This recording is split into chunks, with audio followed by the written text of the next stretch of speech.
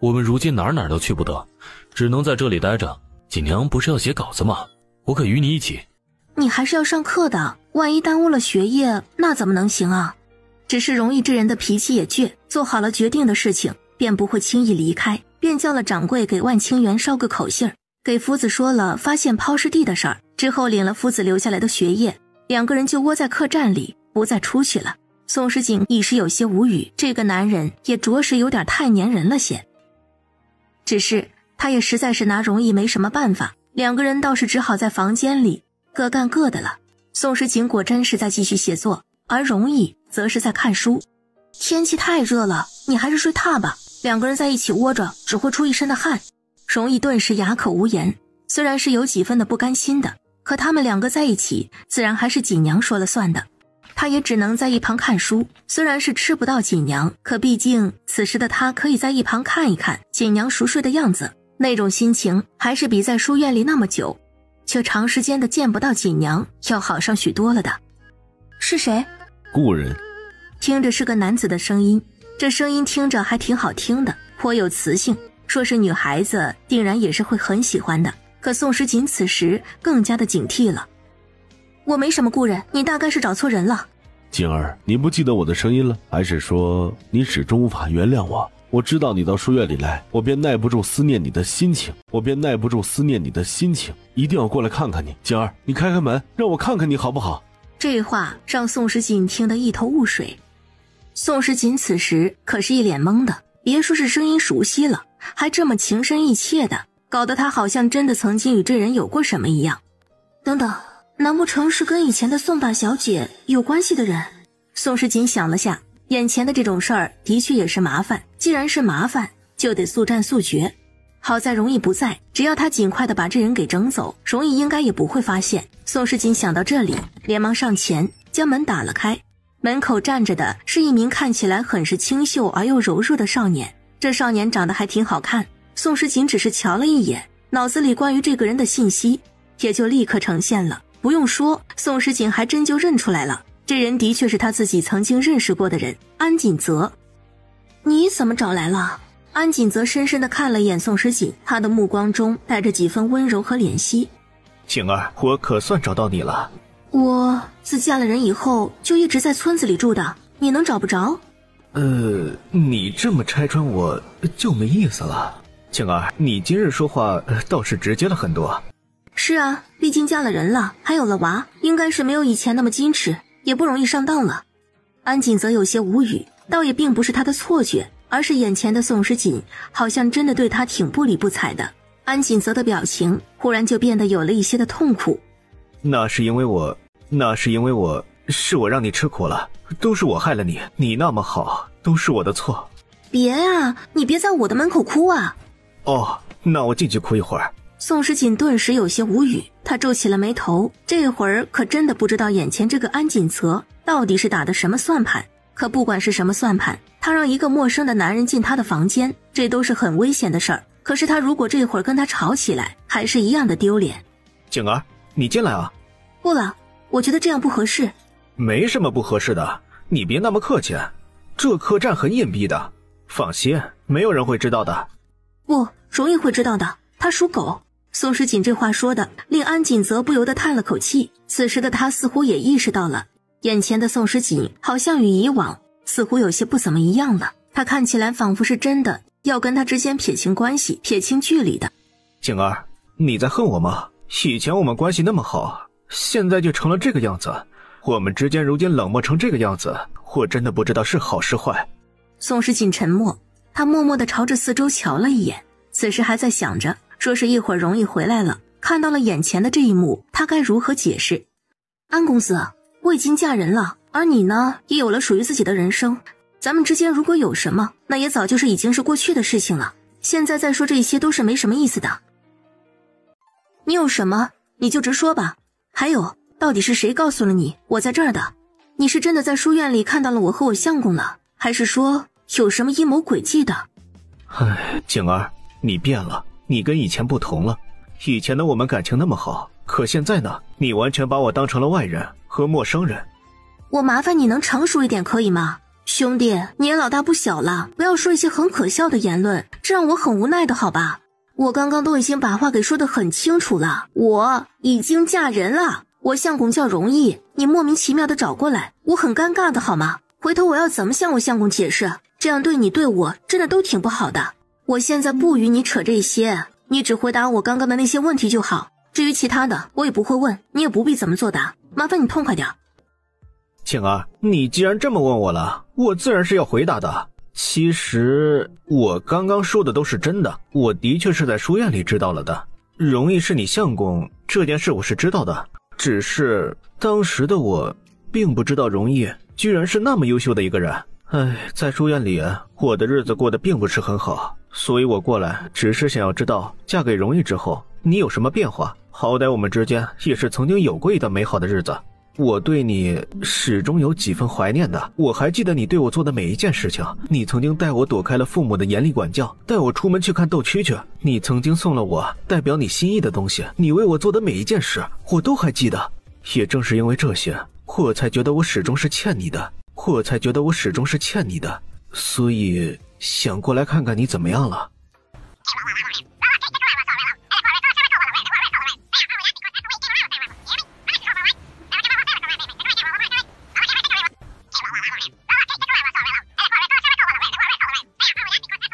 宋诗锦挑了挑眉，他定定地看了安锦泽，而后皱起了眉头，又毫不留情地拆穿了他。我再给你一次机会，你再对我说这些没用的，我就揍你了。你说你始终欠了我的，那么早干嘛去了？这他妈都过去5年了，你现在跑过来说这些，不觉得有些脑子有问题啊？还有啊，你知道为什么你说的这些貌似深情的话无法打动我吗？这个世界上只有深情付出过的人才懂分离了的痛苦。你刚刚所言所语的所有一切都是宋大小姐在主动，而你被动的接受罢了。你一个从来只是不主动、不拒绝、不负责任的人，又有什么资格过来说这些话？后悔是你一个人的事，与我无关。如果你真的觉得欠了宋大小姐的话，那么麻烦你彻彻底底的从我的眼前滚开。安锦泽有想过宋诗锦会对他厌恶、生气或者其他，却怎么也没想到他能如此这般的口出恶言，这已经是真的过分了。景儿，你是怪我跟锦绣在一起，你直到现在也不肯原谅我是吗？其实说实话，在你身上发生了什么跟我一点关系都没有。我觉得你好像有点听不太懂人话，那我就再很认真的告诉你一遍，也请你听清楚了，我跟你之间什么关系都没有，以前没有，现在没有，以后也更不会有。你好好的认清自己，别再做一些无聊的事情了，这真的一点意思都没有。宋诗锦说着，目光阴冷，不过他又一次这么提醒了，这个安锦泽却仿佛还是听不懂。他又靠近了宋诗锦几分，张了张嘴，直接就要开口做解释的。只是他这一次刚刚开口，宋诗锦实在是受不了了，直接一伸手，直接搂住了眼前的安锦泽的脖子，而后将他狠狠地按在了地上，然后就是一通痛揍。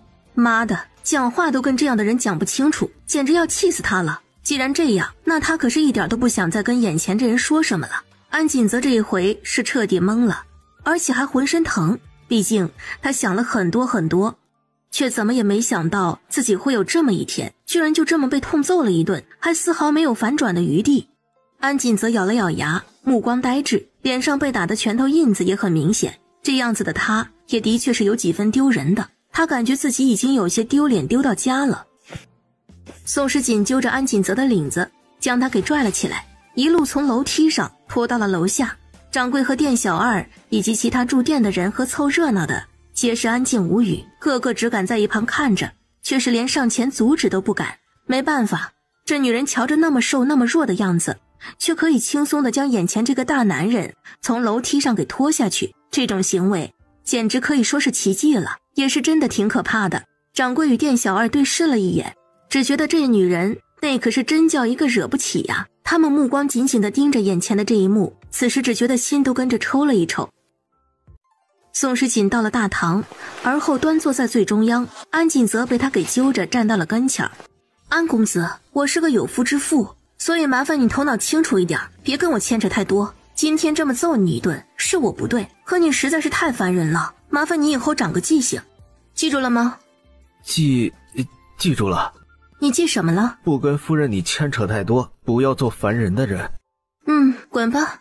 安锦泽顿时哑口无言，他可从来都没有被人这么对待过。而且安锦则皱起了眉头，一时说不上来的兴奋，俊脸上明明是一阵青一阵红的。可此时的他却并没有听着宋时锦的话，这会儿就真的滚了，还站在原地等待着。他的这副模样一时令宋时锦有些好奇了。宋时锦眯着眼睛冷冷地看着他，怎么了？我让你滚，你这是听不懂人话是吗？景儿，你怎么变成这个样子了？我以为你是挺温柔的呀。宋时锦顿时无语了，他也是有点服了，这个安锦泽八成是个傻子吧？他都已经对他非打即骂的，而且还下了那么重的狠手了，这人还是这么一副状态，他这是脑子里进水了吗？这会他说的话他都听不懂了。你这是还想挨揍？如果是的话，我保证你会很惨的。宋时锦的这话说出来，整个让安锦泽一懵，他连忙摇了摇头。不，我这会儿可不想挨揍。哼，既然这样，你还在这待着做什么？觉得我刚刚动手还是太轻了是吧？安锦泽听到这话，此时的他也已经意识到了，宋时锦大概是一点面子也不会给他了。唉，虽然你现在变得已经有些不像你了，可对于我来说，你还是以前的那个对我来说很重要的人。景儿，我会等着你的，还有你也一定要原谅我跟秀儿。安锦泽这话说出来，宋时锦的眉头紧皱了起来，他站了起来，这回已经决定要把眼前的安锦泽再揍一顿算了。只是他不过才一站起来，安锦泽便撒腿就朝着客栈的门外跑开了。宋时锦冷哼了一声，这会对于这个安锦泽真的是无力吐槽了。夫人，您这是发生了什么事？宋时锦挑了挑眉，他把安锦泽痛揍了一顿的这事儿，应该此时已经是传到了所有人的耳中了，这应该对于他的名声的影响是有几分的，而他这样做自然是有目的的，不过就是不想让那些无知无聊的人到他这儿来找麻烦。掌柜的，我知道你平日里开门做生意也不容易，不过已经到了这个地步了，我希望你能想清楚一件事儿，有些人最好不要得罪，有些事情最好不要做得太绝。你明明知道我的身份，那就不要让一些有心人士可以不经过通报就跑到我的房间门口去。这掌柜的听了这话顿时一哆嗦，他有些意外的是，眼前的宋时锦居然丝毫不乱，而且轻松地找出了这中间的不对劲儿。没错，如果不是他的放纵，这个安锦泽是不可能进得来客栈的。哎呦，对不住了夫人，这都是我们客栈的错。您放心，接下来不管是什么原因，我们都不会再放任其他人进来了。如果真出了什么事，我们一定会尽全力的做弥补的。弥补那倒不必，毕竟我应该会很快离开这里，也不会住得很长久了。希望你记住你今天说的话，我不想在这之后见到其他的人再出现在这里。话说呢，刚刚到底发生了什么？这个女的怎么说打人就打人来着？这天底下难不成就是没有什么公道了不成？这有什么公道不公道的？你没听到人家那个女的怎么说的？她可是说了呢，不想让其他陌生的人打扰到人家的好日子。这会儿可不是普通没什么事的时候了，女孩子的名声一旦要被毁的话，那可是几乎就不可能会恢复正常的。这个说的倒也是。林四叔，你怎么在这儿？这可是个杀妻的杀人犯呢。他忽然之间出现，这不免让刚刚见过前任的宋时锦有点心虚。虽然他与安锦泽之间的确是什么事情都没有发生的，可是这种事情已经到了这种地步了，他如今好像是怎么解释也是不行的，而且越解释似乎也会被描得越黑。我是跟着容易过来的，他需要我。怎么了？我看你的脸色有些不大好，是发生什么事了吗？宋时锦连忙摇了摇头，没有，并没有发生什么，其实一切都还挺正常的。真的？容易显然不怎么相信，宋时锦其实就是一个不怎么能藏得住心事的人，他是不是发生了什么事儿，其实他自己最是清楚。其实是有人在你来了之后来找我了。是谁？安锦泽。死就死吧，他自己把这话说出来，那可是要比过一段时间被眼前的容易给发现了要强得多。安锦泽？没错，你应该不认识这个人吧？应该安锦泽嘛，大名鼎鼎的，谁能不认识？我没听说过，也是真的不认识。其实吧，这事也没什么不正常的，而且那个人也是脑子有点毛病，所以他虽然是来找我了，但是之后就被我给撵走了。安锦泽不是你之前爱慕过的对象吗？为什么你现在要说他脑子有点毛病？他这个人的毛病又在哪儿了？宋时锦听到容易这么说，顿时无语了，这口气活脱脱的就是在吃着醋呗。林四叔这会儿也听出来了点不一样的东西了，他还能不清楚这个容易是怎么回事吗？不过他此时看着宋时锦的目光已经有些不怎么舒服了，毕竟看到了宋时锦也难免会让他想起了死去的那个女人。锦娘，你为什么不解释？为什么不说话？这有什么好说的？又有什么好解释的？事实就是如此了，我也已经把那个人给撵走了，至于其他的动机，你愿意怎么想就怎么想吧，我反正是一点都不在乎的。不知道为什么，容易刚刚还觉得自己挺有理的感觉，就在这一瞬间，忽然之间好像没理了。他看了一眼宋时锦，注意到他的脸黑黑的，那种心底毛毛的感觉又来了。锦娘，怎么了？怎么你这会儿这个表情？哼，你还问我做什么？你那么有理，你都觉得自己一切都是对的，问我做什么？我能有你有本事啊？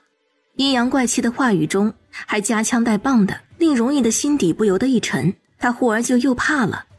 对不起锦娘，刚刚是我不好，是我不该问你的，你别生气啊，我只是太在乎你了。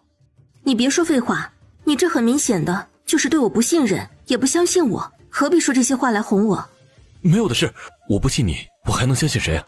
宋时锦没再说话，对于这个嘴里头没一句实话的男人，典型的一点都不信任，这容易说的永远比唱的好听。其实心里头到底是怎么想的，也只有他自己最清楚，哪怕是从头到脚，对于他而言都只相信自己的判断。容易瞅了一眼没开口回应着他的宋时锦，一时只觉得这种场面好像更可怕了些。他深吸了一口气，看着宋时锦道：锦娘，我真的不是故意的，他的话音一落，忽而门口有人在敲门了，是店小二的声音。荣相公，荣夫人。林四叔过去将门给打了开，店小二一脸陪笑着道：荣相公，荣夫人，这今天的事情实在是太不好意思了，都是我们自己人没做好，这才连累了夫人。怎么回事？店小二连忙将宋时锦揍了安锦泽的事儿说给了眼前的这两个人听。他完全没想到的是，宋时锦此时根本就没有将之前的那些话说出来。哎呀，瞧瞧夫人您做事也不能这么不计较啊，你也不怕荣相公会因为这种事误会了你？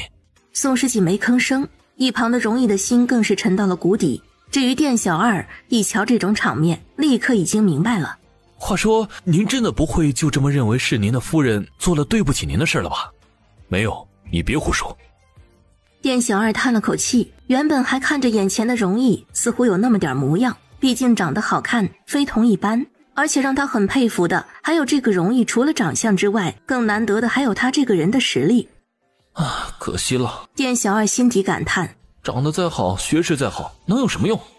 连自己家的媳妇被人欺负了，他都不清不楚的。这若是以后真的当了大官，还不得是个糊涂官？容易被他看得一脸郁闷。小相公，也不是我要说你啊，你瞧瞧，你长得人模人样的，但是做人呢，不能这么糊涂，知道了没？咱们不能做那么不靠谱的事啊。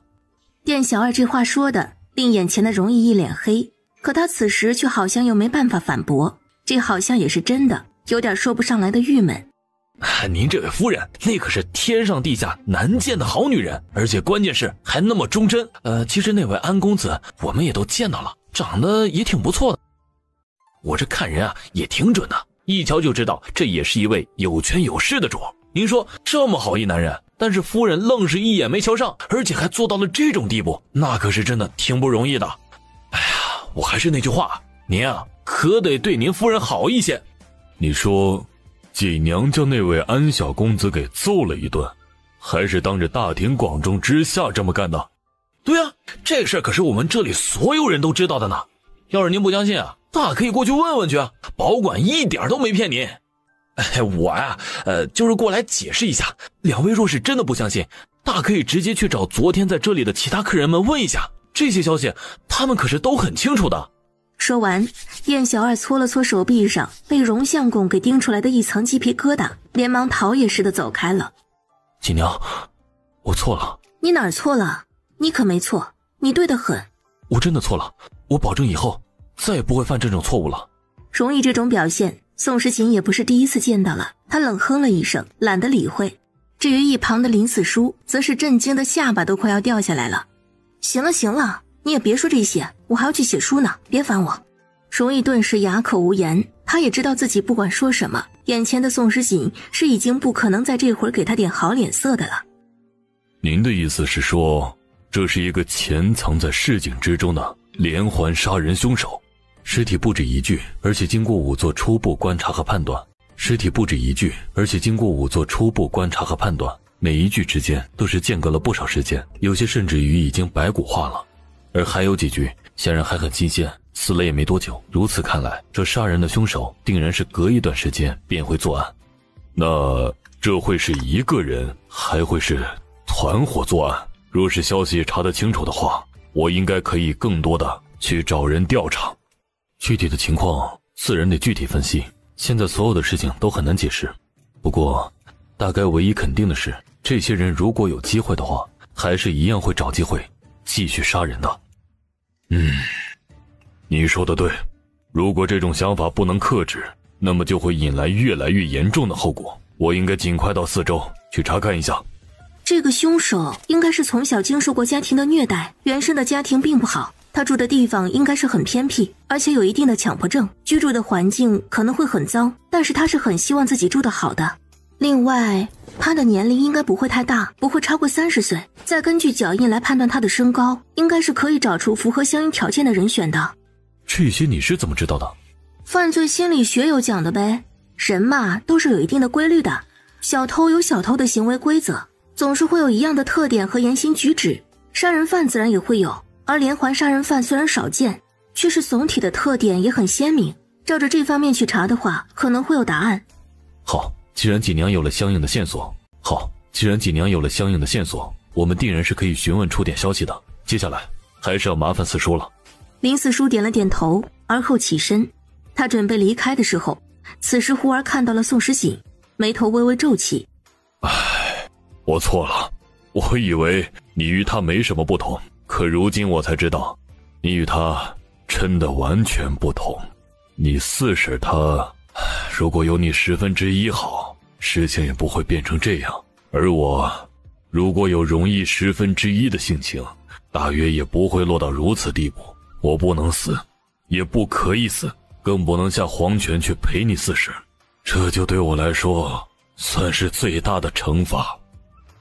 四叔，你别这么想，也许四婶并不怪你的，毕竟你的本意并不想那样的，知错了就好。林四叔，我虽然觉得林四婶有错，可我也没觉得你做的对，你们之间的事情还是你们自己最是清楚，我也很难下什么结论。不过我觉得一个人还是最好要学会放过自己，你到底是在怀念林四婶，还是无法跟自己和解，这个还是需要你自己整明白的。每一个人真的犯了错，都会责怪其他的人对自己不好，可是真的理解了他人之后，就会发现并不是别人在害自己，而只是因为你自己无法接受自己。我先走了，这个案子的凶手我得去找找去。我刚刚说的话是不是有点多余了？还好，四叔这个人啊，他自己什么都很清楚的，他只是不想放过自己。这个世界上懂道理的人都很多，但是能做到的人却很少，除非有一天四叔自己能想明白，要不然说再多也没用的。你说的话我之前也对他说过，只是基本上不管用的。现在的四叔活着只为了赎罪而已，这样的一句话对他而言才是最为有用的。好吧，人各有志，不过你跟四叔之间到底是达成了什么协议啊？你答应了他什么，他才会这么愿意帮你啊？2件事，第一件事我会告诉他，会帮他找那个奸夫，然后帮四婶复仇，讨回公道。那另外一件事呢？另一件事也并不难，我告诉了四叔，他若是想要四婶以后在阴间过得好，或者想要他死了可以有所选择，那么他需要做些为国为民的善事。宋时锦顿时哑口无言，这个人可真是个大忽悠，所以林四叔就是被他给忽悠瘸了。只是因为这2件事儿，他就完全听着眼前的容易说的话，基本上就将他的话给当成了圣旨一样的。你可真阴呐！我觉得我与娘子比起来，还是差了点的。毕竟我再怎么厉害，也一样害怕锦娘不理我，不与我说话，责怪于我。这男人就是故意捡着好听的话说的吧？虽然说有那个安锦泽过来捣乱，容易也的确冲动了些，对他使了个脸色，可宋时锦倒也没有特别抓着这个不放。我跟着卢县令到了那一片芦苇荡里，见到的尸骨真的是挺多的，还好你没过去，不然那个场面你定然是要吐的。锦娘以后出门一定要特别小心，我担心凶手已经见过你，在没有抓到他之前，你都是很危险的。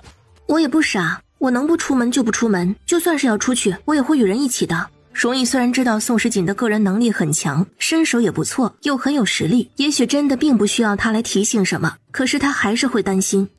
锦娘，我想跟你说一件事。何事？是关于家里头的那些红色的千纸鹤的事情。你想说什么？那天我注意到了那个人，我想与你以前的经历有关系，可你已经失去了之前的部分记忆，也想不起来了。况且时事已久，本不该将这些对你说的，可我觉得如果真的向你隐瞒，你可能做不好准备。对，我虽然知道很危险，可是我真的很想知道真相的。那天那个人离去之后，我便让万清源去查了下那个人的身份，虽然他们中间异了几批人，换了好几条路线，好在万家毕竟做生意够大，往来的人也足够多，每一条路上都有相应的人脉关系，而且锦娘你给的地图起的作用也很大，所以还是找到了相关的线索。听到这里，宋时锦的心脏不由得一紧，他的眼睛睁大了，这回也不免有些小小的紧张。这人应该是跟肃王府有关，肃王府的周云岩年幼的时候也一直与郑家来往密切，我有调查过，他曾经在郑氏的族学念过书。崔卢郑王四大家族本就是氏族势力，自然族学中的教育是最强的代表，而许多的亲王和达官贵人有能力的都是千金一求入族学中学习。那个时候的周云岩应该就是在郑氏族学与宋大小姐有了相处的机会。所以说锦娘此时可还对那个人有过什么印象？锦娘，你怎么了？一哥，我好像有些记忆了，我好像想起了那个人的一些事情，但是也只是很断断续续的一些画面，记忆并不是很深刻。你如果真的想不起来的话，那就不要想了，我只要确定那个人是他就行了。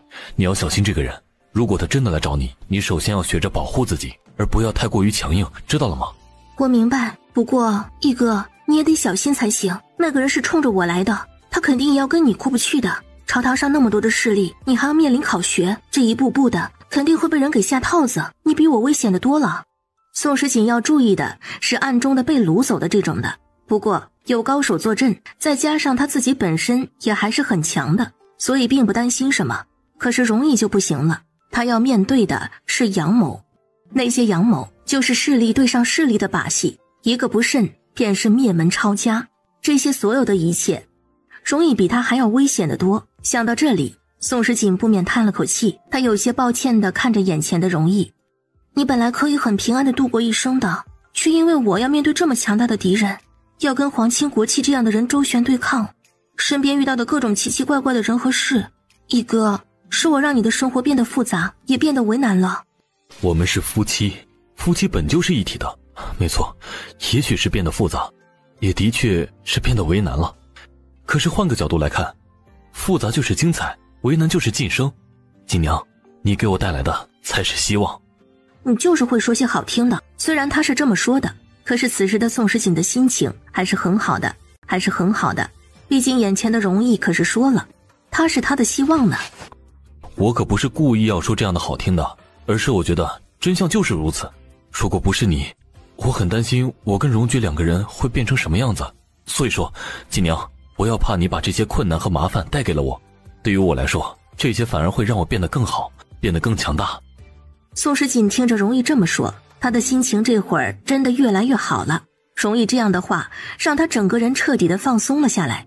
很好，既然如此，那我们就一起来面对接下来的危险吧。我觉得那些人也不能把我们怎么样的，我们一定可以解决掉所有的麻烦。没错，就算是肃王府那个所谓的周家继承人，他如果真的前来要抢走你，我也不会退缩的。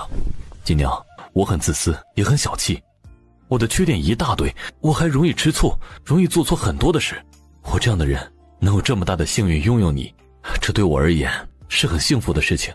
锦娘，你只能是属于我的，也只能跟我在一起，你绝对不能离开我。你说的我都很清楚的，我也了解你吃过的所有的苦，你放心好了，我不会离开你的。你说的也对，我们是夫妻，是要永远在一起的。一哥，我谢谢你对我的坦诚，也愿意让我知道现在发生的所有的事情，我一定会处理好的。容易安静地看着宋时锦，此时的他的心情在这一刻似乎多了几分平静。哼，你也不要总说我的事情，还有你的事情也很严重，你应该知道你自己长得什么样子吧？这副容貌实在是太招人了。你现在已经是秀才，以后还会是会员、解元，甚至于是状元。你说你那么优秀的话，会不会有更多的女孩子喜欢你啊？就比如什么郡主千金啊，什么名门贵女啊，什么大家闺秀啊。哦，对了，还有你恩师们、夫子们的女儿啊。你说说看，这种事情我能放心吗？啊，你说说你，没事儿干，长那么好看做什么？容易被说得哑口无言。他本来是想表达自己对于有些人追求宋时锦而感觉到不安的，却没有想到锦娘居然向他说了这件事儿。所以说，原来锦娘的心情与他是一样的嘛。一想到这里，容易反而就没有一开始的那种很压抑的感觉了。是的，很有可能是他自己想的过多了。你长得这么招人，就不要出去乱来了，知道了吗？不会守身如玉的，那锦娘也要看好我，守好我，不要放我一个人。好。两人忽而对视一笑，彼此的心情也放轻松了不少。事实上，他们彼此之间还是很清楚一些未来的事情其实是挺危险的，毕竟还有一些问题也还没有解决掉，挺多的麻烦还是有的。可是就算是如此，他们还是在这一刻找到了战胜所有一切的勇气。只要他们两个人的心不乱，世界就还在他们的掌控中。那个周云岩，他下一次再来，我一定打断他的腿。毕竟那个人长得又不如你好看，到底他是哪来的自信呢？居然还敢跟你比！哼，说实话，他居然派他的人擅闯民宅，晚上吓得我够呛的好吗？这事儿我可是一点都没忘记的，所以这个仇我可是一定会报的。容易轻笑，他看着宋时锦的这副模样，他静静地看着他，平和着道：放心，锦娘完全不必因为这种事情而生气，她最近应该是没有那个时间会过来找你的麻烦。这个怎么说？苏王府之前有参与了一些私盐的生意，皇上对此很不满意，找了个由头将周老王爷给叫了过去，大概是骂了一通，将他撸了职，让老王爷闲置在家里头。周云岩受此牵连，自然不敢乱来。如今朝廷还在四处的抓着他的错处，等着周家人自己出点错之类的。如果他真的不知道自己该怎么做，而在此时还要闹点事儿，那怕是他会倒霉得很。哼，活该，以势压人。便得想着有一天他自己会有失去所有势力的时候，那个时候他还能不能那么嚣张，那就很难说了。让他们非要对我们这些平民百姓做这些事情，这都是活该。宋时锦还记得那时候千纸鹤突然出现在家里头的时候，给他吓得几乎一整夜都没有睡着。这会儿他家的书房里头都还有机关呢，他可是得把这笔账给狠狠地记在这个周云岩的身上。锦娘，若是你真的与周云岩有救，你再一次见到了他，也要注意防着点那个人。他这么多年来没有找过你，现在却忽然出现，难保不会有什么阴谋。这种皇室中人做事情定然是有利益相关的，你一定要小心。这倒也并不是容易故意这么想，而是这些人向来如此，冰冷无情得很，因为利益可以放弃人情，而也会因为利益重新出现。宋时锦嘟起了嘴，撒娇似的斜着眼睛睨了容易一眼，那个眼神勾人的紧，只是这么一眼便令容易整个人的眸色一深，身子一紧。其实你说的我知道的，我相信周云岩并不如他自己表现的那么单纯善良，这一点我一直都知道，而且他真的并不是单纯的与我接近的，每一次他与我相处应该都是有目的的。一哥，你放心，我没有那么傻，也没有那么单纯。这个世界上很多人都是看重利益的，没有利益只讲感情也很空洞，我很明白这个道理的。周云岩他的思维并不单纯，宋时锦肯定会跟这种人保持距离的，毕竟能半夜跑到别人家的房间里放千纸鹤的，怎么看也不像是什么好人。宋时锦反正是不觉得这种人能有什么真心，如果真的有，为什么宋大小姐宁可把自己弄成那副鬼样子，还要给自己下绿肥红瘦的毒药来改变自己的体型和外貌，从此来让她自己隐退于山林？也不知道当初是何故才会造成了宋大小姐那样的结局。你就不怕我也是有利益的？我怕呀，可你他妈是书中的男主啊，我又能怎样？还能离咋地？你的利益我早就知道了呀。哦，你知道？那是自然的。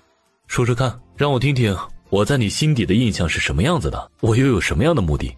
你最想要的难道不是我吗？这个还有什么好问的？你就是被我迷得要死要活的，一定要娶我，要跟我在一起，还不肯和离，我早就已经看出来了。真像啊。怎么，我说的不对吗？没有，娘子说的很对，我就是这样子的，所有的欲望只是因你而起。容易的眸色深邃，他也知道，也许锦娘这会儿说出这样的话来，也不过就是开个玩笑，也不一定就是真实。可此时的他却还是可以感觉到他对于这样的一句话的认同。锦娘觉得他这话只是假的玩笑，可他知道他说的是真的。哼，你知道就好。宋时锦一时有点飘了，洋洋得意得很。其实他自己都很清楚，他比以前有脾气，有性格，还有点作了。没办法，谁让容易这人愿意惯着他。忽而容易抓住了宋时锦的手，往他的身下放过去。你干什么？我刚刚说了，我所有的欲望都是因为你而起，如今我的欲望又起来了，你不负责的吗？操，被这个臭男人给拐带到沟里去了。宋时锦无语地看着眼前这个有点精虫上脑的男人，他真的挺怀疑的，怎么天下间的男人脑子里只有这个，就没有别的了吗？容易，你也别冲动，你最近可是还有工作的，那卢知县不是还要找你破案子吗？凶手都还在逍遥法外呢，你可不能就此在这浪费精力。锦娘诧异，我这可不是浪费精力，而是在恢复精力，不吃肉如何能有力气干活？被自己的相公压倒，很快就进入了缠绵状态的宋时锦不由得感叹婚后生活的放纵，有点太腻了吧？可莫名的，他自己都觉得好像有那么点甜了。宋时锦浑浑噩噩之间，忽然之间清醒了过来。不对呀，要是再这么下去，他很有可能就要怀上二胎了吧？这荣爵会不会希望再有一个弟弟妹妹啊？宋时锦深吸了一口气，他拧了下容易的胳膊，埋头苦干的男人微微一停，皱着眉头，目光深邃地看着他。锦娘不专心？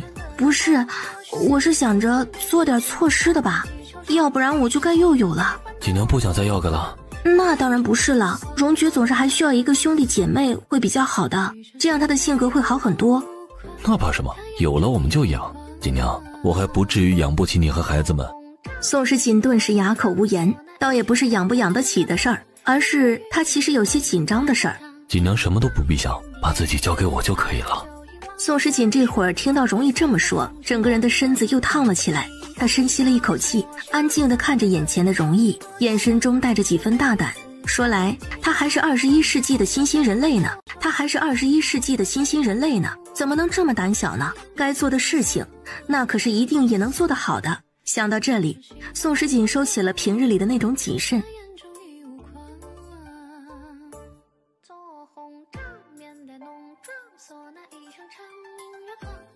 可以跟着学一学嘛，学一学，反正也不会出什么事儿。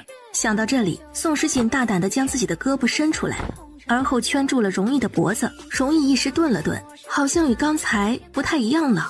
一哥，容易抬起了眼眸，他接下来的话还没有说呢，宋时锦一抬起了头，便将自己的唇给送了上前。这会的他深深地吻住了容易，容易微微一呆，这还是宋时锦第一次主动吻他。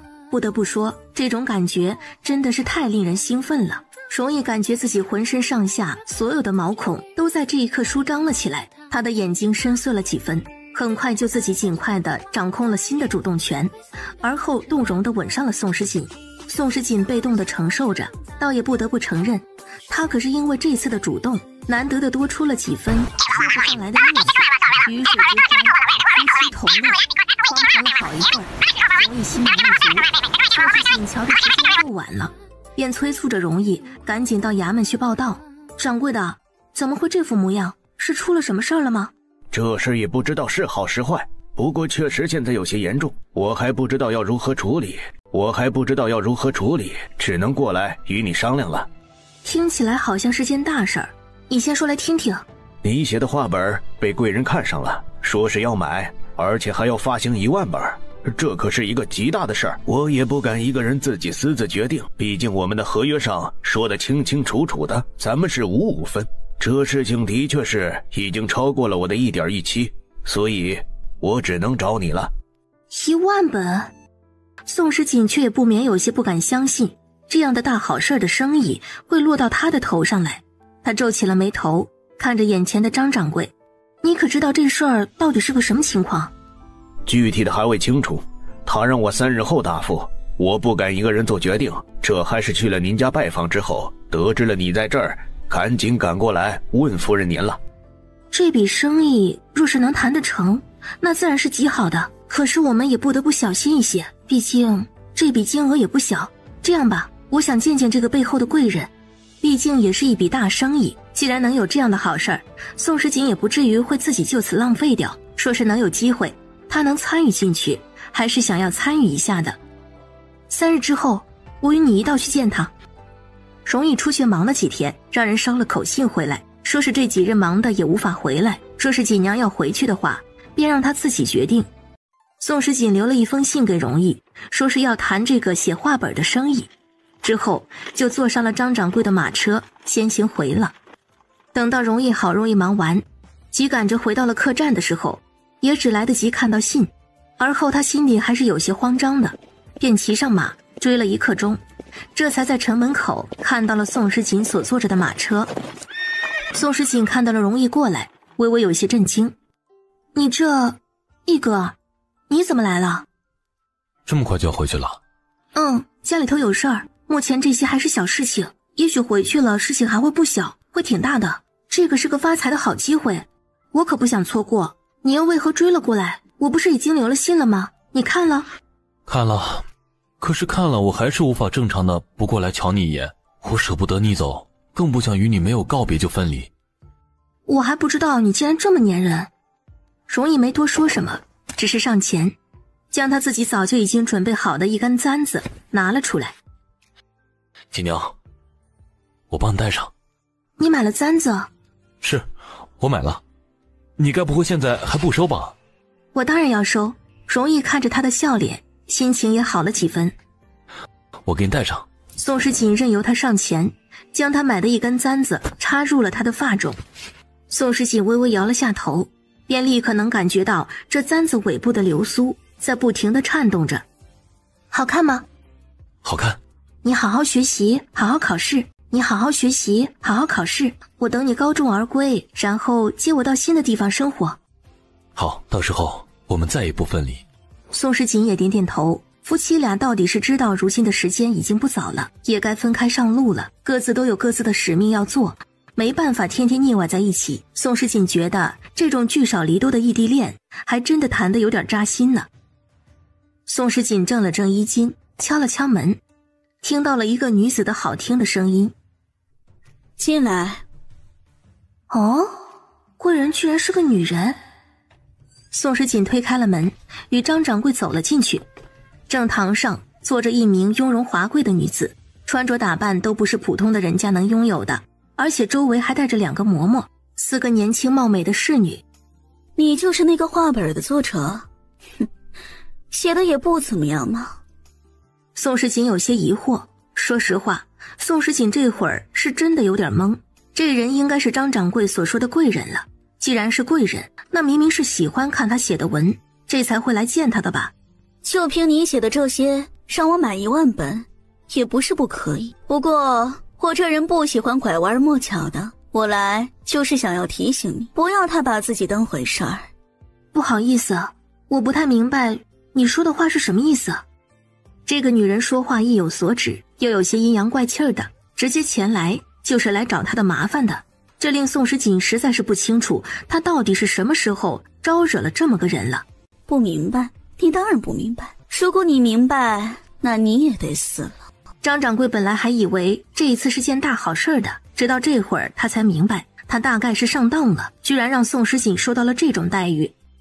这位小姐，我们荣夫人的话可能写的没入您的眼，不过您要是不谈合作，我们就先行告退了。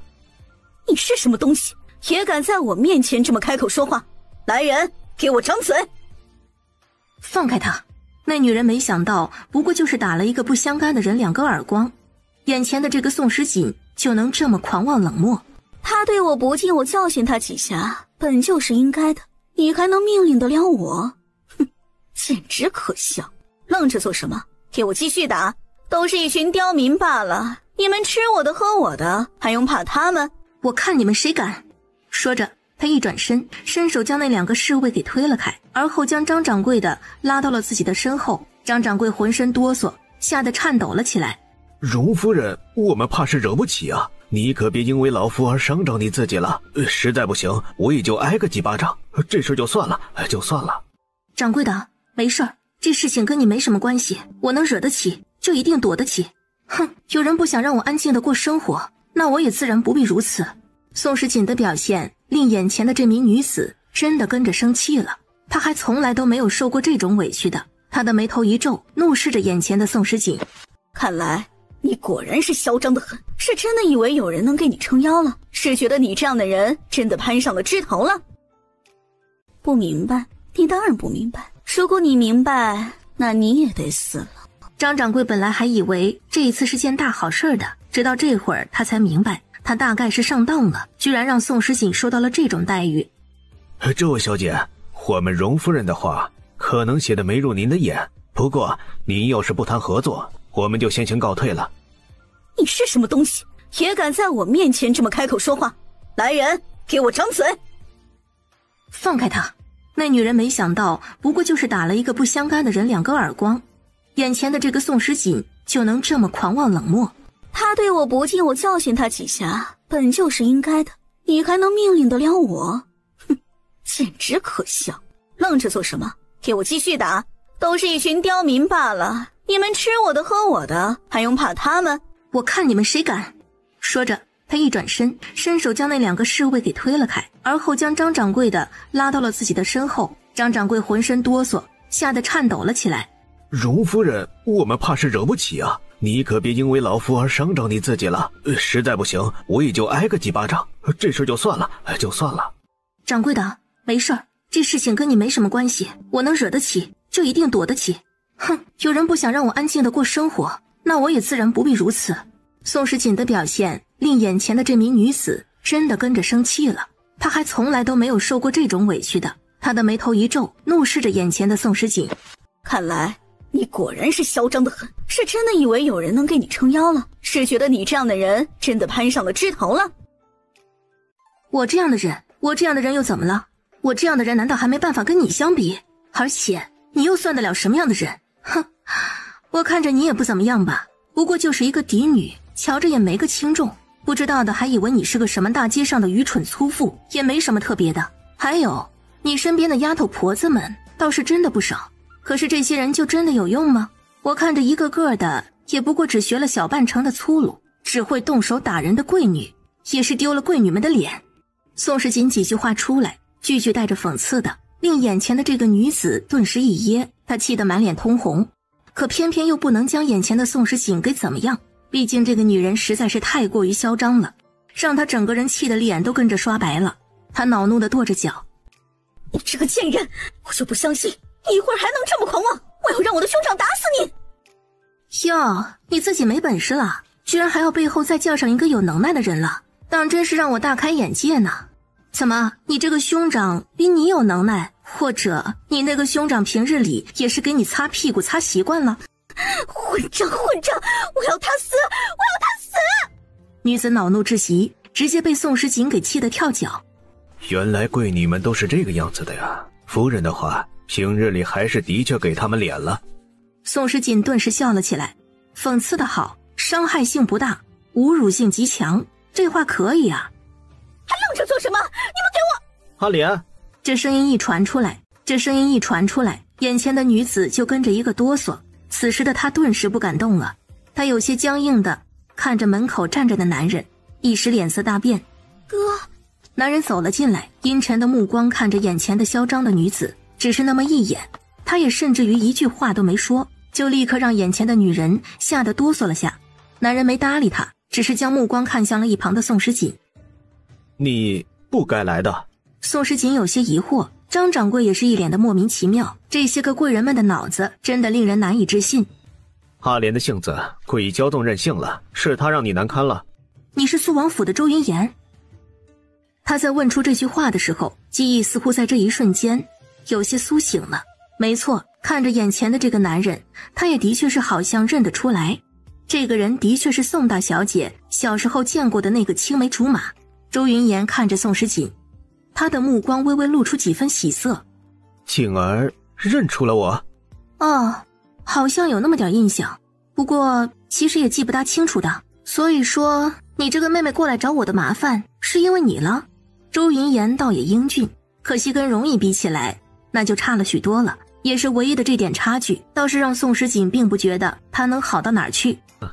阿莲的性子其实与以前的你有些类似的，你以前也是说话又急又快一样的。停，这位相公，咱们可不是在这叙旧的，你的妹妹平白无故的惹事儿，你要是愿意管她，那就好好管着，没什么事儿我就先走了。看来这次的生意是谈不成了，他早该知道了，就不一定会有这么好的事儿。锦儿，你先别走，等我一下好吗？不知道周公子还有什么问题啊？既然我们的生意没谈成，那我也没有要留下来的必要了。而且还请你以后与我保持距离，这个你也很清楚的，我跟你不是一个世界的人，我这如今也已经是个有妇之妇了，所以还是要跟人保持一些距离的。所以你说这句话是故意要气我的吗？我没这个意思。哼，他说的不过就是事实而已，居然也能让这个人多上几分的玻璃心呢。宋时锦翻了个白眼儿，也是不想跟这人多说什么话了。他叹了口气，安静地看着眼前的周云言。好了，我得走了。那个人到底有多好，能让你彻底放弃我们所有的过往？你这么说，我就不好回答了，知道吗？这个很难用语言来表达吧，只能说他比较适合我。我不合适？从你妹妹的这个性格来看，我觉得咱们是真的不适合。张掌柜忽然之间觉得自己不应该在这儿，他好像看到了一个自己不该看到的八卦呢。如果你的话本，我愿意出银子出行1万本的。请问是什么让你有勇气以为我愿意接受你这样的生意呢？虽然这样算起来钱也是真的挺多，可这麻烦大呀。你要是愿意管他，那就好好管着，没什么事儿我就先走了。看来这次的生意是谈不成了，他早该知道了，就不一定会有这么好的事儿。景儿，你先别走，等我一下好吗？不知道周公子还有什么问题啊？既然我们的生意没谈成，那我也没有要留下来的必要了。而且还请你以后与我保持距离，这个你也很清楚的，我跟你不是一个世界的人，我这如今也已经是个有妇之妇了，所以还是要跟人保持一些距离的。所以你说这句话是故意要气我的吗？我没这个意思。哼，他说的不过就是事实而已，居然也能让这个人多上几分的玻璃心呢。宋时锦翻了个白眼儿，也是不想跟这人多说什么话了。他叹了口气，安静地看着眼前的周云言。好了，我得走了。那个人到底有多好，能让你彻底放弃我们所有的过往？你这么说，我就不好回答了，知道吗？这个很难用语言来表达吧，只能说他比较适合我。我不合适？从你妹妹的这个性格来看，我觉得咱们是真的不适合。张掌柜忽然之间觉得自己不应该在这儿，他好像看到了一个自己不该看到的八卦呢。如果你的话本，我愿意出银子出行1万本的。请问是什么让你有勇气以为我愿意接受你这样的生意呢？虽然这样算起来钱也是真的挺多，可这麻烦大呀。那如果我愿意买3万本呢？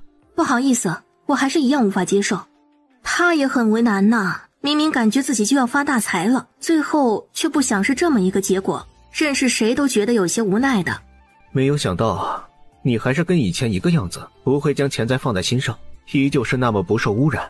哼，说的好似你很了解我似的。如果不是因为太麻烦，我能不要这笔横财啊？无奈呀，横发者以横破。我还是会等着你的，也许有一天你会回心转意也不一定。到那个时候，我希望你还是能像现在一样，那么温柔，那么善良，那么让人无法忘记。宋时锦看着张掌柜，悄悄地开口：“你有没有觉得这人的脑子跟有问题似的？”张掌柜默默地看了眼宋时锦，而后重重地点了点头：“我觉得，应该是有点的。还好当年你没有选择了这种人。”“没错。”“哎呀，有钱的人大概精神都有点失常，还是你们家的荣相公好啊，看着就是个老实人。”宋时锦深深地看了张掌柜一眼，没想到啊，你也是个眼神不好使的人。就容易那种人，他能是个老实人？说白了，那人一开始也是个脑子有病的，如今已经治得差不多了罢了。我们走吧。宋时锦对着周云岩挥了挥手：“再也不见了啊。”“哥，你怎么还向着那个女人啊？你没有听到她说的话吗？她已经嫁人了，现在也已经跟你没什么关系了，你何必要在这种女人的身上浪费时间？你还是身份尊贵的县主的，就这么乱来，也不怕传出去，丢了肃王府的脸。”“哼，谁让你看上了那样的女人，还那么长的时间不回京，家里头都乱成了一锅粥了，你才回去，一回去就是一堆的烂摊子。我能不该好好的瞧瞧你到底在这儿遇到了什么吗？”“我的事情还用不着你来操心，如果你真的闲得无聊，我就给你找个男人，趁早嫁了事，也省得你四处惹是生非。”“哥，我可是你的亲妹妹，你就这么对我的，我到底是哪儿招惹你了？”“如果你再来找宋时锦的麻烦，我保证你以后的日子不会好过。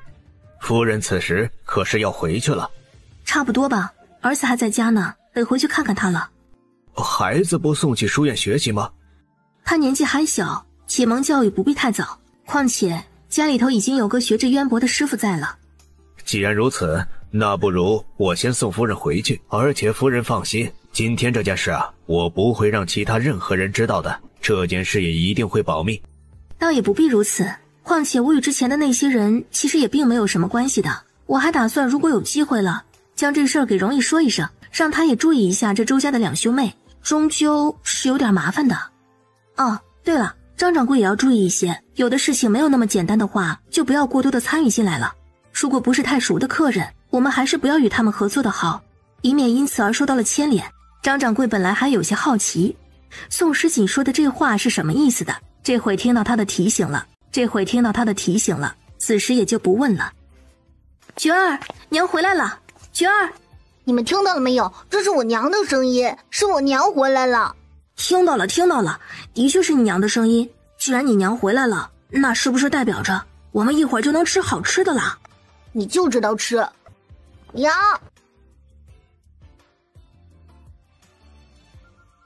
你这混账小子还真的挺重的。”“什么重啊？我这挺正常的，而且娘亲你不在，菊儿吃不到好吃的，都有些饿瘦了的。”“好啊，那咱们中午就做荣爵最喜欢吃的。”“对了娘，那个宋员外的事情解决了没？爹他怎么说？他什么时候回来啊？”“你爹他暂时不会回来了，至于宋员外，他的事情也已经解决完了，放心，不会对我们造成什么麻烦了。”宋时锦感叹了下，果然还是那个人厉害得很呢，不过2-3下就将所有的事情都给解决完毕了。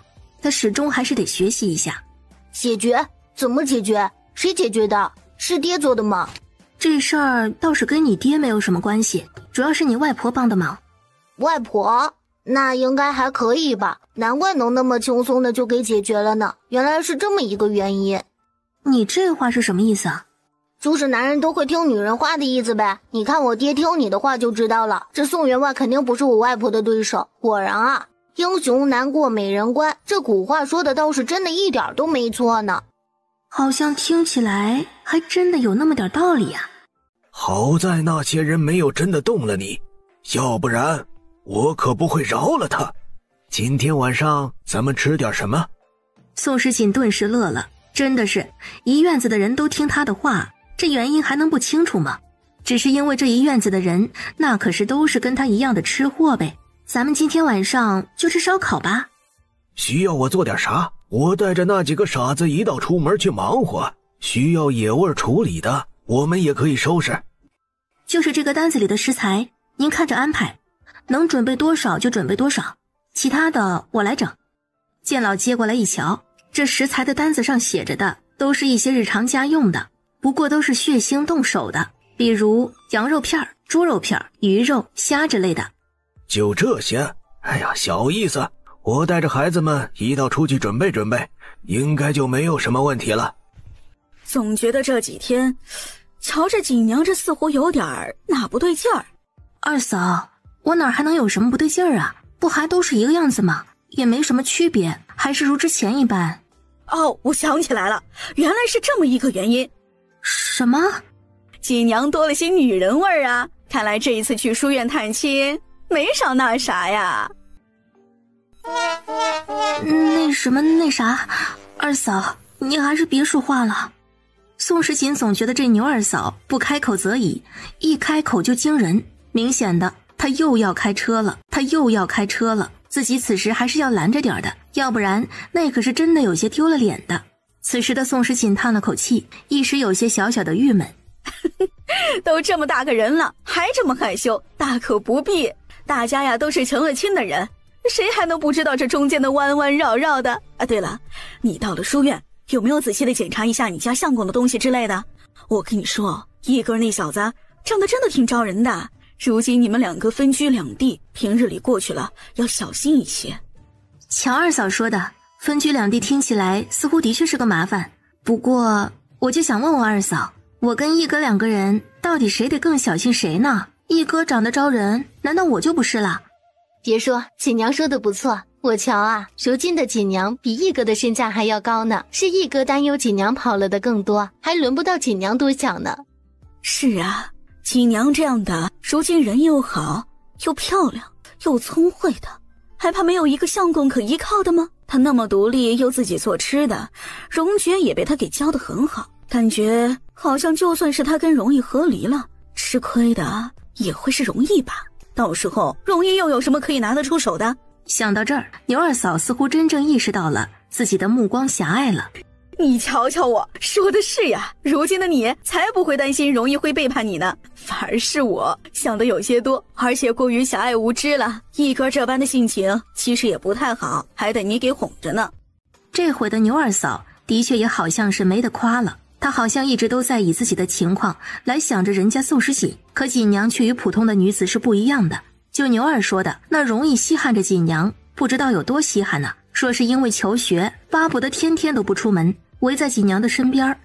我居然没想到这一层，唉，有些丢脸了。锦娘，你可别怪我了，我呀，可能是自己没本事，也只顾着以自己的想法来考虑你了，倒是闹了笑话。二嫂别客气，我呀挺喜欢听的，你说的都是良言，对我都是极有用的。人呢不能自视太高，我觉得一哥也是得看着点的。放心，我会看好他的。你呀就是容易好心，跟你说话还就是舒服。娘，来吃涮肉。荣爵，再过1-2个月咱们就可能要搬家了，你也很有可能会跟周围的小伙伴们见不着了，会不会就此而感觉有些失落呀？那王傲轩也会不见了吗？还有牛蛋，他们都以后见不着了吗？这个不清楚，不过你得做好心理准备，很有可能这就是结果了。人始终要分离的，毕竟天下无不散之筵席。宋时锦这会儿的话让眼前的荣爵听了愣了下，而后脸色便有些阴沉了。他皱起了眉头，看着眼前的自己的娘亲，而后有些不怎么开心地说道：这样的话，那我要怎么办？我还想跟他们两个一起玩的，这现在看起来好像是不可以了。有时间的话与朋友们告个别吧，这是再自然不过的事情。是吗？荣爵在这一刻似乎是真正的有些长大了，他握了握拳头，感觉心底好像有哪些地方怪怪的。娘，我好像能理解了。理解什么？娘对我的意义，这些朋友对我而言的意义，还有整个家对我的意义。真正要离别的时候，一个人才能明白那种感觉。觉儿长大了，以后也会越来越好的。王傲轩，你这个字体真的很好看。我觉得跟你父母比起来还差了很多。我觉得你不必那么想不开，非要跟那2个人比这个，他们差不多应该就不能算人吧？不是人，很禽兽的那种啊。反正普通的人想要超越他们2个的水平，应该是挺难的。所以说，你以他们为目标，那应该挺受罪的。那你呢？你不打算要向你爹娘学习，或者有心要超越他们？我当然是要超过他们的，要不然以后还不得总是要受他们的欺负。不过我娘也说过的，每个人都有每个人擅长的领域。你说一个武术高手非要跟一个唱戏的去比，谁更厉害？这能比吗？不同领域不必苛求自己。对我来说，我觉得现在的我就挺厉害的，我也不怕被其他的人给嘲笑，毕竟我现在就已经挺厉害的了。荣爵这话说出来，也的确让王傲轩微微的一愣，好像也的确是这么个说法。其实他这样的提议到底也没有什么错处。你说服了我，我如今不想着要超越谁了，我现在的想法是自己写高兴。这倒是，毕竟练字还是一件挺让人开心的事儿。来，我们一起练吧。你们是不是要搬家了？所以说你也要走了？我还不知道要怎么跟你说。我就是知道了这个，所以才要主动开口跟你说点话。荣爵，你觉得我们这样的朋友关系以后还能持续多久？荣爵微微一愣，而后目光微微的闪烁，有些沉默的看着眼前的王傲轩。大概是……他忽而一顿，有些话到了嗓子口，就这么说不下去了。怎么，这就回答不出来了？好兄弟，这你就想不清楚吗？这么事儿其实真的挺简单的，只要我们有共同的信仰，我们有共同的目标，我们的理想是一致的，那么不管走到哪，我们的心都会始终连在一起的。荣爵，你呀，是个挺好的人，就是有点优柔寡断的，这个以后也许就会是你的缺点了。如果你一生都带着这样的缺点，我还是比较担心你在接下来没有我的陪伴的时候会不会受委屈。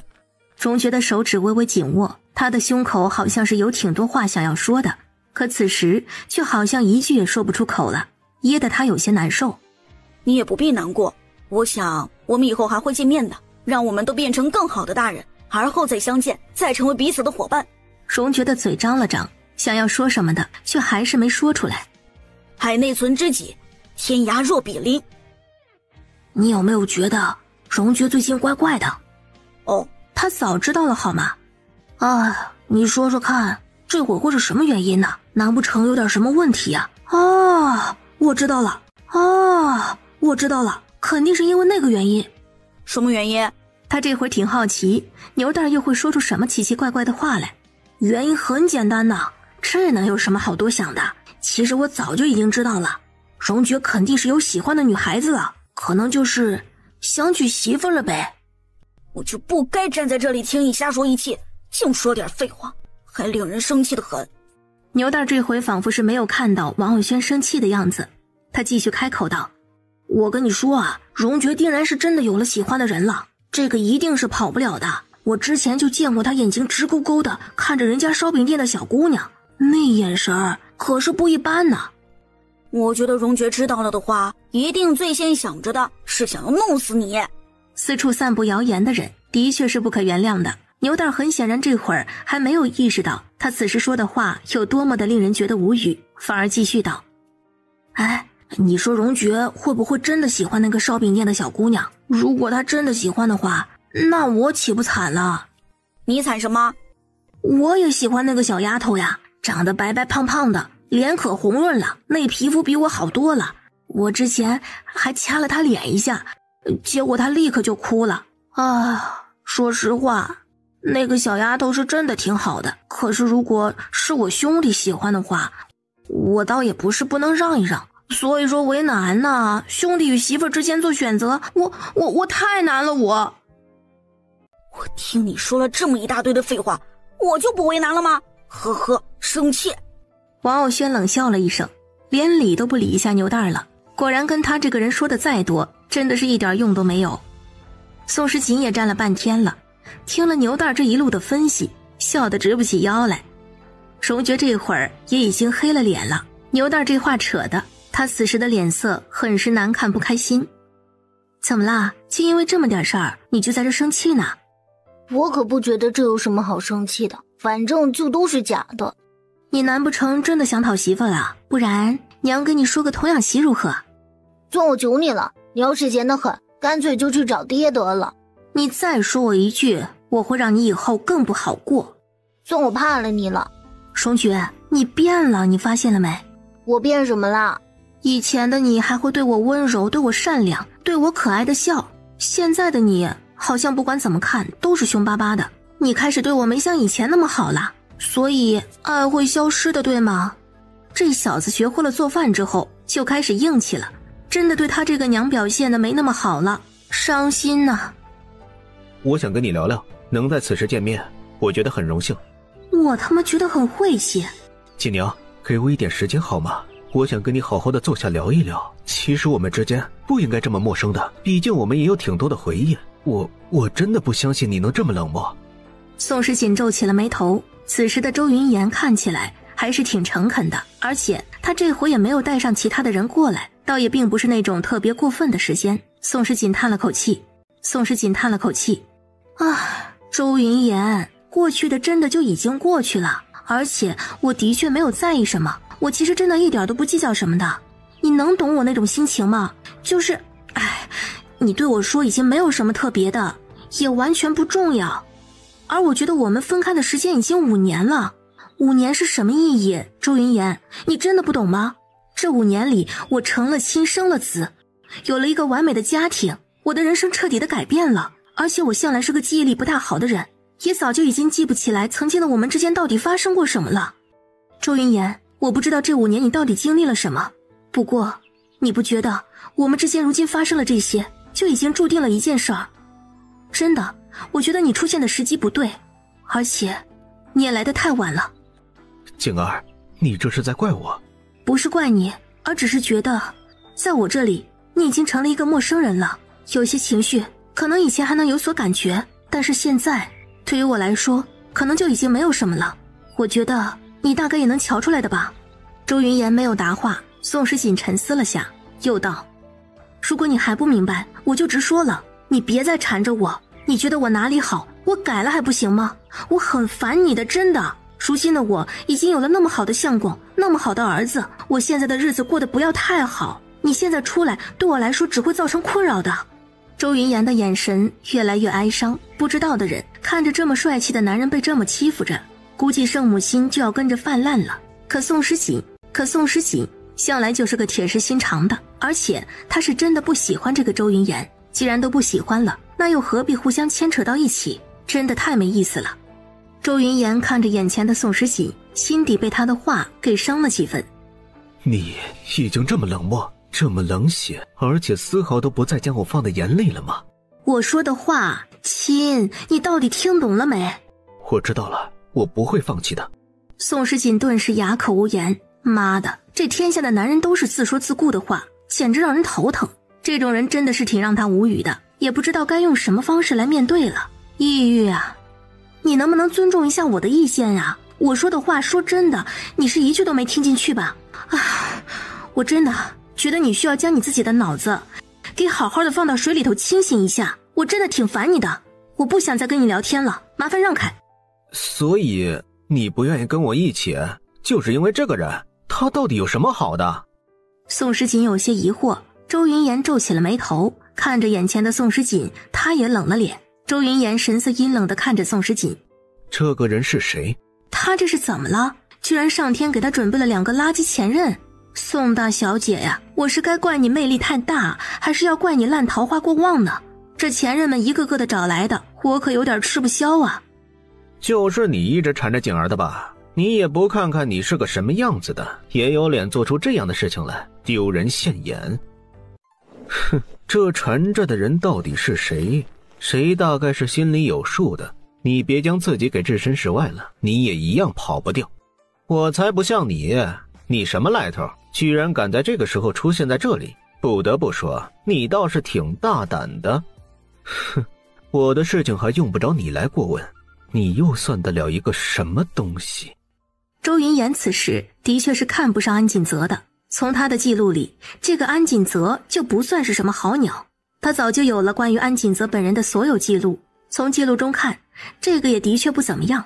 如果不是宋老爷那个糊涂蛋乱让外男进入宋家，这人也不会缠上景儿。他对于这个人一点都看不在眼里，只大概知道这人又自恋又没趣。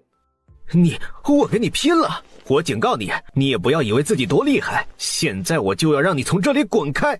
瞧着周云岩与安锦泽打起来，宋时锦在一旁瞧着，恨不得立刻拍手叫好。这两个人还真是狗咬狗啊，不，他们还不如狗。宋时锦反正是连这两个人的热闹这会都不乐意看，直接转身就要走开。这会他还没走多远，就被周云岩的人给拦住了。夫人，我们相公还没有让您离开呢。让开！侍卫们面面相觑，听到了眼前的宋时锦这样的话，他们的眉头又紧皱了起来，个个看着眼前的这位夫人，他们一时也不知道该说些什么了。话说这夫人这个样子，他们真的还要不要拦着？如果不拦的话，又能有什么事儿？好在周云岩注意到了宋时锦要离开，连忙赶了过来。景儿，你不要走。让开，不然别怪我不客气。你若是真的了解我，你应该知道这些人根本就拦不住我。周云岩微微的一愣，苦笑了下。你已经知道自己习武的事了？你果然也很清楚，那你就更该知道眼前你带来的人还不至于能拦得住我。景儿，既然你已经觉醒了关于自己的记忆，为什么不能接受我？难道我在你心里就一文不值？以前也许还能有那么点怜悯之类的，现在我觉得真的不该给你脸的。你居然敢对我们世子这么无礼！旁边的侍卫脸色顿时难看了起来。要知道，这可是肃王府的周世子，那身份高贵的不得了。他们本来就觉得这周世子过来找这么一个农村的已经成了亲有了娃的妇人，实在是有点有失体统的，本就有些瞧不上。可没想到世子都这么对这个女人了，这女人却还是如此的蹬鼻子上脸的，这么过分，居然如此瞧不起世子，简直太过分。闭嘴，你们懂什么？侍卫们微微一怔，怎么也没想到他们的世子居然还向着那个女人。可不得不说，那个女人可是一点面子都没有给他们呢。瞧着这一幕，侍卫们的脸色都很难看。宋时锦自顾自的直接迈开了步子就走了。至于这位周世子如何教育自己的手下，这种事情就跟他没什么关系了，他也懒得瞧这个热闹。宋时锦本来是想要出门溜达的，却没有想到这门外前有狼后有虎的，他也只能先回去了。回到了自己的院子里，剑老瞧见了他，而后摇了摇头。瞧不出来，你这个丫头情史还挺丰富，小小年纪前任倒是不少。年少不懂事儿吧，或者就是因为我太优秀了。哎呀，没办法，长得好看呗。麻烦你有点自知之明。好的，知道了。还真的别说，你可得小心一些。现在这几个人，那可个个都不是好角色，每个人怕是都想要缠上你，你就是最好小心一些。这个我倒是知道点儿，不过也没办法，谁让这些都已经是过去了呢？我就算是现在改变，那也挺难的吧？剑老摇了摇头。天作孽哦。没关系，他们这些人碰到容易这么个竞争对手，大概就会死心了。毕竟我家相公那可是1等1的优秀，管他什么前任后任的，他都能拿下。剑老顿时哑口无言，这小年轻果然是一谈恋爱就盲目。瞧瞧这话说的，简直就是要把人家给捧起来了，个个的走哪儿秀哪儿。需要我把这人撵走吗？如果需要的话，我可以帮你这个小忙。倒也不用，您的事儿还有更多，而且我还不想这么快就暴露，我们明明还有那么多的事情要去做，现在又何必管这些个小事呢？而且您的角色还得保密一些。那行，那你自己看着办了。宋时锦点点头，既然这些人都想要过来给他看门什么的，那就随他们去吧。周世子，哼，你倒是挺闲的，居然也会到这种小地方来。我以为依照您这个身份，应该是在清朝的第一酒楼吃最好的酒，搂最漂亮的姑娘。怎么，你也瞧上了那个荣家妇人了？说说看，你什么时候也吃这口了？这倒是孤陋寡闻了呢。韩晨夜这会儿瞧着周云岩，一瞧他这魂不附体的模样，那还有什么不明白的？这混小子分明就是瞧上了人家的媳妇儿了，这种样子还有刚刚闹出来的那出，他一个情场浪子还能不明白？我可是怎么也没有想到你还能瞧上有夫之妇，哼，这口味儿我喜欢。韩晨夜这话说出来，周云岩的脸色顿时冷了下来。他本就阴沉不定，这会儿脸色一冷，顿时让韩晨夜整个人都跟着有点恐惧了。韩晨夜连忙举起手来，好，我不说行了吧？你也别这么一副样子了，搞得有多吓人一样的，不至于啊，不至于了。嘿嘿，不得不说，我还真挺佩服那个女人的。你说说，她到底多大的自信啊？连你这样的人都不肯看在眼里，而且还对我那么凶，也好像是拿着金钱买不到的。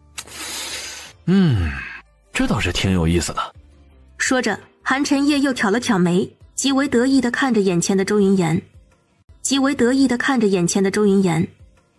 况且你这身份也不低呀，好像他应该是知道的吧？居然也能这么对你，我还真的是对他挺好奇的。天下间怎么会有这样的一名女子？真的有点意思的。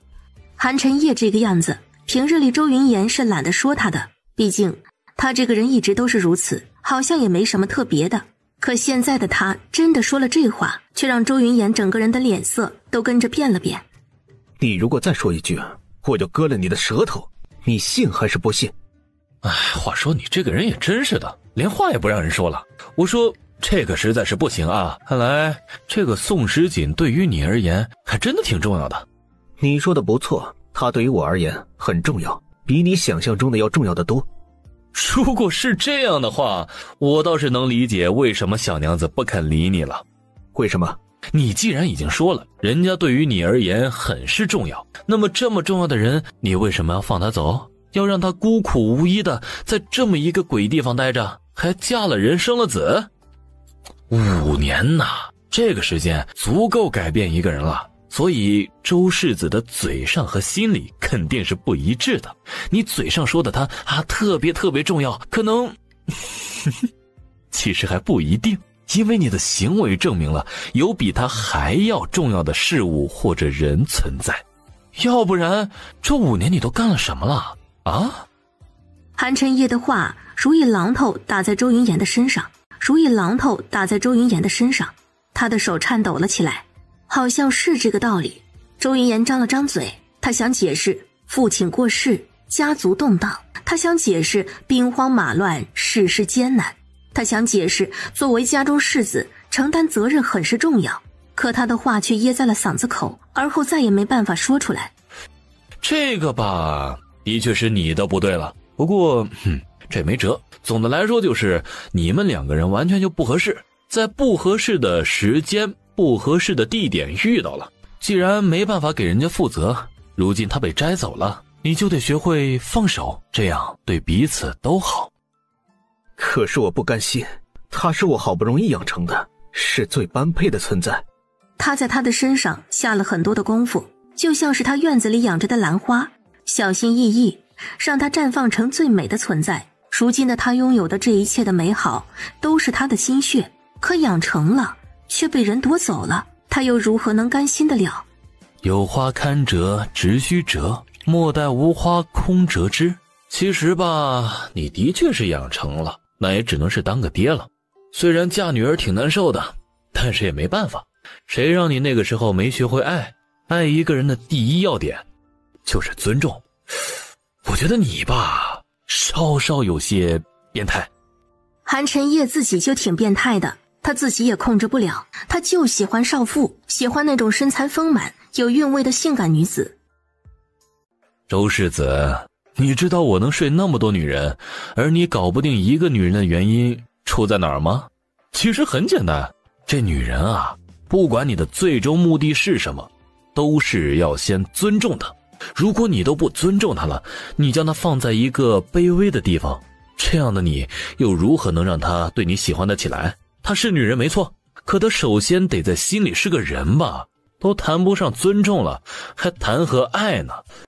不过我觉得你这一次是真的没戏的，因为……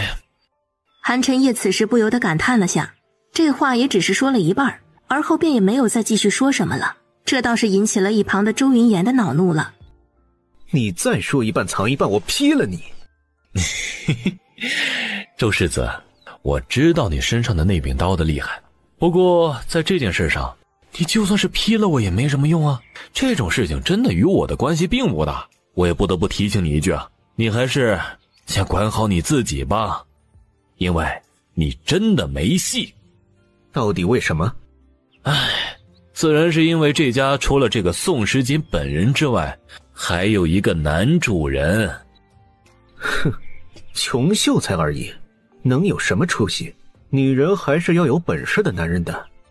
说得不错，可有本事的男人不是以金钱地位来算的，当然这些也是可以加分的理由的，但是并不是说你有了这些东西就能目空一切，那样还是会被女人给嫌弃。恋爱嘛，让女人心动到可以付出一切，绝对不是金钱和权势。你跟女人谈钱，她就会跟你一样斤斤计较；你跟女人谈权势，她也会跟你一样处处心机。可你若是跟女人真正的谈情说爱，她就会付出一切，死心塌地，才不会在乎你的出身、你的背景。所以啊，谈恋爱真的不是看钱看权的，一个是脸啊，这个外形要好，你吧，勉强可以，但是比不过人家男主人啊。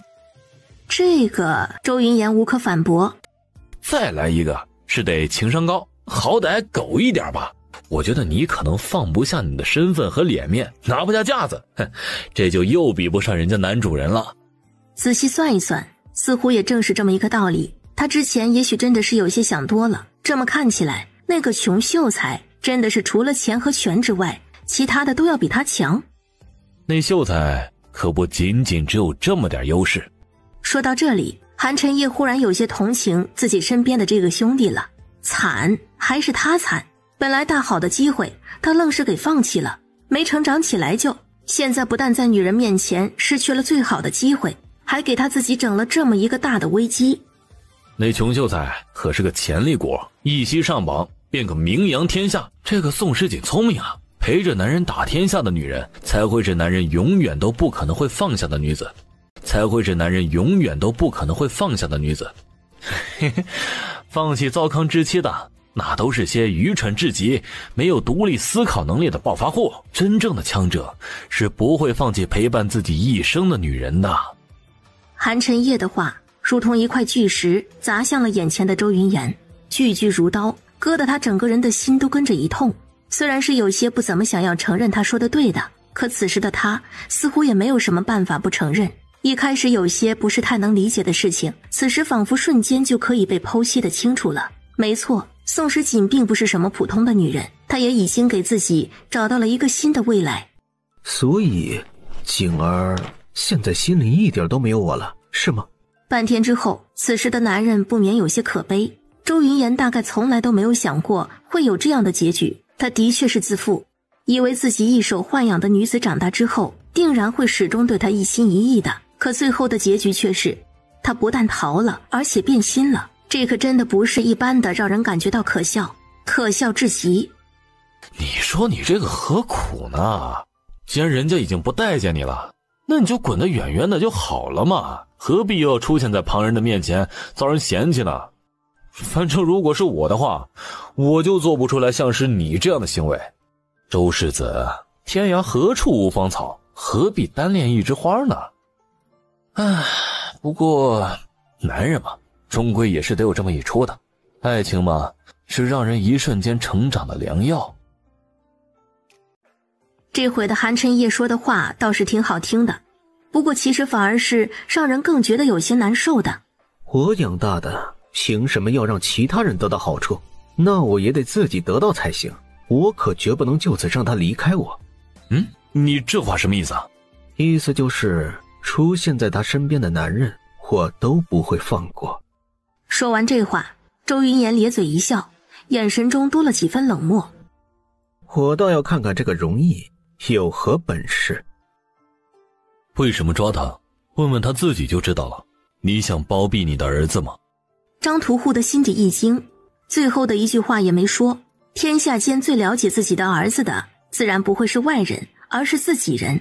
所以说张屠户其实很清楚地知道自己的儿子有些不对劲儿。你是什么人？在下容易，不过书院中一学子而已。容易淡然道，之后他便带走了张屠户的儿子。你得给我一个交代，为什么我们的儿子会被抓？他平日里好好的，何曾做过什么过分的事情？说被抓就被抓了，这到底是怎么回事？你选择吧。什么？选择是立即离开这里，还是留下来替你儿子赎罪？你这话是什么意思？女人怒吼了起来。很显然的，她此时也没有弄明白眼前的张屠户这话到底是个什么意思，又代表了什么。张屠户此时懒得跟他多说一句话，只是看了他一眼，而后转身离开。离开不离开的，都是要替儿子赎罪的，都是要替儿子赎罪的。逆子如杀子，他与媳妇儿种下来的恶果，只能自己承担。那些芦苇丛里的人，是你杀的吧？你不回答也没事，只是答案我早就知道了。你自负聪明，以为无人能懂你，犯下这一个个案子，不就是因为觉得没有人能发现吗？话说到这里，张屠户的儿子终于抬起了头来，他刚刚畏畏缩缩的目光，此时多了几分惊讶，似乎是很意外。你知道？我为什么不知道？这天底下本来就没有什么完美的犯罪，你的肆意妄为终究是会被人给发现的，所以不要自作聪明。你是怎么发现我的？我以为我做得很好。他那么小心翼翼，又那么认真谨慎，几乎是没有留下一点痕迹的，而且平日里的言行又低调沉稳，从来没有犯过一点小错。我骗了那些姑娘过来帮忙，她们都很听话，毕竟这些姑娘都是我精挑细选过的，我知道她们的性格，也知道她们不会将我给说出去的，所以后来我杀她们的时候，她们完全没有发觉我的危险的。容易沉默，开始听着眼前的张屠户的儿子诉说真相，而周围的人皆是心底震惊，居然真的是这个看起来貌不惊人的人呐！衙役们的心理极其复杂，他们复杂的是，自己居然都是被这么一个人给哄骗的团团转，居然都没有意识到身边还有这样的凶手存在，以至于多少次都让他给跑了。我知道，你的确应该可以说是做得很好，毕竟这么多次，这么长的时间，一个挨着一个的，你骗了他们，然后又杀了他们，错了那么多，却始终没有被人给发现，这的确是一种本事。你真的这么想？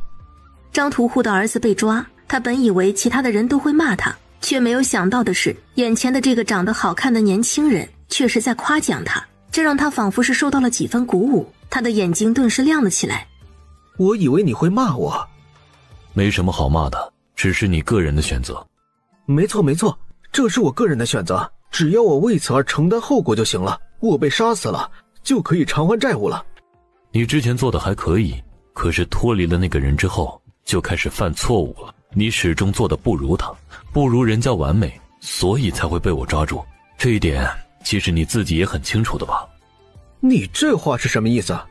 他的眼神闪烁着，似乎在容易说出了这样的话之后，他很明显的并不愿意接眼前的容易的话茬。容易淡然一笑，往前走了2步，他靠近了眼前的张屠户的儿子，笑意更深，只是这笑容会有几分让旁边的捕快衙役们说不上来的诡异和恐惧，他们不由得倒吸了一口气。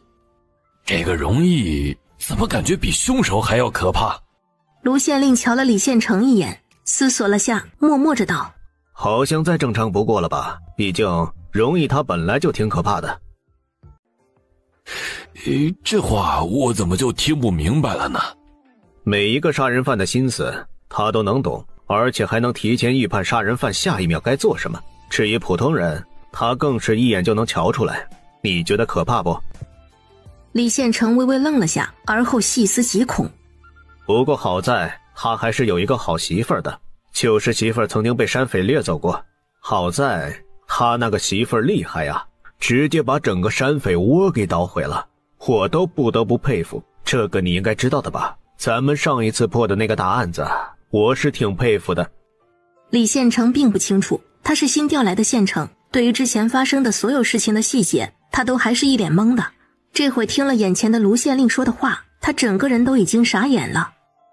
我说的你应该懂的，你的所有的杀人技巧和手段不都是那个人教的吗？你这话是什么意思？你刚刚不是很自信吗？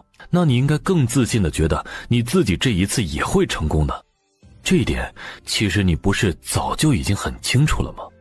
你什么都想模仿那个人，你把他看作你的老师，你的夫子，你的领路人，你想像他一样的活着，你想如他一般成功自律，有着掌控着一切的力量。可是人与人是不同的，不管你怎么努力，却始终都是与他有差距的，而且这样的差距还是你永远都追不上的。如此，你觉得你自己的未来又能算得了什么？是不是很让人委屈的一个悲剧呢？不是这样的。他咬着牙，这会儿很想要说明所有的情况，可他有些词穷了。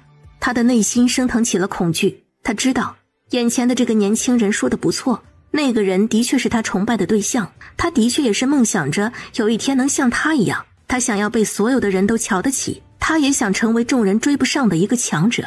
张二狗，你觉得你自己有用的很，可在人家的眼中，你也不过就是个垃圾一样的，可以随便就被丢弃的存在。他走了，你接受他给你的理想，继续从事着杀人而后毁尸的工作，好像那个人还在你的身边一样。可是最后呢，你还是没有等来，结果就是这么残忍，你就是被抛弃了。就像是你这个被人叫多了的名字一个样子，像条无人问津的流浪狗，人们大概看了你一眼，只会觉得你可怜，却不会上前将你领回去。张二狗，你真的被抛弃了，你是不是很厌恶这一切，还想要改变这一切？你把那个人的身份、名字都告诉我，我帮你找到他，我还会把那个人带过来见你。你不是只相信他，只信任他，只想让那个人赞美你、表扬你吗？只要你说出了那个人相关的信息，我会帮你找到他的。你还可以好好的问问他，为什么要这么抛下你？为什么他要不当你是一回事儿？张二狗哆嗦了起来，他睁大了眼睛，看着眼前的容易。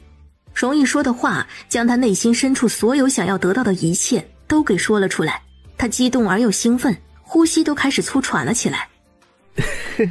你这个人真有意思，我还是头一回看到你这么有意思的人呢。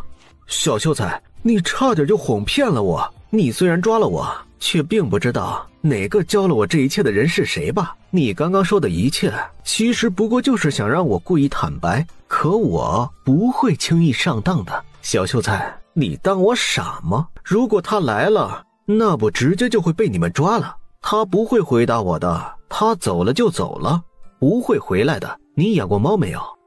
哼，猫就是这样的，小猫长大了就会叼着出去，然后放生到野外，任由它自生自灭，自己找地盘。所以我已经长大了，还需要旁人过来照顾我吗？也不过就是需要我自己来做事罢了。张二狗这样的话说出来，直接就让四周听着两人说话的其他围观的人这会儿跟着皱起了眉头。谁能想到这个张二狗竟然这么狗，居然这会儿还不会上当，说起这话来还仿佛是一样的有道理，这倒是让其他的人都没什么好说的了。哼，你这么想也可以，我们都是人，可你却要将一个待你如儿子一般的人看作是狗一样的畜生，你开心就好。你别乱说话，我才没有那么说。是吗？你真的就这么淡然？如果真是如此的话，那为什么你要如他一样去杀人，还要留下等待着他的记号？你明明就希望他来照顾你，你离了他之后也还不够独立，不是吗？才没有这回事。眼前的张二狗立刻就恼怒了起来，他怎么也没想到眼前的容易居然次次说话都能正好戳中他的心思，让他几乎在这一刻无所遁形。是吗？你杀人抛尸为什么要与他一样？你为什么要接近虔诚的在这里守着，哪怕明明知道你的位置已经暴露？还有，你不是已经在给他留下暗号了吗？其实你也早就已经决定了，不是吗？你很希望这个人能找到你，也希望你能整明白这中间所有的路子该怎么走。我给你时间，你自己想。更何况我能抓住你，你又如何不知道我不能抓住那个人？张二狗，你与你师父一样的性子，就是太过于自负。像是你们这样的人，我完完全全就可以随随便便的将你们给抓住。这一点不管怎么样都是注定的，也是你们自己改变不了的。这不可能，你绝对抓不到他。哦，为什么？他有着你绝对想象不到的身份。嘿嘿，我敢说他跟我不一样，你怎么也想象不到他到底是个什么样的人。哼，是吗？他的身份其实不就是个官员吗？这还有什么不清楚的？怎么可能？你怎么会清楚？这根本就不可能。如果张二狗转变了主意，你再叫我；如果没有，就不必告知我了。卢县令听到了他这么说，先是一愣，而后点了点头，应了下来。你别走，你不能走，你给我回来！我实在是太好奇了，刚刚你对他说的话，那些都是真的吗？这到底是怎么回事啊？你告诉我吧，你到底是怎么知道的？这个嘛，不是很轻松的就能知道吗？这还有什么好想的？轻松就能知道？可我却不知道啊，就连你是怎么抓这个张屠户的儿子，我都还不清楚的。还有啊，你是怎么知道他这背后还有一个同伙的？卢县令一边问着，而一旁的李县城也跟着重重的点点头，他也是一样的好奇死了。这事儿太有意思了，他也不得不说，自己真的是太想知道真相了。容易看了两个人一眼，不懂就慢慢想，与其在这里等着我给你们道理和解释，不如直接去抓那另一个。我刚刚与张二狗聊了天了，他对于那个人的感情并不浅，所以他是不会将那个人的身份告知的。不过这也是很正常的事情，我也已经算到了，这种杀人的事情他们早就已经习惯了，也差不多是知道自己以后绝对不可能会有什么好的结果的，自然也不会将这些所有的消息都告诉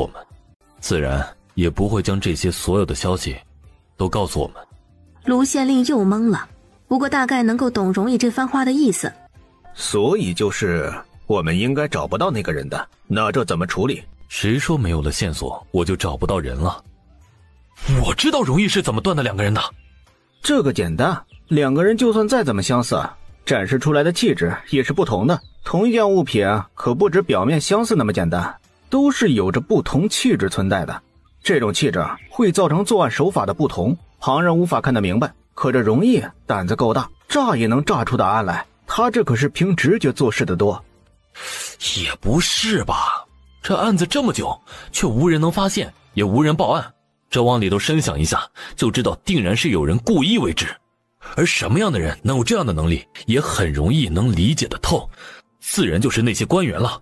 容易应该不仅仅知道这个人是宫门中人，而且还知道这人应该本身就参与了这个案子，应该是有一定的身份和地位，或者有其他可以伪装的身份，至少他能利用的位置应该是超过了卢县令的。所以卢县令才会这么久了，不知道有这样一桩连环杀人案，更不知道这案子代表了什么。容易一直坐着，这会看着自己手中的书，仿佛没有听到身边两个人的讨论。喂，你也说实话，最起码告诉我们，我们这猜测的是不是对的？哎呀，别这副模样，冷冰冰的，一点都不招人喜欢。万清源与周一鸣两个人都已经讨论了半天了，这容易还是没什么反应，这让他们有点郁闷了。这人还当他们是好兄弟吗？就这么冷冰冰的，过分呢。容易淡然地看了他们一眼。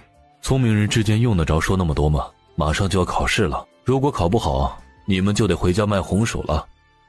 这帮卢县令破这么个案子，不过只是让我们为官之路更好过一些，铺点石子罢了，又不是专职。万清源和周一鸣顿时哑口无言，他们早就该习惯的，这个容易的情绪真的挺难有什么波动的。你确定要努力？宋时锦重重的点点头。这个其实也不难。怎么说？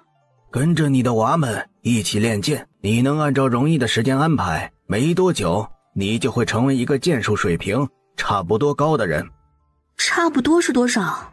至少筋骨会结实一些，实力也会强一些，应该不至于跟之前一样，遇到麻烦之后就不知道自己该怎么解决了。宋时锦学了2日之后，心中暗道：打扰了，谢谢，这个真心不适合我，他还是安心的写自己的字去吧。宋时锦第3天就不去了，荣爵还跑过来问起了这事儿。娘，你都练了这么多天了，都学了个啥？学了个寂寞呀，太难了，那个剑花好难玩啊，而且身子一弯，我就无法保持平衡，就一定会倒地的那种。那既然如此，娘亲可以跟着我学的。娘，看好了，看好了。说完这话，荣爵脚步往前一踏，而后便是一套极其华丽轻松的剑术表演，还别说，颇为好看潇洒。3日不见，当刮目相看，如今瞧着的确如此。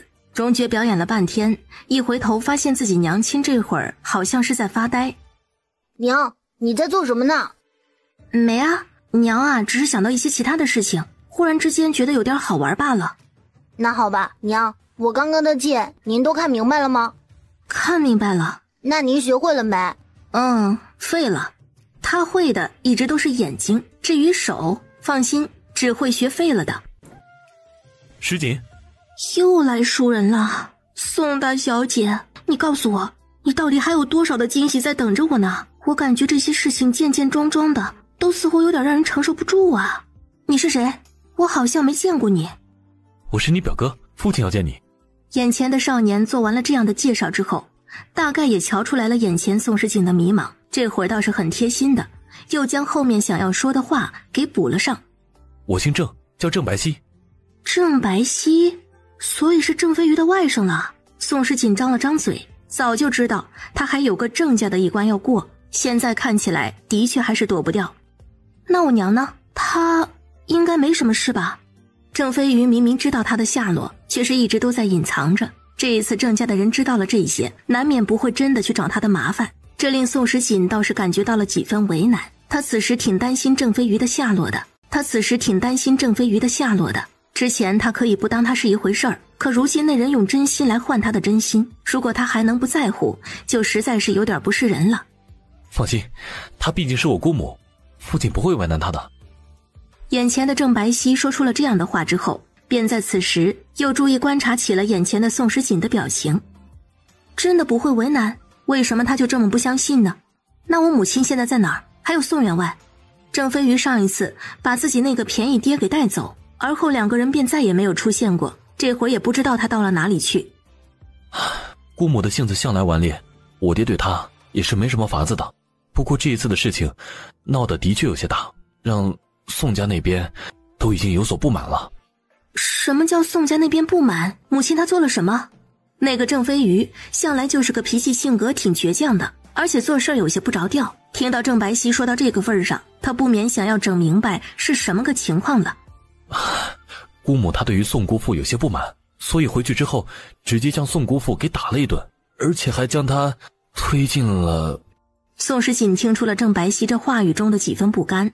宋时锦静静地看着他，推进了粪坑里。宋时锦顿时无语了，他这个娘亲是真的牛啊！之前他还不知道他有这样的本事的，这的确是有点侮辱人，难怪宋家会为此而生气了。如果是有人将郑家的人给推入粪坑，那估计问题也会更大。世锦表妹，你也算是半个郑家人，这么多年我们都不知道你的下落，如今得知了，却是已经晚了。世锦表妹对我们有怨言是应该的，不过还是希望表妹能够给我们一个弥补的机会。呀，这可是好事儿啊！那郑表哥不如先进门，也不知道我那个舅舅来了没？郑白皙摇了摇头，他近来身体不好，不过是特意交代了我的，也是要我一定要过来跟表妹好好的商量，争取让表妹与我一道回一趟郑家。宋时锦真的与眼前的郑白皙聊了段时间，大概也了解了这人的几分性子。这人约是一个挺老实的人，这样的人真的相处下来，其实应该不会压力太大。如此，他还可以套出一些郑家相关的信息来，以免自己以后真的去了郑家之后一脸懵。郑白皙随着宋时锦进了家的院子，入了门之后，他的眼睛一直在院子里不停地四处打量，这样的行为让宋时锦很好奇。他看了他一眼，而后皱起眉头问道：“你找什么？”“我找荣爵。”“他应该在后院练武呢，这会儿的时间正在练功。”郑白皙点点头。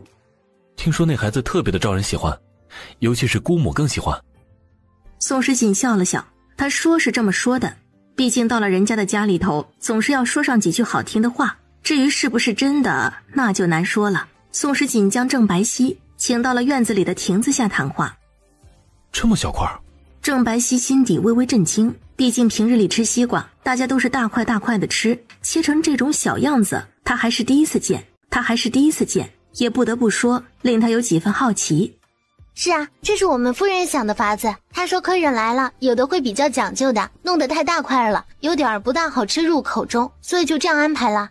这也就平日里待客了会这样，大部分的时候我们还是会大块大块的哄抢着吃的。听到了这样的话，郑白皙挑了挑眉，看来他的父亲说的的确不错，他这个表妹挺有一套的。忽而荣爵从后院跑了过来，他的身后还跟着另外2个小孩。荣爵一边跑一边喊着：木木，我也要吃西瓜，我的嗓子都快要冒烟了。牛蛋跟在荣爵的身后，也屁颠屁颠地晃悠着，瞧着他的那个样子，也是一副就要流口水的馋样。姨姨，我要吃瓜。王傲轩则是淡定地跟在这2个小孩的身后，虽然他也年纪不大，却自然带着几分成熟的气质，这会儿淡定得很。他跟着荣爵和牛蛋儿走得倒也不快，偶尔就是瞅一瞅他俩走的路子是不是有点急了，而后万一摔倒了的话，他也好在一旁扶着点儿。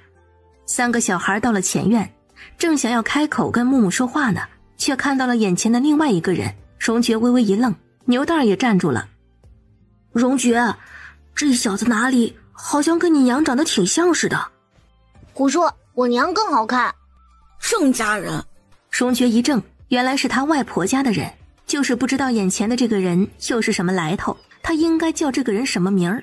荣爵眉头微皱，他还没有开口说什么，此时的郑白皙也已经看到了眼前的3个小孩，荣爵，阁下是谁？郑白皙倒也不觉得荣爵此时说出这样的话会有些不够礼貌，反而有些小兴奋的直接开口道：我是你表舅，我是你娘舅舅的儿子。荣爵眨了眨眼，哦，原来是个远亲。娘说了，带表子的都不是特别亲了，虽然心底这么想的，脸上却带上了大大的笑容。表舅好啊，吃西瓜吗？表舅不吃，荣爵吃吧。郑白皙看着荣爵，心底说不上来的一种情绪在蔓延着，这大概就是一种亲情。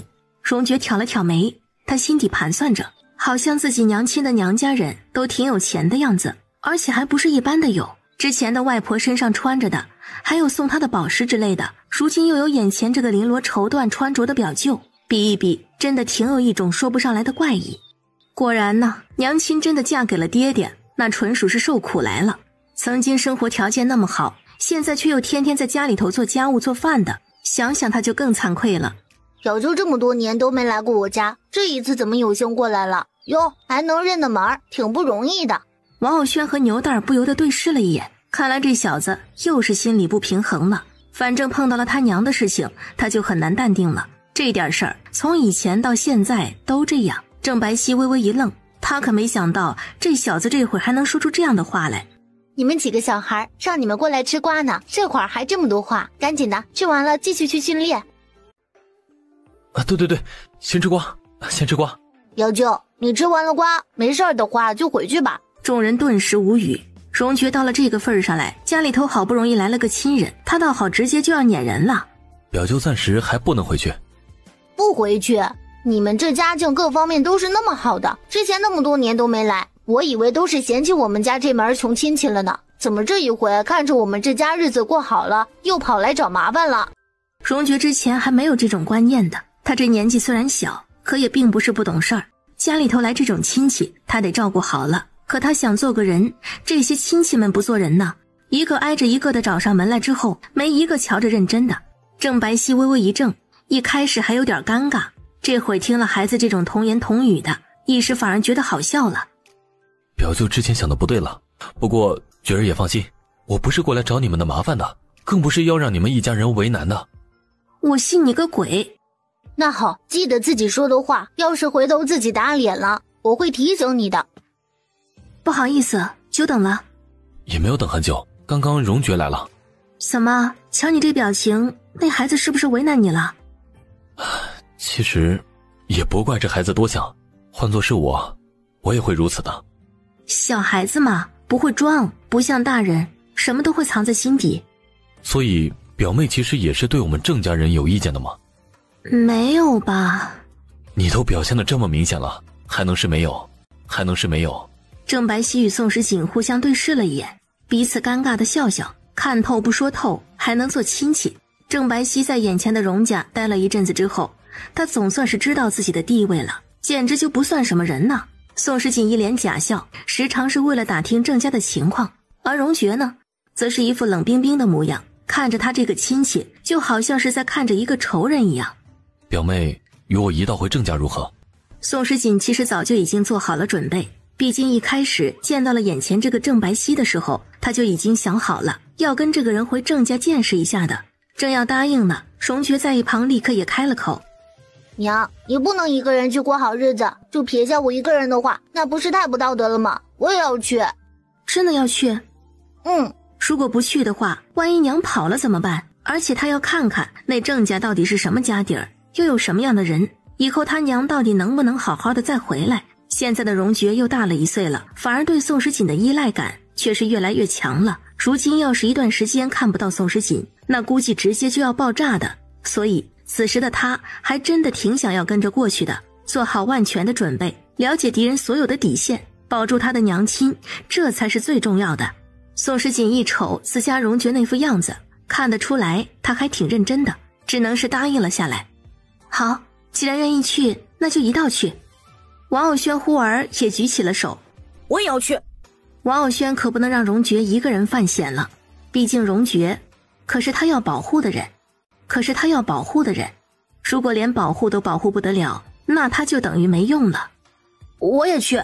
虽然不知道这几个人到底要干什么，不过牛大很清楚，兄弟们干啥自己都是要跟着上前参上一脚的，大家有苦一起吃，有好吃的自然也要一道分享的。荣爵顿时无语，他回头看了一眼自己的兄弟，好像这会儿也不是不能一道去。表舅，我们都能去吗？郑白皙顿时愣住了，他能说个不字吗？感觉如果拒绝了，这以后这小孩直接就能把他当成最大的仇人了。放心，绝对能去。那还请表舅去跟家里人商量一下，我们这些个小孩子们还是比较能吃的。郑白皙顿时无语，这荣爵也是太精明了吧。他心底还是不由得感叹了下，眼前的荣爵别看人家年纪小，那谁近谁远可是分得太清楚了。郑白皙自然是满口答应，而后先行回去准备去了。娘，你这一次算是回娘家吗？算是吧，虽然他是穿书的，可这些家人也算是宋大小姐的家人，反正身份和血缘是不可磨灭的，也算是回娘家。那娘亲，你会不会一回去了就不回来了？娘，以前的我不懂事儿，总想撵你走，可现在不一样了，娘对爵儿来说可是很重要的。傻孩子，你对娘来说就不重要了吗？说的哪里的话，娘怎么可能会不要你呢？你对娘来说可是最重要的了。以后这种话就不要讲了，娘答应你，以后不管怎么样，去哪儿都愿意带着荣爵，好不好？真的，就算是你跟爹闹矛盾了，要和离了，你也要记得带我走，我会给你做饭，也会挣银子照顾你的。不至于，这孩子都没有过好日子呢，就先想着让自己爹娘和离了。荣爵得到了宋时锦的安慰，这会儿的心情跟着好多了。郑白皙真的到了荣家来接人后，一看到大大小小的一群，他便先是真的一懵。不过因为大概也了解了眼前这几个孩子的想法，他倒也没有了其他的念头，也大概是知道这荣爵对郑家是充满了戒备的。这个表哥啊，不好意思了，我也没想到这次还有这样的麻烦，这几个孩子如今这么一闹腾，我也不得不处理好了。表妹客气了，郑家海纳百川的，是什么都能容得下的，表妹不必多想。一条富贵的街道上，一处红漆大门，大门前一对漂亮又威风的石狮子镇宅，红门深宅，四合大院，别有一番实力。荣爵抬起了头，眼底多了几分严峻，他的目光看着站在自己身边的娘亲，一双手不自觉地就上前拉住了娘亲的。娘亲，怎么了？害怕了？我只是觉得这里好阴森，一副挺沉闷的感觉，有些担心到了这里之后会给娘你丢脸。无妨的，爵儿，不必在乎这里任何人的意见，他们所思所想都不重要，你只需要做好自己就足够了。真的吗？真的吗？可是木木有说过，到了这种大家族里头是要接受这里的规矩的，不能乱来。木木说的也没错，规矩是要遵守，可没想过要让你失去自己的本心。所谓的守规矩的意义，并不是要为难自己，而是要成全别人，是不是做一些让别人不舒服的事情。可如果你自己都特别不痛快了，那还不如不去守。毕竟规矩的遵守也是互相的，你喜欢什么就做什么，不给其他人添麻烦就可以了。而且你在你自己有限的空间里做自己想做的和喜欢做的事情，也没什么不好的。好，我听娘的。王傲轩一直跟在荣爵的身边，一开始对木木对于荣爵的提醒他也听到了，现在听到了宋时锦这么说，他忽而跟着一震，似乎有所理解了。走吧，我们进去瞧瞧。你叫什么名字啊？问话的是一个长相甜美的少女，也是郑家的侍女。如果你告诉姐姐的话，姐姐就把这糖给你吃哦。荣爵深深地看了这侍女一眼，他很想告诉她，她不是小孩子了，她早就已经成年了。成年的小孩子谁还吃这种糖啊？真的是，只是此时这种状况，很显然的，他自然是没办法改变情况的，也只能忍耐。荣爵微笑，而后装着傻乎乎地低下了头。至于王傲轩和牛蛋两个人，也是一声不吭的。他们此时并不打算怎么开口说话，毕竟多说多错，倒也不如什么都不说。这3个小孩子的确是乡下来的，看起来有点太怯场了。你们瞧见了没？你们瞧见了没？我都拿糖给他们，他们都不肯吃，看起来的确是有些不怎么好哄啊。这乡下来的孩子有些怕生是正常的，可人家就算是怕生，那也比我们这些个人要高贵得多，大家还是尽心伺候着。不过不得不说呀，这位荣小孩可是真的好看呐。他的2个朋友也看起来挺不错的。其实吧，这种不吭声但是让做什么就做什么的小孩子是最好管教的。我可是最怕来点那种惹是生非的，真的遇到了熊孩子，哎呦，那可真的是……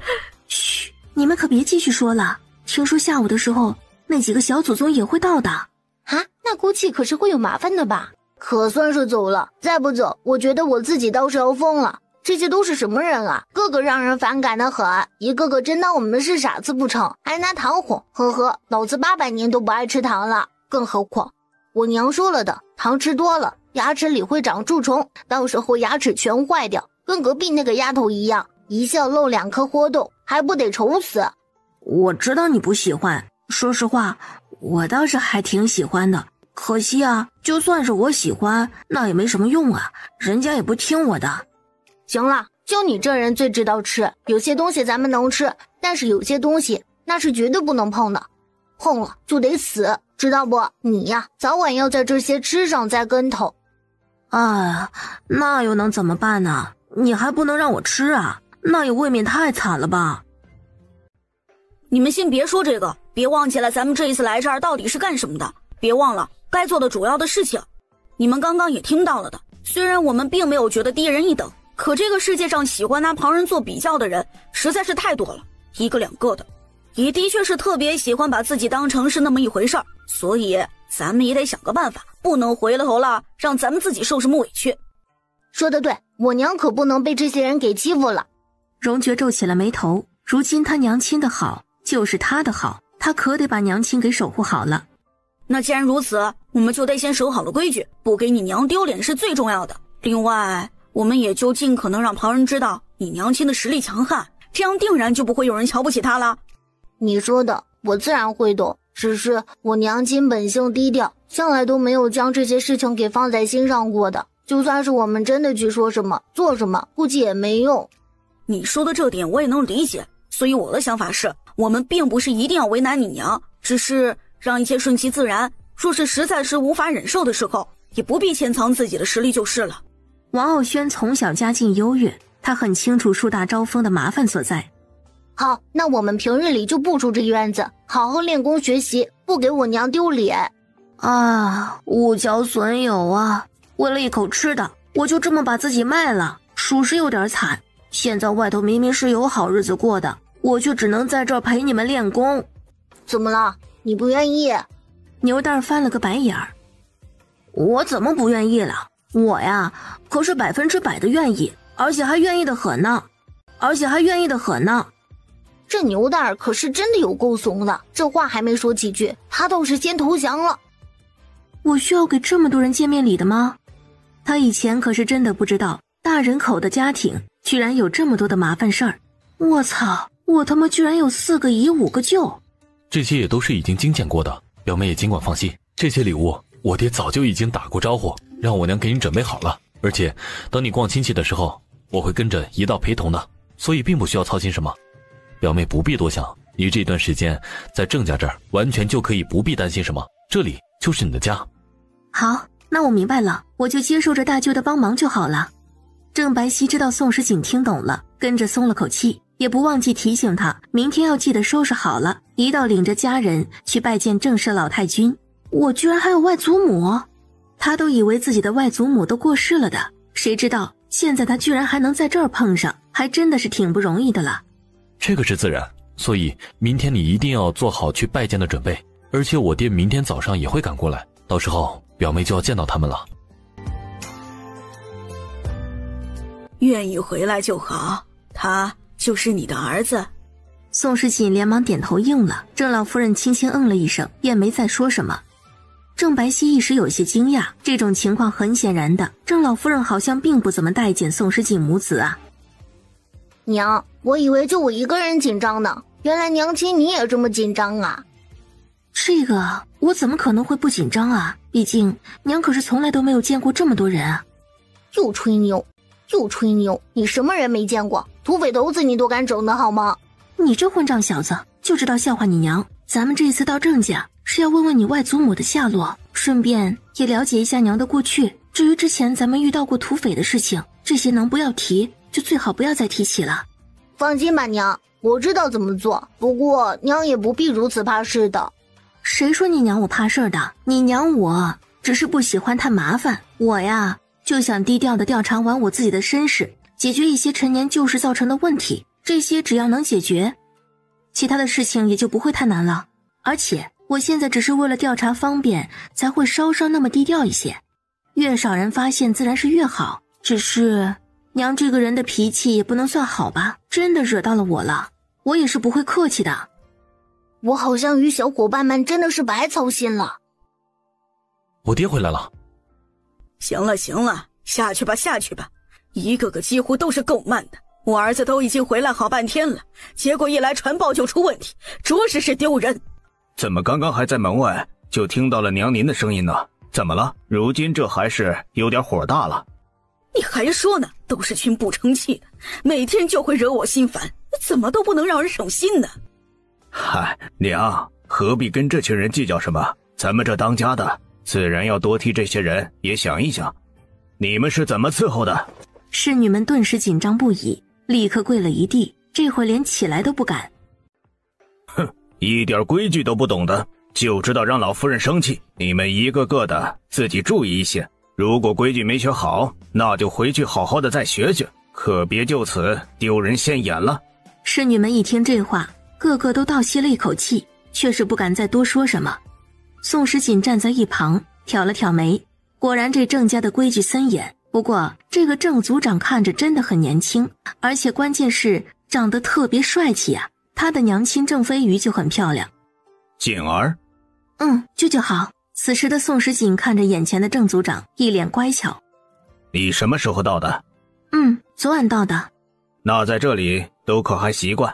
挺习惯的，还行吧。如果住得惯，那就多住些日子，这里就是你的家，你想要在这里住上多久都可以。宋时锦连忙点点头，表情显得更乖。这个就是九二了？都这么大了呀，果然是一眨眼的功夫而已，都还没做什么准备呢，这孩子们都长这么大了。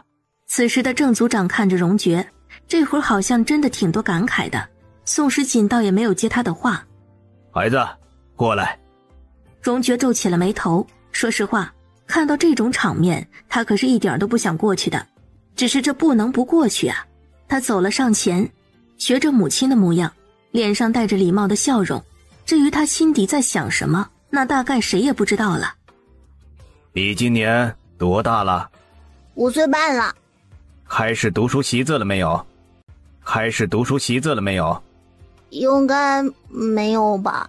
他问归问，反正荣爵是不可能老实回答的。那你会背三字经吗？什么是三字经？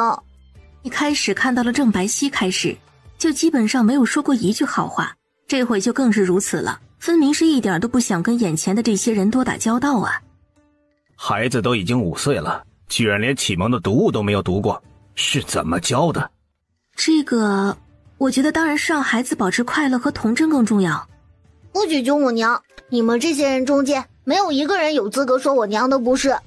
他们这些人没有对他娘好过，这么多年了也是不闻不问的。现在说这些，那能有用吗？反正荣爵是不觉得他们说这些能让他觉得对。周围瞬间鸦雀无声，众人看着眼前的荣爵，一时也不知道该说什么好了。一个小孩子而已，竟然在这儿对自己的舅舅大吼大叫的，你以为你自己是谁？一点礼貌和规矩都不懂了是吧？是啊，你是挺懂的，所以你懂了，但要插嘴以显示自己很有能力，还是很想要一些表现欲望。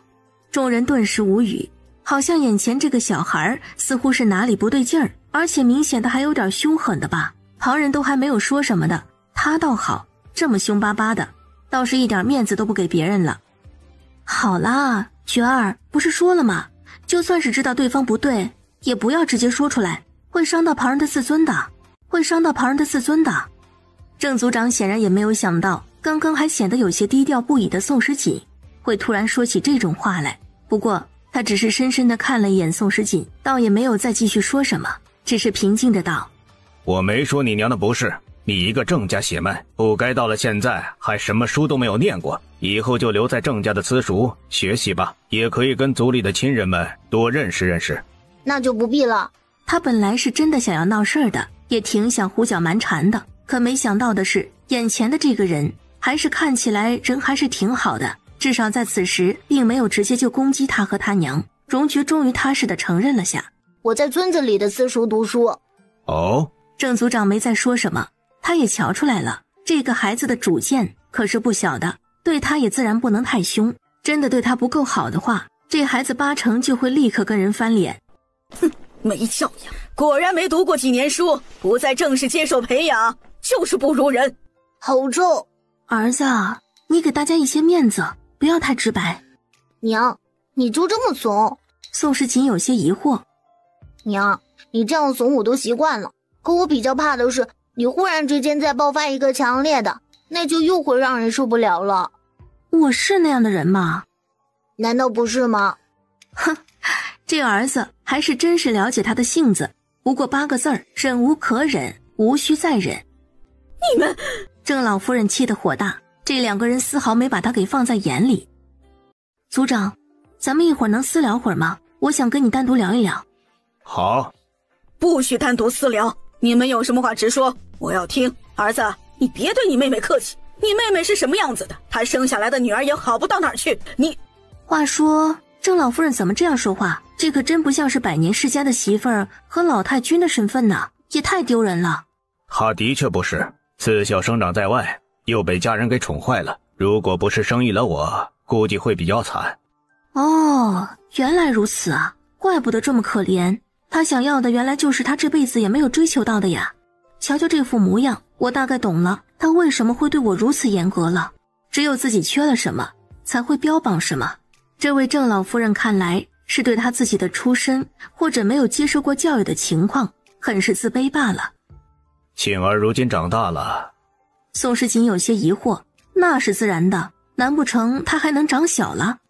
的确，与以往的性子不一样了，看着就好像如同当年一样，却又如此的不同，的确让人感觉好奇。舅舅说的哪里的话，人大了自然是要变的，还能总跟以前一样不成？郑老夫人一开始被这个不要脸的外孙女给忽视，而后又被曾外孙给忽视掉，这令她整个人火大的立刻站起了身子，几步走了过去。你们居然敢忽视我，你们眼里还有没有我这个老夫人？您好，老夫人。天干物燥，热气上腾，易怒伤肝，易怒伤肝，容易上火。您这年纪也不小了，注意一些自己脾气比较好。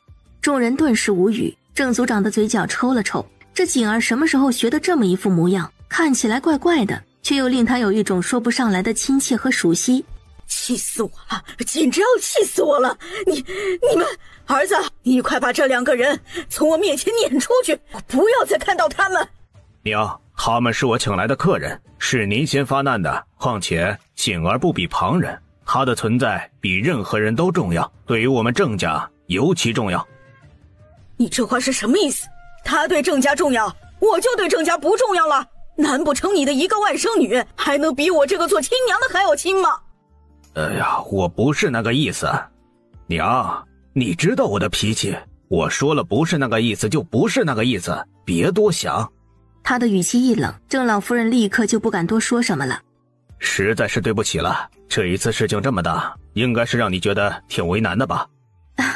还好吧，他也没吃亏呀，该反驳的都反驳了。不过他倒是没有想到的是，眼前的郑组长居然还会护着他，这实在是令人匪夷所思。你先回去吧，一会儿我去院子里找你。今天这一切有些不大好意思了，我也不知道为什么老夫人的怒气会这么大，大概是因为她真的有些偏见啊。不过表妹可不要将这些太放在心上了。没事，你说的这些我能理解。宋时锦自然不可能把一些他不认为重要的人放在心上，也不可能在乎这种外人的看法。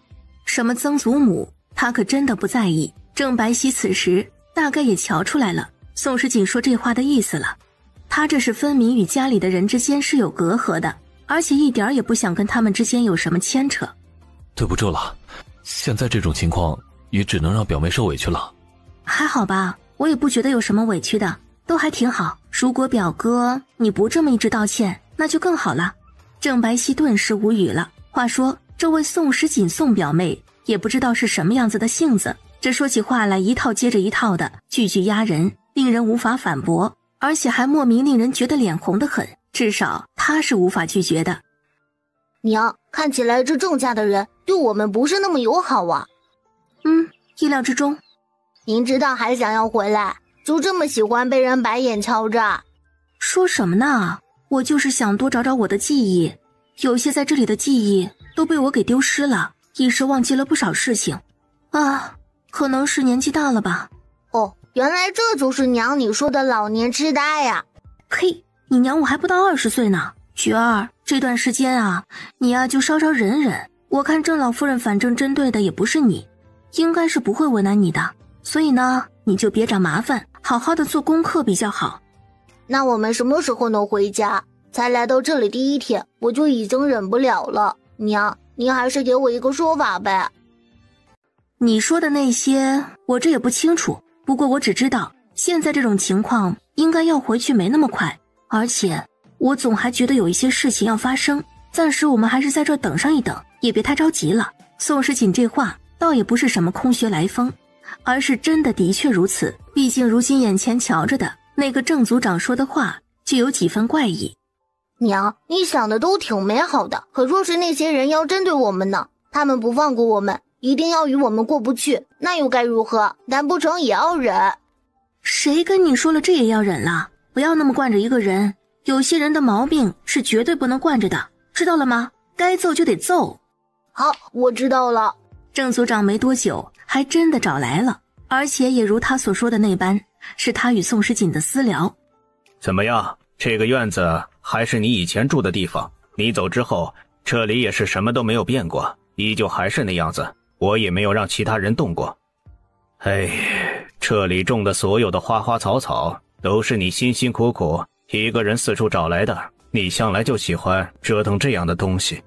宋时锦震惊了，说实话，他一开始到这里的时候也是一样被眼前的这些棵花草给震撼到了的。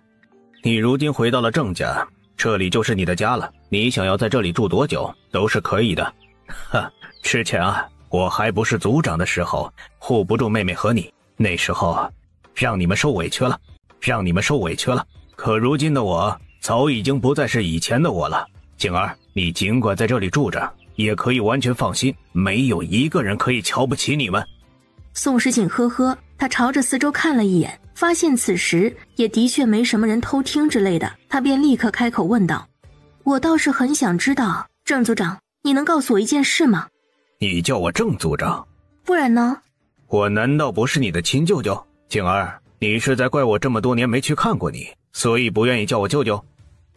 我以为我表现的已经很清楚了呢。说实话，我真的对你们家一点兴趣都没有的，可你们却偏偏要把我留在这儿，这也真的是挺麻烦的。你有什么想问的？族长，我娘现在在哪儿？你说我以前住在这里，那我以前是什么样子的？平日里有什么爱好，喜欢做些什么？我与舅舅之间以前的关系又怎么样？还有，为什么郑老夫人一见到我就是破口大骂的，连自己的情绪都控制不了？她当年与我之间到底有什么样的矛盾？你都不记得了？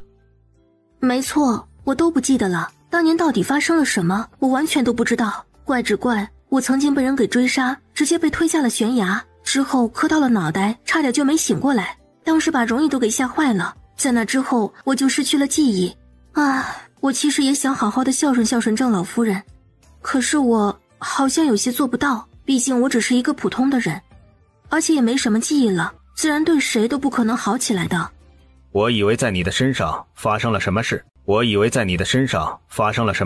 想了很多，都没有想到会是你失去了记忆，难怪你做事如此怪异。晴儿，你毕竟是郑家的人，你与郑家荣辱与共，你娘已经做错了，你就不能够再错了。你忘记了郑家的教导不要紧，我会重新找嬷嬷来给你教规矩，一定要让你在名媛贵女中立足。不，我不需要。他要学规矩做什么？他要的是自己了解宋大小姐的过去，最好还能解决掉现在与郑家之间的麻烦，可不是再给自己找点麻烦呐。你需要的，而且我会连着荣缺一并教导，我也会给你们请专门的夫子，好好的教授一下我们郑家的礼仪。我觉得现在的我们就很好了，其实根本就不需要您说的那些个教导。晴儿，就这么定了，我想好好的补偿你们母子，还希望你们两个不要推辞。宋时锦立刻一懵，我去，您别想不开啊，说替我们决定就替我们决定啊，这他妈的接下来不得把我们都给逼疯了呀。宋时锦深吸了一口气，还想要拒绝的，却又听到了眼前的郑族长的话。晴儿，你难道不想见一眼你的老朋友，看一看你以前的朋友吗？你想要恢复你自己的记忆，也不能就此不当一回事，你应该多见见旧人，也许才能激发起你的记忆来，指不定也是可以帮助你找到自己的真相的。说的是啊。况且虽说荣缺是可以在村子里私塾上学，跟村子里的人搞好关系，可是以后荣缺总不能一直在这样的地方待着，他总有一天要长大，长大之后还要往外面去成长的，难道你就不想让他多长点见识吗？宋时锦顿时无语了，这位郑氏族长说服人的本领还真的不差，听听哪个当娘的在听到了这样的话之后，会不想给自己的孩子一个更好的未来呢？估计他们还会巴不得想要让自己孩子上更好的私塾呢。这样吧，我回头跟我儿子好好商量一下，如果他那边同意了，我就留下一段时间，不过我也把话说到前头，我的脾气不太好，旁人敬我一尺，我还他一丈，可是若是别人想要欺负我，那也是绝对不行的。放心好了，你是我外孙女儿，好不容易到家里来了，如果其他的人想要欺负你，那便是与我过不去，便是你自己能同意，我也不会的。好，那我就接受郑族长的安排了。郑族长顿时无语了，居然还是叫他郑族长。荣觉听了自己娘这么说，思索了下，他还没同意呢，一旁站着的剑老就已经开了口。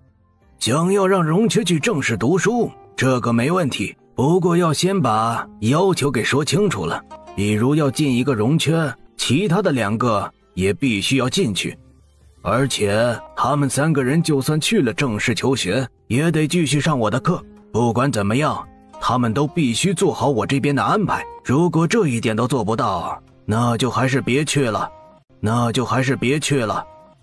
剑老如今都已经把这3个徒弟看得极其重要了，那可是他的3个宝贝疙瘩，这一生求都求不来的好弟子，又能给他养老送终的，他就想把自己这一生的本事都给交出去，以后这几个孩子就要有更好的发展，也是应该的，所以他也是有要求的。好，我会说清楚的，不过我也只有一个要求，你们3个到了族学之后，一定要记得管好自己脾气，绝对不能乱来。现在你们都是习武之人了，绝对不能再与往日一样乱跟别人打架，旁人打架最多也就是撒泼打滚，你们3个可是跟着剑老练过的，一个不小心动手，哪怕是就能把人家的命给要了，所以一定要小心，知道了吗？娘，你放心，我们不会欺负那些个正式孩子的。越是有能力，越是有实力，越是要控制自己，一定要自律。你们要比其他的人更有宽广的心胸才行。这我们3个都懂，层次不同了，聊的天都不一样，我们会注意的。表妹，你也是咱们郑家的人，又如何能这么没规矩呢？我与你们说了这么多，都是要给你说清楚，不要跟老夫人作对。你瞧瞧你，这副态度就很不好。表妹，你如今身份不比往日了，在农村的那种情况，可是不要带到我们这里来的。宋时锦听了半天，实在是有些忍不住了。天色不早了，你们都不回家的吗？这二婶儿还有嫣然表姐，我也必须要提醒你们一句，现在你们也跟我一样都成亲了，晚上不陪着你们的男人和孩子，却要跑到我这里来管我家的闲事儿，这不大好吧？宋时锦这番话说出来，直接就让眼前的这2个人都是一愣，郑嫣然的语气都哆嗦了起来。你郑嫣然自然是气的，因为她正在闹和离，所以正需要娘家的势力来帮忙，可郑组长这边给的答复却是不帮，让他自己先审视一下自己身上的问题。可他审视来审视去，终究是觉得自己没什么错，错的都是别人。至于二婶儿也不会好过，他的相公跟他面和心不和。你这个女人，我们都可是为了你好的，你却要这么对我们，真的是太没有良心了。话说，这位表姐，我就想知道你是不是过得不好，总觉得旁人都欺负了你，总觉得其他的人都看不起你，而且还是那种越付出的多越得不到好的结果的那种。郑嫣然微微一愣，张着嘴，目光呆滞地看着眼前的宋时锦，因为这会儿的他是真的无语了。你怎么知道？哼，你能不会被人给讨厌吗？你觉得别人欺负了你，那是因为你自己把脸递过去的，让人给欺负的，而且还典型的要把自己这个没分寸的表现当成了自己被人欺负了。所谓的善良的人，往往挺多都是是非不分的，是人是鬼都认不出来。嫣然表姐，你对一个人好的时候，麻烦你想想这个人的心里在想什么。你觉得他人会接受你的好意，可其实根本就不是这样的。有的人会觉得无事献殷勤，非奸即盗，每个人的想法都是不同的，麻烦你说话的时候注意点分寸。你们觉得对我好的选择，对于我来说，我却根本其实就是完全不需要的。宋时锦的一番话说出来，直接就把眼前的二婶跟嫣然说的脸色微微僵住，这会儿一时都不知道该说什么了。他们脸上一阵白一阵黑的。两位可还有什么事儿？没了。他满脸羞愧，这会的他还能说什么？再在这儿待下去，就只会被人给瞧不起了。二婶跟表姐慢走啊。咱们以前的私塾都不去了，那之前的老夫子不得生气吗？他们只差没有放鞭炮庆祝了。你真的以为自己有那么受欢迎啊？他们早就已经巴不得你和荣爵走了。要不是那是你家的私塾，你以为你也能受欢迎啊？天天领着人打架，王傲轩你也拽不到哪儿去，你的黑历史我们也清楚得很呐。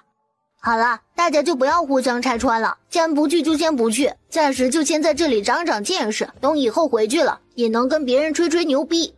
啊，说得对呀，我回去了可是要对我那些个小伙伴们说说我在这有钱人家里的日子。别说，最近虽然没有吃你娘做的饭，这里的好吃的好玩的也是真的不少的。你们两个背着我去吃什么好吃的了？我靠，被发现了。兄弟，抱歉了，昨天晚上我们两个实在是有点饿，就去厨房偷吃去了。对啊，你说的正熟，而且这种偷饭的活儿也的确不怎么适合你。他们总不能把自家兄弟给带偏了吧？王傲轩不开心了，哄不好了，他的脸一黑。你们自己去学堂吧，我不去了。傲轩，要吃点什么吗？王傲轩低头练字，没有理他。不吃。真的不吃？哼，不吃。王傲轩，你不能这么小气吧？咱们都这么长时间的兄弟了，你就这样对我们呀？这也有点太过于残忍了。不如咱们打个商量，你也好好的给我们一个机会。王傲轩眯着眼睛冷笑了下，还是不开口。牛蛋顿时哑口无言。荣爵对着牛蛋摇了摇头，这个牛蛋比较蠢，别说这时候不一定能把荣爵给哄好，别再给他气着就算好的了。傲轩，你真的不吃啊？而且你保证你这以后也不再理我了？王傲轩没吭声。那我可就真的伤心了。荣爵垂头丧气的回到了自己的位置上，倒是没有再在一旁哄着王傲轩了。王傲轩顿时有些无语，这人就这么没有诚意的吗？居然这会儿做出这样的事情来，还没有把他的火气给消除呢，他就不当一回事儿，爱做什么做什么去了，真是可恶。王傲轩于是更气了。是你荣爵对吧？你爹娘叫什么名字？荣爵顿时有些无语，这群小屁孩的这种德行，怎么那么像以前的那个王傲轩领人的那个样子？王傲轩瞅见了这一幕，眉头也皱了起来。好家伙，这些人居然这会儿要来找他们的麻烦了。他以前还没觉得自己做这种事情有什么过分的地方，这会儿真的瞧见了眼前的正氏族学发生的这种事情，他的脸顿时一黑，大概也知道自己之前都是什么德行了。原谅他以前不懂事儿吧，果然是过于年轻。喂，我们问你呢，听到了没？你爹娘叫什么名字？你爹娘又叫什么？咱们来个礼尚往来啊，好歹有什么大家都得一块说明不是？你这个混小子，是我在问你，而不是你在问我，让你整不明白是不是？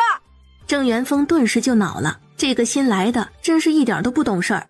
老大，看来这新来的真的是太不懂规矩了。既然这样，那我们教教他就是了，不能让这小子回头给咱们的人丢脸不是？不过他只是不懂，只要您把自己的身份给说出来，那自然就没什么问题了。好，就当你这个小子说的有道理，那可以，我现在就告诉你们新来的3个，这里我最大。以后你们想要在这里好好的发展，想要在这里好好的学东西，那就得经过我，而且绝对不能乱来。哦，为什么？哼，为什么？那是因为这是正氏族学，我们家里头付出的最多，每年都捐款捐物的，你说呢？原来这么厉害，失敬。小弟中午正愁没地方吃饭，不知道大哥是不是可以帮一下这个忙？众元丰及众人顿时无语了，他们第一时间还以为自己听错了，这混账小子说的是什么意思啊？太快出门，结果没听到我娘说的话，忘记了吃饭。大哥家既然如此有钱，中午就请一顿吧，毕竟咱们相识一场，这也能瞧出咱们之间比较美好的友情。哦，对，没事儿，我也想加入，还请大哥多担待。有好吃的带我一起啊，我想吃红烧肘子。我想吃酸辣土豆丝儿。不，那酸菜鱼更好吃。哇，不行了，我要流口水了。大哥，您赶紧的，我要真的吃好吃的，真的好饿的感觉啊！莫名的感觉眼前的这2个人有点脑残。他不由得皱起了眉头，目光看向了一旁站着的王傲轩。这2个人平日里都这么蠢吗？麻烦能不能您用词准确一些，他们并不是蠢，只是俩吃货吧。民以食为天，人又不是土也不是钢，一顿不吃那就饿得慌啊。众人顿时哑口无言，这会儿真的看着眼前这几个人好像是挺傻的，就这样的人也能被送到这里来，也不知道这次的正式组长到底是怎么想的，居然能做出这样的决定来。这样的3个人入了书院以后能带来什么好处，还不得丢人现眼。你们3个跟着我一起出来，我这会儿倒是要好好的给你们教规矩，我这一次倒是要瞧瞧到底是什么来头，一个个的都在我面前装疯卖傻，真以为我好欺负呀？你们出来！你们3个都是新来的，这学堂里的规矩不懂也正常，只是也不能太丢脸了，该听话就得听话，所以现在我就要来教你们规矩。3个人瞪大了眼睛的看着郑元丰。第一，我说的话你们都得听，现在去把地上那个香蕉皮给我捡起来。我去，谁这么不文明，居然随便往地上扔果皮，这也太过分了，要捡必须要捡。说的是，爱护好环境是我们每一个人的职责。来吧，兄弟们，咱们赶紧的开始吧。王傲轩这会儿已经把果皮给捡起来了，不但如此，他还特别有礼貌的看着一旁站着的几个人。请问一下，这果皮要扔到哪里合适呢？荣爵看着王傲轩特别认真的把果皮给扔到了该扔的地方，而后回到了原地。兄弟，看到了没？这就是素质啊！郑元丰顿时有些无语。老大，您的教导我们放在心上了，真的说得太对了，做得也太好了。保护环境人人有责，我们会做得更好的。如果没什么事，我们就先走了。我总觉得哪里不对劲，却又感觉说不上来。今天就先等一等，下午了继续再找他们聊聊。老大，你就这么把那2个人给放过了？说的也是啊，反正我也觉得不是那么对劲儿。对啊，我们是不是上当了？几个人对视了一眼，这种被坑的感觉真的好明显。那不如等回头再继续找他们算账。浩轩，你这气也气得太久了，赶紧与我们重新说话呀！总这么下去，我就要生气了。你生什么气？我当然会生气了。你这么小气巴拉的，我们又没有做什么，你这真的让人挺无语的。那你们2个人知道错了没？知道了，我保证以后再不犯。兄弟，咱们必须团结一心呐！明显那些人很快就要集中起来，跟咱们作对了。这种情况之下，再这么下去，要是什么都不做，那回头在这里，咱们可就没办法立足了。不立足也没什么，你也不会在郑家长久下去，只是暂时待一待而已。话也不能这么说，咱们可以不想着争什么，可也不能被人瞧不起呀。毕竟，咱们代表的可是父母的面子，如果这点事情都处理不好，那以后还能面对什么呀？还不得丢人丢到家去啊！荣爵忽而怒了。王傲轩，你还生气不了？你犯错了还这么凶。牛蛋在一旁顿时一个哆嗦，这个荣爵忽然之间这么凶悍，人家王傲轩能原谅他就怪了。你那么凶做什么？我不气了还不行？牛蛋心中暗道，当我刚刚什么都没想，这2个人真的一绝。以后反正别抛下我一个人做这样的事情。荣爵，你想一想，如果我跟牛蛋一块去别的地方玩，没带你，还不告诉你说，你能忍吗？不能想，肯定不能忍。那牛蛋你呢？我跟荣爵把红烧肉都吃了，一块都不给你留，还根本就没提这一句。靠，绝交！所以你们好好的反省反省你们自己，别什么都整得真的跟是我的错一样。我到底有错没错，你们应该最清楚。这回3个人总算是彼此的关系和好了。这是来教规矩的嬷嬷，这位是张嬷嬷，这位是白嬷嬷。敢问2位嬷嬷以前都是干什么的？我是杀猪的。我是挑粪的。所以你们来是教我这个的吗？当然不是，我们要教给您的是规矩。不过苦也是要先吃，只有吃得苦中苦，方能得人上人。锦娘，你认识我不？我小时候与你关系最好了呢。不好意思啊，我不记得了。你真的对我一点都不熟悉啊，真看不出来。你现在的问题这么大，失忆了还是受刺激了？如果是受刺激了，我也许还能帮你找回点记忆呢。宋时锦的眼睛一亮，真的？当然啦，我们的关系可是真的很好，只是可惜你嫁人之后就不跟我联系了。我还在想着，到底是什么样的男人能让你说嫁就嫁，一点都不反悔，居然连周云言都搭理了，你可真行。洛青青笑眯眯地看着宋时锦，当他提到了周云言的时候，宋时锦就说实话，这会儿还真的有几分相信眼前这个女孩子，可能还真的很有可能了解她的一切，毕竟他可是知道自己与周云言之间的过往的。那既然清楚这个，就说明这个人最起码是对原来的他有几分清楚的。你说的什么周云言？我跟他很熟吗？宋时锦直接忽略掉那个所谓的神经病周云言还找过他的事实，这会儿直接就装什么都不知道是最好的，管那么多做什么？只当不清楚就对了。没想到你居然失忆得这么严重，居然连你以前那么喜欢的云言哥哥都给忘记得一干二净的。那云言要是知道了，那不得生心死啊！我已经是嫁了人了，你说话注意点。你真的忘记了周云言了？你当年可是送给了他好多好多的千纸鹤呢。当年爱他爱得要死要活的，这会儿说忘记就忘记了，这种法子怎么做到的？不然你也教教我。什么要死要活的？什么说忘记了就忘记了之类的？你说的话我这会儿可是一点都听不懂的。话说你不是胡说八道的吧？宋时锦感觉这个洛青青说话是挺口无遮拦的，他是不该相信这个女人说的话的，可是这会儿真的听到了她这么说，他却又有那么一点点的感觉，好像这个女人说的的确是真的，那这可是真的挺可怕的。那自然是胡说八道的，你那种性子怎么可能会为了一个男人要死要活的？我他妈的想弄死你，你信不信？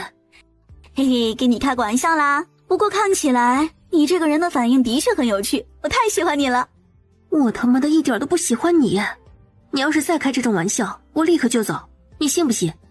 看来你的确是把我给忘记了，居然说话都这么无情无义的了，的确让人看不出来啊。难道是你现在嫁的那个男人给你下了蛊？应该是不至于的吧。下什么蛊啊？你说的真的有点夸张了，夸张什么呀？你以前对我特别好的，你瞧瞧你现在都快要想办法直接把我给撵走了，你什么时候变得这么冷血了？我看你都快变得不像你了。唉，无聊，我已经无聊的要死了，好不容易还有你这么一个好朋友可以来找你玩一玩的，我们还是最好的闺蜜，结果你居然都这么一副样子，真是白瞎了我以前对你那么好。锦娘，你不能这么无情无义啊！我可是你最好的朋友，你居然连我都要忘，你怎么这么没良心啊？你说你叫洛青青？对啊，我就叫洛青青啊。那你到这里来找我，是郑组长给你的消息了？宋时锦，你这失忆的有点严重啊！你居然连你的亲舅舅都只叫郑组长了，而且一点辱没之情都没有了。好吧，我跟你亲舅舅比起来，这样被你对待已经算是很好的了。这么夸张吗？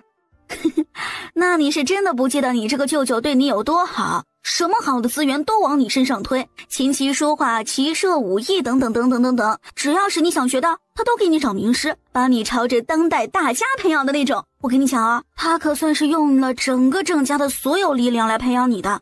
当时族中那么多人反对，他都一声不吭的，只说了要培养好你，那就用尽了所有。他居然对我那么好，可是为什么呀？家族里有那么多的年轻孩子可以帮助的，还有那么多的少年少女们，个个应该也是一样的天资卓绝，天赋也不会太差的。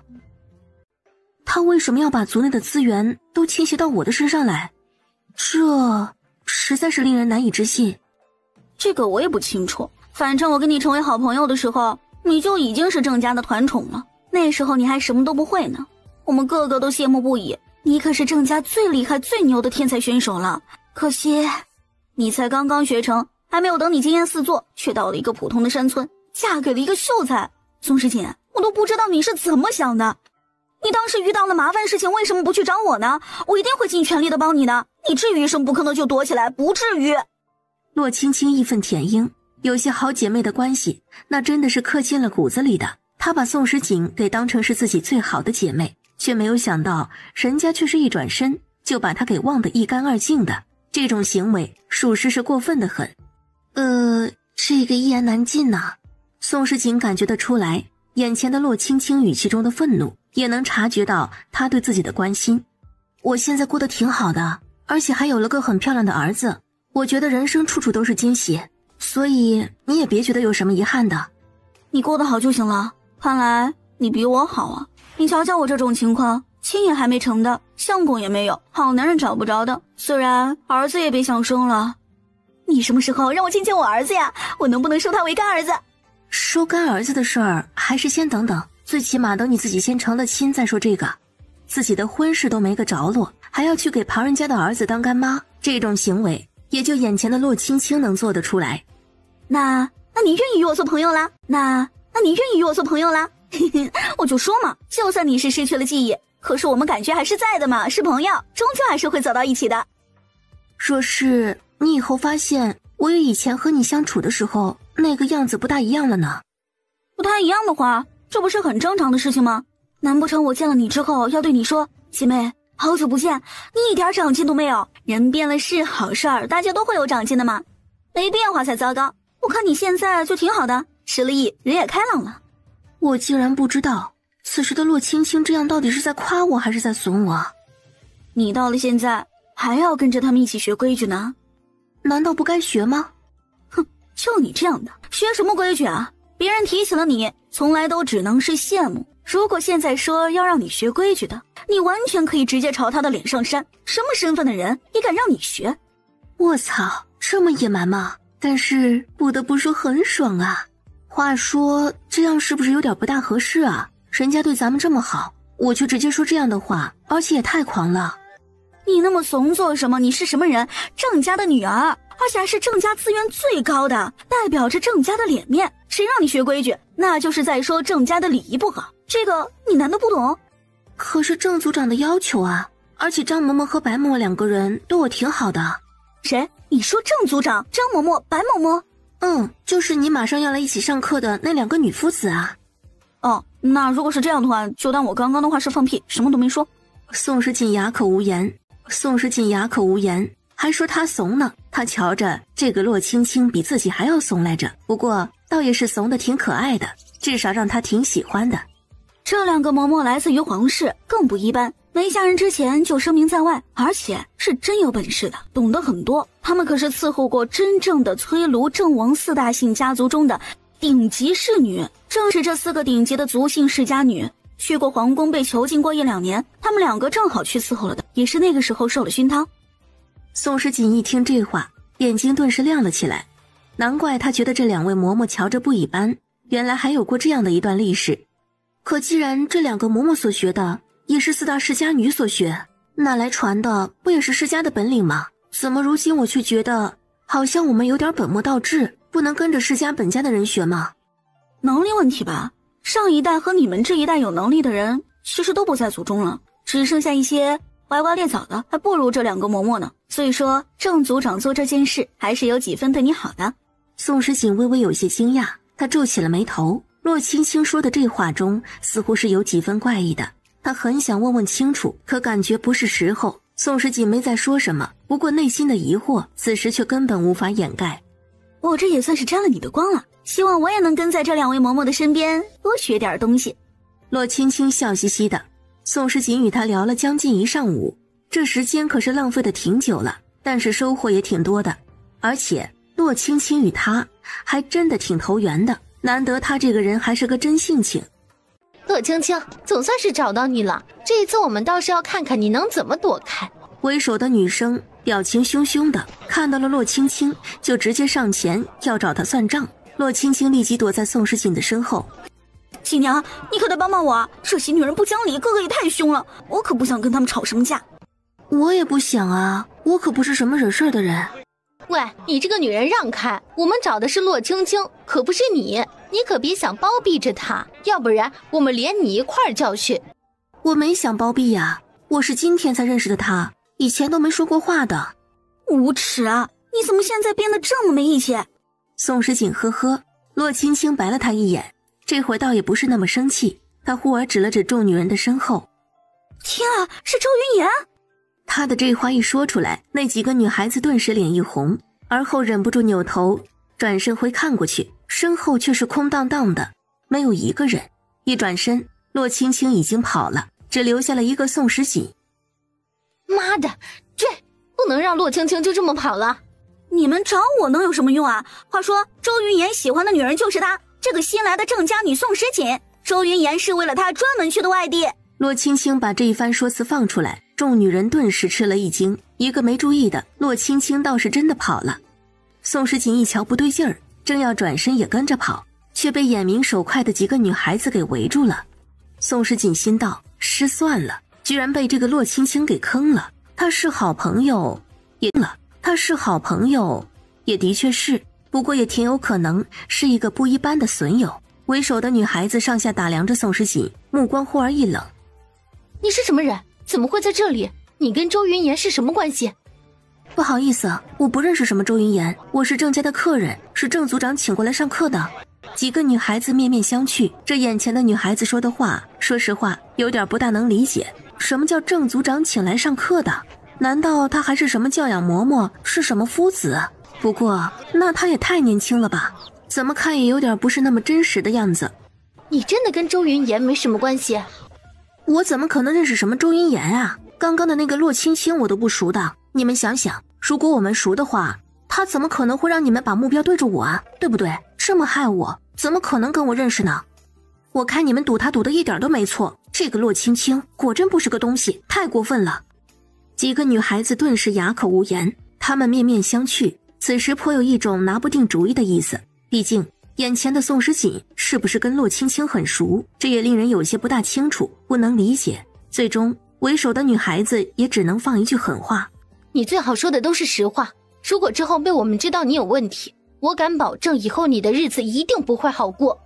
宋时锦顿时语塞，感觉这会儿还真的挺可怕的来着。他不由得叹了口气，之后那几个女孩子就很快离开了。景儿，那几个女孩子就很快离开了。景儿，周云岩几步走了上前，英俊的脸上多了几分喜悦。你回来郑家了？你怎么一见我就躲开？这个自然是因为我不想看到你，也不想跟你有什么牵扯，相信你是很清楚这一点的吧。哎，景儿，我已经知道错了，是我不该过于自信，以为你会在原地一直等我。景儿，你对我来说有多重要，我也是在失去你之后才真正明白的。我只是想要对你说一些心里话而已。他的语气很黯然，再加上身子挺拔，容颜俊秀，如此一个痴情的男子，便是对着任何一名女子做出这样的表白行为，那可是极其令人心动的。周云岩，我们之间再有什么，那都是过去式了。如今我已经嫁了人，还有了孩子了，你再说什么都已经晚了。你以后见到我就装作不认识我，不行吗？宋时锦说完这话，迈开了步子就要离开，忽而周云岩上前走了一步，一把抓住了宋时锦的胳膊。宋时锦一个反应不过来，被他这么一拽，直接因为惯性而差点摔倒。还好周云岩反应了过来，立刻一伸手搂住了宋时锦的腰。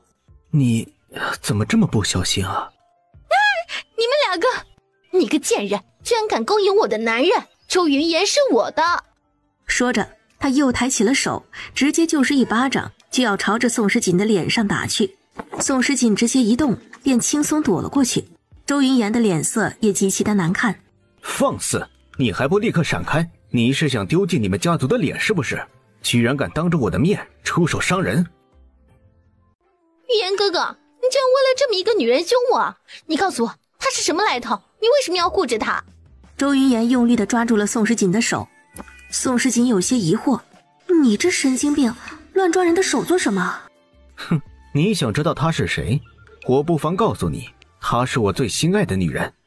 不好意思，各位，不要将这个人说的话放在心上，他也不过是个神经病，我并不认识他。不过就算是宋时锦这么说了，眼前的几个女孩子也是一样的，完全都不肯相信的，反而怒视着他，眼神冷冰冰的，显然此时已经是对宋时锦有着很大的怒火了。锦娘，你不要不相信我说的话，我真的是真心的。你真不真心的跟我这样一个已婚女人有什么关系吗？你已经干扰到我了，而且让我很困扰，你最好不要缠着我，不然我真的不会客气。你这个女人居然敢这么对周云爷说话，你以为你自己是谁？简直太过分了！就是，也不看看你自己什么样子，居然对我们的云岩哥哥这么过分。宋时锦顿时无语了，他居然忘记了周云岩的性格有点毛病，可他身边几个女孩只会向着周云岩，而不可能向着他的。你们不要伤害景儿！周云岩忽而皱起了眉头，而后站在了宋时锦的面前，替他挡住了眼前的这些个女孩子的仇恨的目光。都是我的错，跟景儿无关。妈的，忍无可忍啊！论起装逼来讲，你这完全是可以做到第一了呀！宋时锦深吸了一口气，这会儿的怒火那叫一个上升，二话不说，直接迈步上前，一脚踢在周云岩的腰上。周云岩还没有反应过来的，直接感觉自己腰部一疼，而后身子不由自主地往前一个移动。如果不是他反应过快，刚刚的那一下，估计他也早就已经就此摔倒了。周云岩顿时语塞，几个女孩子瞬间就惊呆了。此时看着眼前的宋时锦的操作，这会儿有点感觉懵了。周云岩看着眼前的宋时锦，刚刚还想说什么的，却被宋时锦的话给堵住了。给我滚！周云岩，我管你是什么来头的，以后我见你一次打你一次。妈的，真是受够你了！还有你们，别以为我是个好人，我可绝对不是。你们一个个的喜欢谁是你们的自由，不过麻烦你们也听一听我说的话，不要当我说的话是不存在，再在我面前这么作死，我就送你们去死。下一次再来找我的麻烦，先记记后果。说着，他直接拿出了自己随身准备的一把使着顺手的防身用的匕首，反手就是那么一下，将眼前的刚刚最为嚣张的女孩子的头发直接割了一段。眼前的女孩子们瞬间就被眼前的这一幕给震惊了，一个个都这么看着眼前的宋时锦，而后一句话也说不出来。这也太恐怖了吧！宋时锦将手中的头发往地上一扔，而后转身就走。周云岩揉着自己的腰，眉头紧皱，锦儿看起来好像与往日又有一些不一样的地方了，可是到底是哪里变得不同了，这点儿他也说不上来。刚刚的宋时锦的粗鲁是他以前怎么也没有见过的。他紧握了一下手，忽而语气阴冷，他的目光冷冰冰的看向了四周那几个刚刚惹了事儿的女孩子们。滚！周世子喜欢我这位锦表妹，没想到你们还有过这么一段过去。可怜我居然还不知道你们之间曾经有过这么一段往事的，现在看起来还真的挺有意思的。你这话什么意思？周云岩可不觉得自己到郑家来受到了邀请是偶然，怎么宋时锦才回到郑家他就被邀请了？如此看起来，郑家人要是没有一点的嫌疑是不可能的。哼，刚刚的那一场戏不就是你们郑家人想要看到的吗？怎么样，本世子亲自下场表演，郑公子你看的可还满意？瞧你说的，我与你的立场自然是一样的。周云岩信他说的才怪呢。相信我说的，我们所有的人都认为我这个锦表妹自然是要配上皇亲国戚的，她毕竟那么优秀不是？可惜的是当年是我对不起她，所以现在的她愿意承担所有的打击和痛苦。我不管你们郑家人想要做什么，我只说一句，最好不要让景儿感受到受伤和难过。周世子这话说的，我这个表妹也不傻，她可是聪明得很。她若是不喜欢不想做的事情，你刚刚也瞧见了，逼她的后果可是很惨烈的。话说我都没有想到，我这个表妹看起来性格好像软软的，长得也是那么一副温柔似水的模样，真的凶悍起来那比想象中要可怕的多啊，而且颇有一种天不怕地不怕的架势。不得不说，周世子的品味挺独特的。放到他的身上，这种凶悍到了极致的野蛮女子，他可是碰都不敢碰的。这么看起来，眼前的周云岩的确让人意外。周云岩听得出来郑白熙说这话的讽刺，他也丝毫不在乎。锦儿是这个世界上独特的女子，她值得最好的，希望你们说的是实话。你们说的针对那位的事情开始了。那是自然，本来还想放任她再成长一段时间，可没想到她成长得太快，已经令我们有些承担不住了，放任下去恐怕会更为严重。既如此，那就在苗头没有升起之前掐灭了便是。周世子所想亦是我的想法。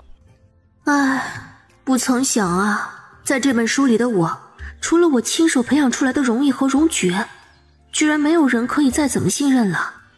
哼，你们想当年的做了这些，也希望自己有那个能力承担后果。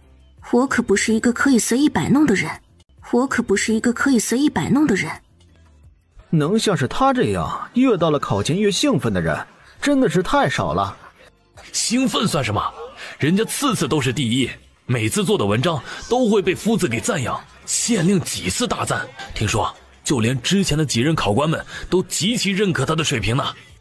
这些不算什么，关键在于他低调得很，帮了官府破案，出了名之后拒绝了挺多人的妖艳，却没有得罪一个人，你们说奇怪不奇怪？真的是这样？这大概就是天赋吧。抱歉啊，我把你给卖了。哼，这个丫头倒是挺诚实的。你可不要不理我啊，咱们可都是好姐妹的，你要是真的那么对我，那就让我太伤心了。有这样随时会出卖朋友的好姐妹，我怎么觉得并不是什么好事儿？你不把我弄死就算好的了，何必假惺惺的，看着就让人反感。不至于的，我那时候不是知道咱们怎么样才能好过吗？你看最后不是什么问题都没有吗？况且我被那些个女孩子给讨厌了什么的，也主要原因都在你身上，毕竟真正的周云岩喜欢的人还是你，又不是我其实也在给你背黑锅的。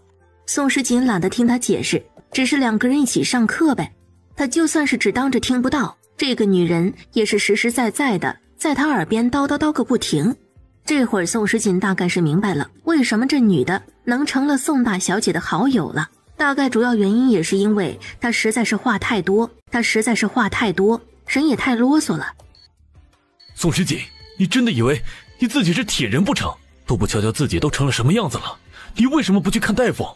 容易很少直呼宋时锦的名字的，他一般都叫她锦娘，后来叫她娘子，这一次他可是真的恼了，直接就称呼他的全名了。我以为我自己能扛得过去的，我都生病了，你还这么凶我？谁让你不知道找人照顾你？你让我说你什么好？你先躺着，我给你找大夫过来，我给你煎药。你怎么知道我是不想煎中药，所以才不愿意看大夫的？先睡着，等会儿我过来。宋时锦心底想不明白，这个男人怎么会出现在这里？怎么会此时在这儿要照顾着他？怎么此时也没走开？可他想不明白不要紧，他只要在这儿说了那么几句话，他便觉得安全感十足，好像那种无所依靠的世界忽然之间就明朗了，他可以彻底的放轻松，可以彻底的安心了。舅舅，白皙，你这考完了试了？考完了。你这下午才艺考完，这会儿就急冲冲的赶来，吃饭了没？未曾。不如一道吃个便饭，我也好检查检查你的学业，这么多年了也没了解过，正好这一次看看你的实力。多谢舅舅的关心，不过锦娘生病了，我得照顾她，一切的事情就等锦娘好了再说。我去厨房给锦娘煎药，至于舅舅之后要问功课之类的，暂时也不急。容易说完，也不管眼前这两个人怎么想，转身就朝着厨房所在的方向走去了。郑组长和郑白皙顿时哑口无言。郑组长看着容易离开的背影，眉头微微皱了起来。不知道为什么，我总有一种被这小子看在眼里的感觉。他刚刚的表情是什么意思？我也有这种感觉。可能这种山野的秀才并不知道我们郑氏家族有多强吧，而且他这种长相被达官贵人们吹捧着，大约是习惯了，也有可能就真的飘了。说的也是，可惜天下人被容颜所诱惑，又怎么能知道真正的强者还是主要看实力的。如果没有真才实学，如果没有可以一呼百应的影响力，那又能如何？所以你可不能学了他那般目中无人。我知道了。哎呀，荣爵，没想到你爹那么优秀的人，在这也要被人给瞧不起啊！这些人可真是够挑的。这很正常吧，毕竟他们以为他们自己很了不起，其实不过就是井底之蛙，自以为是。我娘说了，这就是站得太高了，脱离了真实了。呵呵，这族长还说让人不学你爹目中无人，却完全看不到自己有多高。这人啊，总是说别人容易，说自己难，反正怎么也是瞧不见自己的缺点的，旁人的那就是一大堆了。这个荣爵的爹真的是够狠的，都这么虐荣爵。每一次宋时锦生病了、难受了、痛苦了，他都要让荣爵过来瞧瞧，要让他记住他娘受苦的样子。果然如锦衣说的，这荣爵的爹的确是个变态。王傲轩冷笑着，觉得这些大人有时候比小孩子还要好笑，他们都能看穿的事情，可惜这些人却看不穿。刚刚我爹说什么来着？我娘生病了。我娘是什么时候生病的？难不成这几天我娘天天在床上躺着，不是因为懒，而是因为生病了？荣爵的眼睛顿时睁大了，他立刻想到这几天娘亲的表现。一开始他还不觉得这有什么的，现在看起来果然是他太愚蠢了，居然连他娘生病了都不知道，这也太不孝顺了吧。不行，我要去看看我娘去。问题倒也不大，就是人受点罪，脾胃失调又上火了引起的。如今这天气又热，一个不小心就会犯点风热，实在不行扎上一针，他就能好。我来就行。说的也是，你这个秀才自己平日里医书也读了很多的，学也学了不少了，怎么如今反而让我来给你媳妇儿看起病来了？真是令人费解。我不信任自己的能力，总要确定点好，毕竟关心则乱。但凡是宋时锦的事情，他因为太过于认真，总是对自己没有什么信心。剑老听到容易这样的话，终究是叹了口气。你倒是个痴情的种，放心吧，没什么大事。爹，娘生病了。她病了，东爵，你可知错了。东爵，你可知错了。知错了，以后我一定更认真的看着娘，第一时间就要发现娘的不对，保证不会有下次的。我来看看你娘。荣爵乖巧的上前，王傲轩心想，都说了我来照顾你吧，你偏偏不让，居然又烧了几天，你真是想要气死我吧？他不免对着自家这个兄弟有些心疼了，心疼他这么小的年纪承担了不该承担的一切，不过大概也没什么办法，荣爵自己也挺自责的。好烫，爹，娘的手好烫。他这已经烧了好几天了，是得吃点药才能好了。宋时锦到了晚上的时候，终于睡醒了。他看着眼睛有些发青的容易，一时也有些心疼了。你有让剑老给你开点药喝喝吗？毕竟你的身体也看起来并不怎么好。无妨，我只是有点累罢了，不过还能扛得住。之前练剑要比这个辛苦。我想洗个澡，这种情况我感觉自己肯定是没法子睡得好的。你这样的身体还不能洗，一洗再一凉又要烧起来了。可这样他真的会疯掉的。我帮你擦身子，擦完了再帮你换一套新的床单被罩就是了。这个就没那个必要了吧？不，锦娘，这很必要。你如今也已经不再出那么多汗了，的确是擦干净了，会睡得更舒服一些。你躺着别动，我来就可以。宋时锦一时语塞，为什么他总觉得这容易说这样的话，好像有那么点耍流氓的意思？可他如果不同意的话，那浑身又热又出汗的，肯定特别难受。你看，可以吗？宋时锦忽而有些羞恼地瞪了他一眼。别问了，你再问我可就不洗了。容易看着他，先是愣了下，而后忽而又笑了起来。锦娘不必害羞，你的心意我都懂得，我们这也没什么，不是吗？还没什么呢。宋时锦深吸了一口气，怒视着眼前的容易，一时也不知道该说什么了。这个该死的男人总是有办法让他只想找个办法弄死他得了。锦娘，水都已经准备好了，我扶你到椅子上坐着吧。宋时锦自然是不想直接在床上擦身子的，他又不是不能动，只是不能着凉而已，所以坐在椅子上洗干净就可以了。不然我就随便的弄一弄就行。你不是还没有洗澡的吗？不然你也先洗一洗。好了，锦娘，我知道你在想什么，放心，我不会对你怎么样的。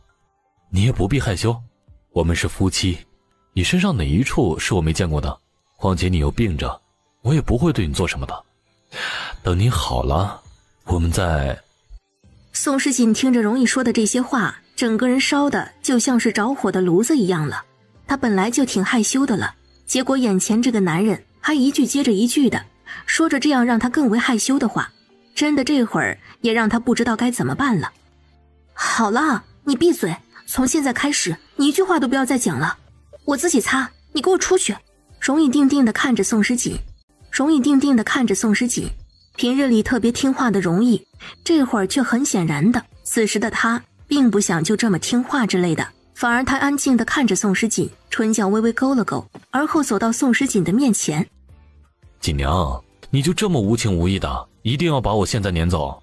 可我现在可是一刻都不想离开你，你可知道我在考试的时候想的都是什么？我只想着要赶紧考完，只有立刻考完了，我才能尽快的看到你。好在我也终于考完了，而且也回来了，也看到了你。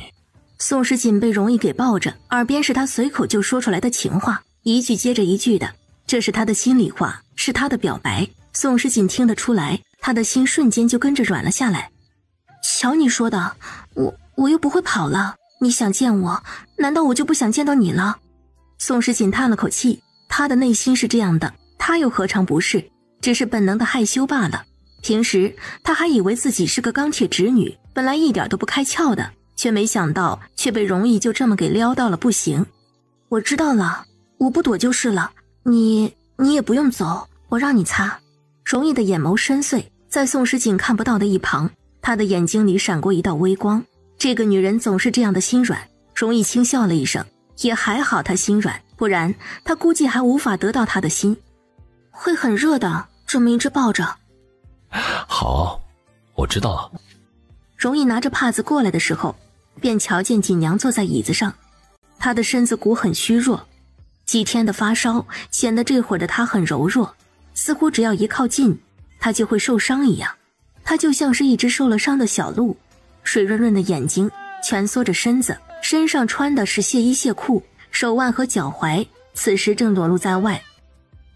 怎么样，现在还觉得难受吗？肯定啊。那我开始给你擦身子了。宋时锦忽而一噎，而后把自己的眼睛闭上了。算了，目前这种场景实在是太暧昧，太给力，太让人无法忽视了。他好像也只能是躲着点比较好，只当自己没有瞧见好了。站起来试试，你可以扶着我，你坐着有些地方我会擦不到。他睁开了眼，正看到容易穿得整整齐齐的，一本正经的，果然拿着帕子在看着他。而他则是典型的衣衫不整，上身只穿了件肚兜，雪背大大的敞着，下身穿着白色的亵裤，这样的他更诱人。容易的眼睛像是会吃了他一般，此时连要移开的意思都没有。你快点擦。容易点点头，他继续开始了他的慢活，倒是真的挺细心，挺认真的，像是要将宋时锦身上的每一处都给擦洗得特别干净一样。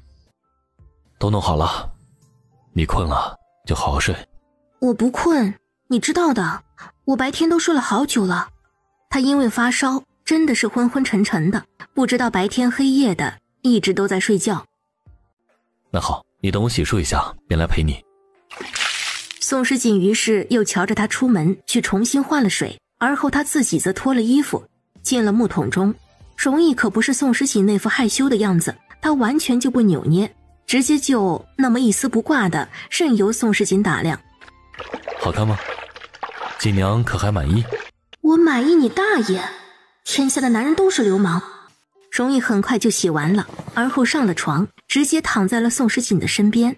宋时锦听到他的呼吸声，就跟着很紧张。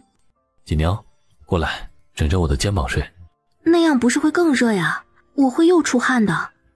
好，那就这样，让我看着你。宋时锦一时语塞，这男人真的是随时随地的在肉麻呀。锦娘，你真好看。宋时锦翻了个白眼儿。一哥，你能不能正常一点儿？你这样我害怕了。那好，那我就不说了。你怎么跟郑组长说的？而且还能在这里照顾着我，他们没有为难你吗？郑组长是你舅舅，你这样叫他？对啊，反正也不熟，那么多年都没见过了，忽然之间再出现，说没有猫腻，谁能信呢？他们为难不了我，倒是想，只是毕竟那个水平就还差了点，还不能把我怎么样。而且文人风骨，百年世家嘛，自然也是很要面子的。人都是自私的，本性不然就是如此啊，所以要有很多很多的规矩来要求自己，要让自己学会克制，学会自律，活得比较不容易像个畜生。所以如果把一个人想得特别特别的完美，其实不过就是在欺骗自己。大部分的人真的不可能有多完美的，便是家世也是如此，所以你就算是讽刺也没用的。人好人坏，人有没有风骨，平日里是瞧不出来的，一两件小事也瞧不出来的。容易深深地看着宋时锦，这会儿就沉默了下来。宋时锦没再继续，他挑了挑眉，瞧着眼前的容易，忽而道：你这么看着我做什么？感觉怪怪的。这有什么怪的？我就是觉得锦娘极其的聪慧，而且说的很多话都挺对。哼，你就去取笑我吧。大概是聊了一些正经的话题，宋时锦倒也没有之前那么慌慌张张，那么紧迫的感觉了。之后他倒是把自己回到郑家这段时间所经历的奇奇怪怪的事儿也说给了容易听。容易，所以你觉得这些人把我留到这儿到底是什么意思啊？而且我那个舅舅郑组长对我那么客客气气的，我听了洛青青说的话，好像他还将整个郑家大部分的资源都用在我一个人的身上，这样才培养出来一个我。可是培养出来了，却又放任我出事，嫁给了你之后，他们却一直都没有出现过。这一系列的事情让人感觉很奇怪，特别的不正常。算是吧，你娘家的事情我也不是太明白，如今能做的也只有慢慢调查，慢慢取证。现在倒也不是太急，毕竟没有实力对抗的话，我们过早的掀开事实也没什么用。宋时锦听到这里，倒是听出来了容易语气中的郁闷。宋时锦顿时乐了起来。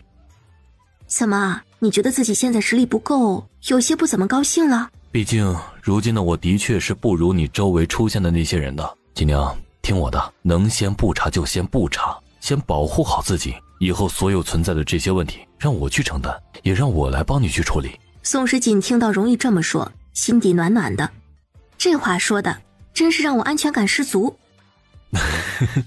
那要不然你给为夫奖励一个？平日里的工作辛苦，若是能得到些许娘子的奖励，那便是最好的了。想得美。容易又往里头追了追，贴得宋时锦更为紧密。你说呢？既然是想了，那自然是要想得美一些的，不是吗？宋时锦顿时哑口无言，这一下躲无可躲了。宋时锦睁大了眼睛看着容易，你这样的表情是要让我再往前靠近一步的是吗？宋时锦的才不是3个字还没有说出口，他的唇就这么被容易给吻了上去。宋时锦顿时呆住了，话说这一下感觉自己失算了，容易这也让他实在是有点克制不住啊。话说这的确是天下的男人，如果都是像容易这样子的话，女人哪里还有活路啊？还不得全然就是人家拿捏着了，想怎么地就怎么地了。好在容易的确只是希望跟宋时锦靠得近一些，至于别的想法，那也是真的暂时没有。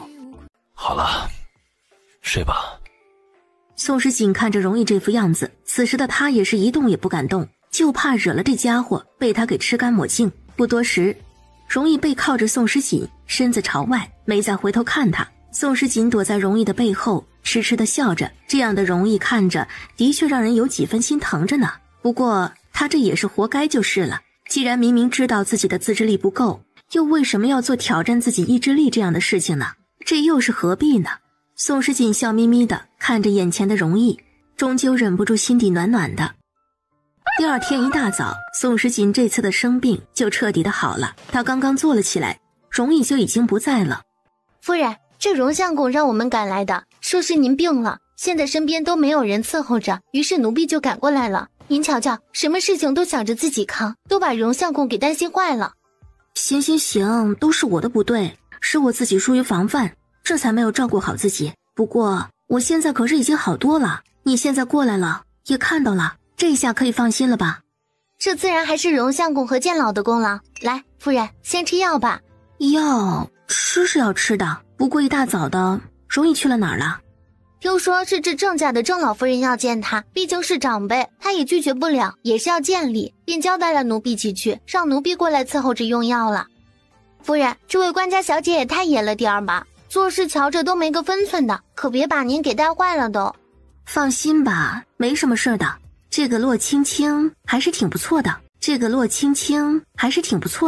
而且之前我生病的时候，还是他在一旁照顾了我的。他其实人挺不错的，就是看起来这个性子有点不怎么受拘束。那奴婢去把洛小姐给请进来。说着，木木便出了门。不多时，洛青青便从门外冲了进来，一进门就是噼里啪啦的对着宋时锦一顿指戳。都说了我来照顾你吧，你偏偏不让，居然又烧了几天，你真是想要气死我吧？没那个想法，其实你还没有那个想法呢，没有那个想法，都已经闹成了现在这个样子了。如果你有呢，那你是不是就要上天了？洛青青这话说的，宋时锦直接不接话了，毕竟也是他做的不对，所以说这人说什么也就随着他去了。现在这种情况，宋时锦也还是挺好说话的了。洛青青没好气地看了一眼宋时锦，而后上前想要伸手探一探宋时锦的额头，只是还没有摸到的，就被宋时锦往后那么一躲给躲了开。你居然还这么见外，我都对你这么好了，你这个没良心的。这个我自己也控制不了，这身体自然而然的对你起反应，也不能就此怪我不是。好了，不提这个了，我看着你今天的精神好了，那就可以了。哎，听说你相公来了，人呢？让我见一见。我倒是对一个能把周云言都给打败的男人挺感兴趣的。这个他被郑家老夫人给叫走了，具体会发生什么，这个我就不知道了。你这个人可真的是太奇怪了，说实话，我都怀疑你跟你男人之间的关系到底好不好了。他如今已经被郑家老夫人给叫走了，这会儿可是正危险着呢，你居然一点反应都没有，这实在是太不正常了吧。而且还有一点也让人挺好奇的，我是个年轻漂亮的女人啊，而且还是外面的那种挺可怕的女人，你就这么放心让我去见你外公，你这心也太大了吧。如果以正常人的思维来说，你说这话是一点错没有的，只是我这边的事儿其实挺不正常的。洛青青满脸不解，就是说问题不在我的身上，是因为容易这个人不能以常人的思维来想他。你说的这话让我更觉得有些奇怪了，我还挺好奇你说的这话到底是什么意思啊？什么叫不能以常人的思维来想这个人？话说你自己能明白你自己在说什么都不能？天下的男人不都是一样的吗？不看好你男人，你早晚会吃亏。也不一定吧。你知道不，在男人的眼中，女人就跟金银财宝一样的，正妻是正财，妾室外室等的那些就是偏财。所以，你觉得有人会拒绝送上门的钱没？就问你，如果有人送钱给你，或者地上有无主之钱，你就算是个有钱人，你会不会捡？会。对啦，这就是人之性。所以说，你千万不能任由旁人接近你相公，你要把所有未知的麻烦的苗头都给掐死才行。这个我之前就明白了的，只是你没见过容易，自然不知道他是个什么样的人，会有什么样的行为和做法。他真的可能与你想象中的不太一样的那种。是吗？天下居然还有你这样对相公的，我看你呀，早晚会吃这点亏。宋时锦微微一笑，心底却是丝丝的甜意。这个嘛，我自然是相信容易的。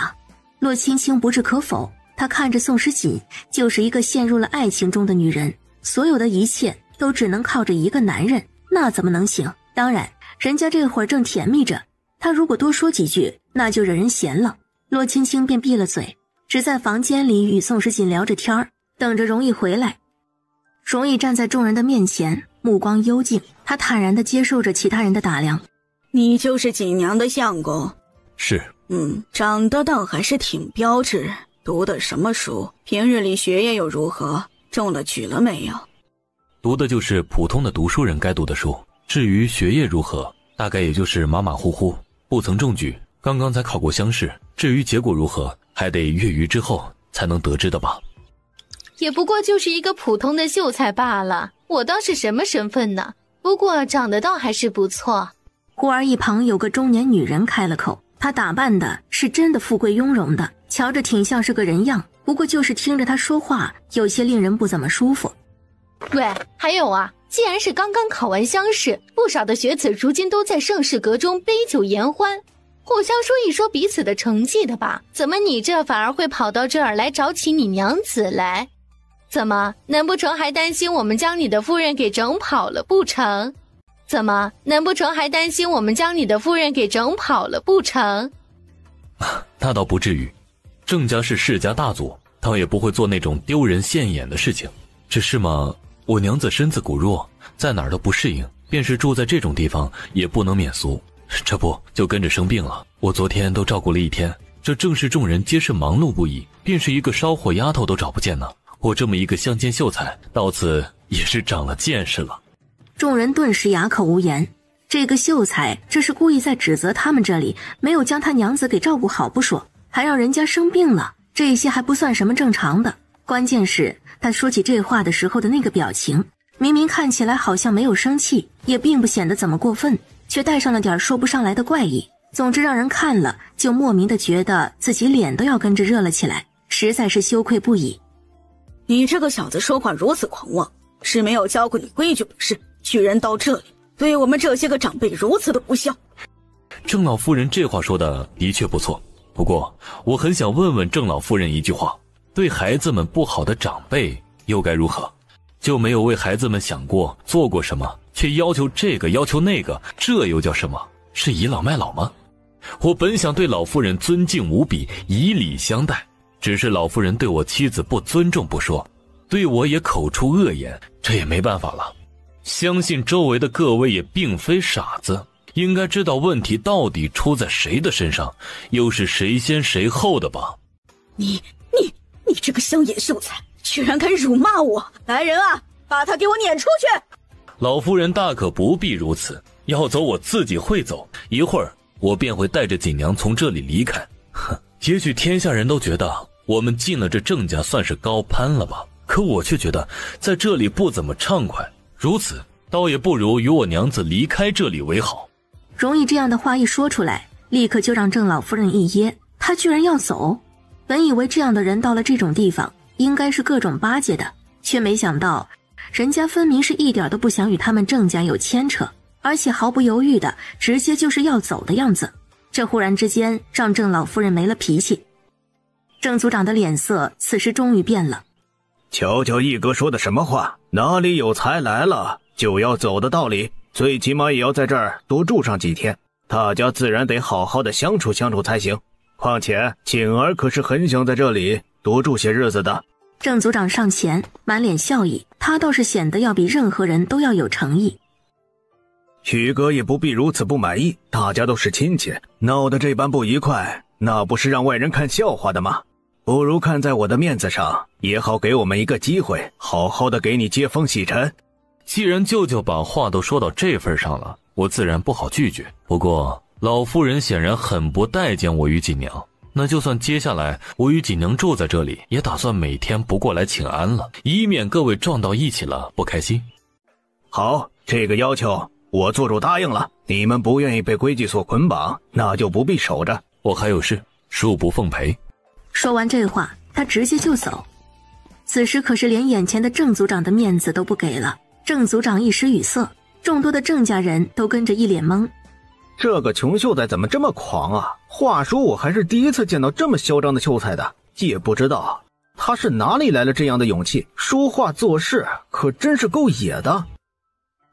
就这么一个没规矩的两个人，你就偏偏的那么重视我们的儿子，你却是那么养着。郑族长如今倒是好大的威风了。这些你自然是不懂的，既然不懂，那就不要多问，问了也是白问。你这不是一次两次了，你的儿子就是废物，旁人的却是天才吗？你把宋时锦那个丫头看得那么重要，你当我不知道你心底在想些什么？我告诉你，这绝对不可能。你别胡乱插手，我警告你不要让我的努力功亏一篑，要不然我不会放过你。郑夫人冷哼了一声，一甩袖子，气得就此离去。娘，你这是怎么了？莫不是又跟爹吵架？郑夫人在郑家的地位那也是相当的高的，没什么人敢直接惹她，而惹了她的也完全不必想，只有郑族长一个人。你爹真的是已经疯了，他根本就不知道自己在做什么，一心一意的只是为了别人，他何曾想过你们？爹有爹的想法，爹有爹的想法，放心好了，我与白雪也不是那种小气之人，有些所求的事情并不是一朝一夕的，而是永远的，所以如今的这种小事最好还是忍一忍为妙。你与你爹一样，每次都会拿这种话出来堵我，好像我说的都没用一样，真是气死人。好了娘，别生气了，气坏了身子那可不值得。爹不疼我，不是有你疼我的吗？他做什么让他去做，女儿有您一个就够了。郑白雪不愧是聪明的很，知道这会儿说话定然是不能过于与郑夫人过不去的，反而得顺着她的心思才最重要。就你嘴甜，你这种性子那可怎么办？以后还不得要被人给欺负死了？谁会欺负我呀？我这身边不是还有您跟父亲的吗？我们也不能护你很久，这些事情早晚还是要靠你自己解决的。不过以后有什么了，多问问你哥，他总能给你一些意见的。郑夫人看到了自己的一双儿女，那之前的火气果然在这会儿小多了。不多时，她便心情很好的离开了。容易好容易回到宋时锦的院子里，刚刚才看到自己媳妇儿，正要松口气，却又被一个女人这会儿给盯上了。那个女人一双眼睛紧紧地盯着她，这让容易整个人都是一懵。你就是容易，锦娘的相公？锦娘怎么给自己找了这么大的一个麻烦？容易的眼睛微微一眯，心情此时颇为不悦。这个女人说的什么话呀？她这话是什么意思？好啦，洛青青，你不是要看我相公的吗？如今都已经看到了，你还不走？锦娘，不行啊，这个男人长成这个样子，那以后可是有你的受的，这样的男人你能管得住吗？容易的手指忽然就痒了，他的目光落在洛青青的身上，想起了之前他在山上逮着的兔子，蹦跶个不停，难道不是想快点死？毕竟一点都不乖。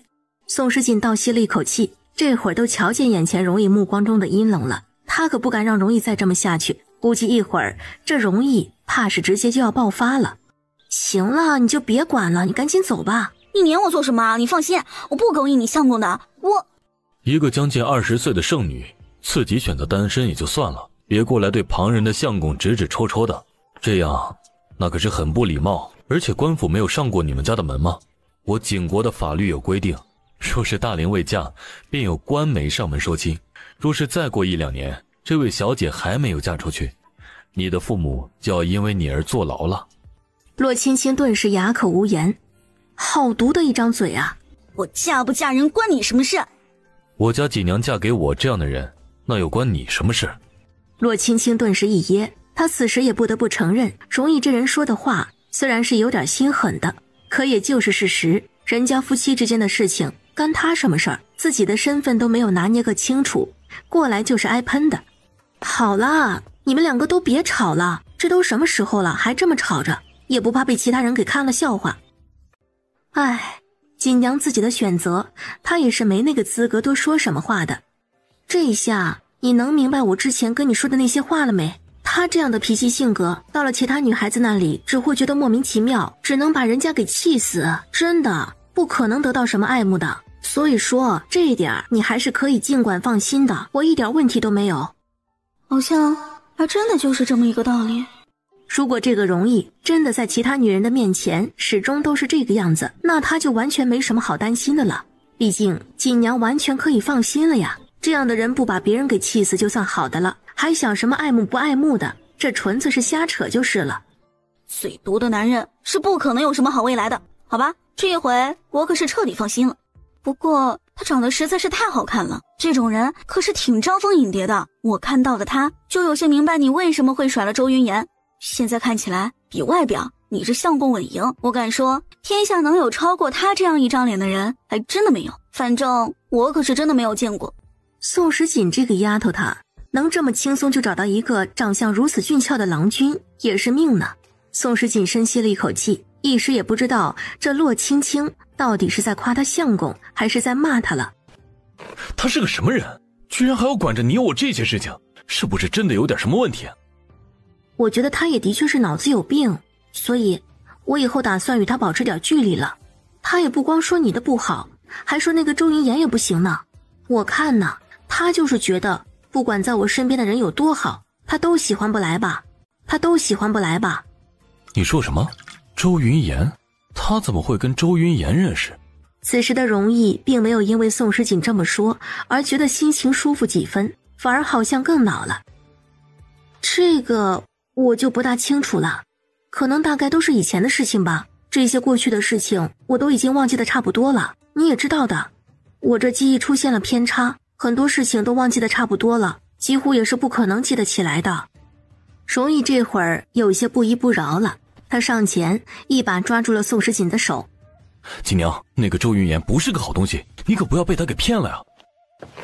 我都跟他没说过什么话的，虽然只碰到了那么一次，不过感觉不是特别好。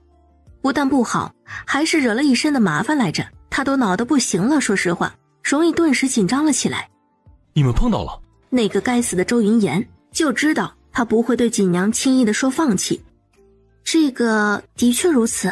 怎么，你很不开心吗？是不是我们这么见面让你觉得很不开心呢？对，不开心，我很不开心，不仅仅不开心，而且还觉得很担心。锦娘，那个男人又有权势又有地位，而且长得也还凑合，虽然不至于有我这样的容颜，可是到底是很容易就会造成我的威胁。锦娘，我有些很担心。好了，你说的我都明白。一哥，你放心，我一直都懂得一个道理，己所不欲，勿施于人。我不想一些事情在你身上发生的，我便不会让这些事情在我的身上发生。我不想你被其他女人给牵扯上，也不想你与我之外的人有更多的牵扯。既然这样，那我就不能做对不起你的事。所以说，一哥，你也根本就不必担心什么，不管那个周云言是好是坏，对我来说都不重要。宋时锦看着眼前的容易，对他说着自己的心里话。容易的目光幽深，眼神中多出了几分温柔。一哥，你为什么对你自己始终这么没有自信呢？在我的眼里，一哥不该如此没有自信的。你要相信你自己，既优秀，长得又好看，天下的男人没有一个比得上你的。我的锦娘还是这么好，我如今便是更舍不得了。说着，他将宋时锦紧紧地抱在怀里。好，你说让我不吃醋，我便不吃醋，以后也不会做这样的事了。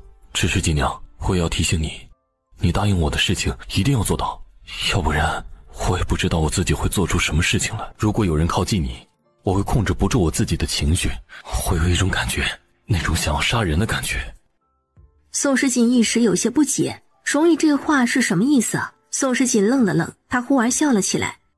所以说你这就是吃醋啊，是很正常的反应啊。其实你这样的情绪我也会有的。容易一呆，你也会有？很正常的，我们每一个人的想法即使不同，在一些事情上也会有共通之处的。我在看到你与其他女子走得太近的时候，我也会很不开心，而且也会想着恨不得就将对方给撵走。如果你对我不好，我还会想着要在什么时候弄死你。弄死我？对呀，每天都想弄死对方100遍，不听话就想弄死的那种。有的时候我还会想着，你走在路上，忽然天上掉下来一块大石头，你一个没注意就被这大石头给砸中，而后昏死了过去，或者走着走着就掉进了粪坑里。容易顿时无语。女人有这么可怕吗？所以啊，你的这种想要弄死别人的情绪是很正常的。哦，原来这样。不过嘛，人怎么想是一回事儿，可是会不会行动却是另外一回事儿。便是你想的很多很多，可是最后没有一件去执行的，那么其实也就说明了，你并不会如你之前想象的那么去做，那你其实就还是一个好人，只是你会以为自己很可怕而已了。我们人类的脑洞是很大的，可是脑洞很大，内心的欲望也很多，总有些想做而不敢去做的事情，这些其实都是很正常的，可是做不做就是很重要了。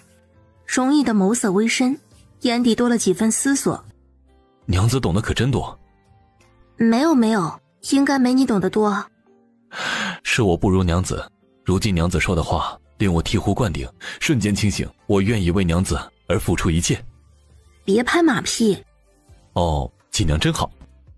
对了，还没有问你，这次的考试感觉效果怎么样？有没有让你觉得很难的题目之类的？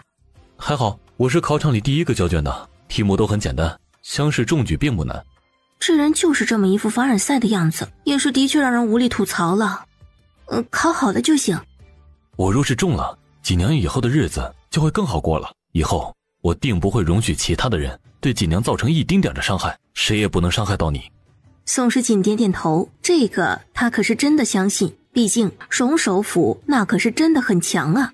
你现在也回来了，你觉得我们如今要不要回家去？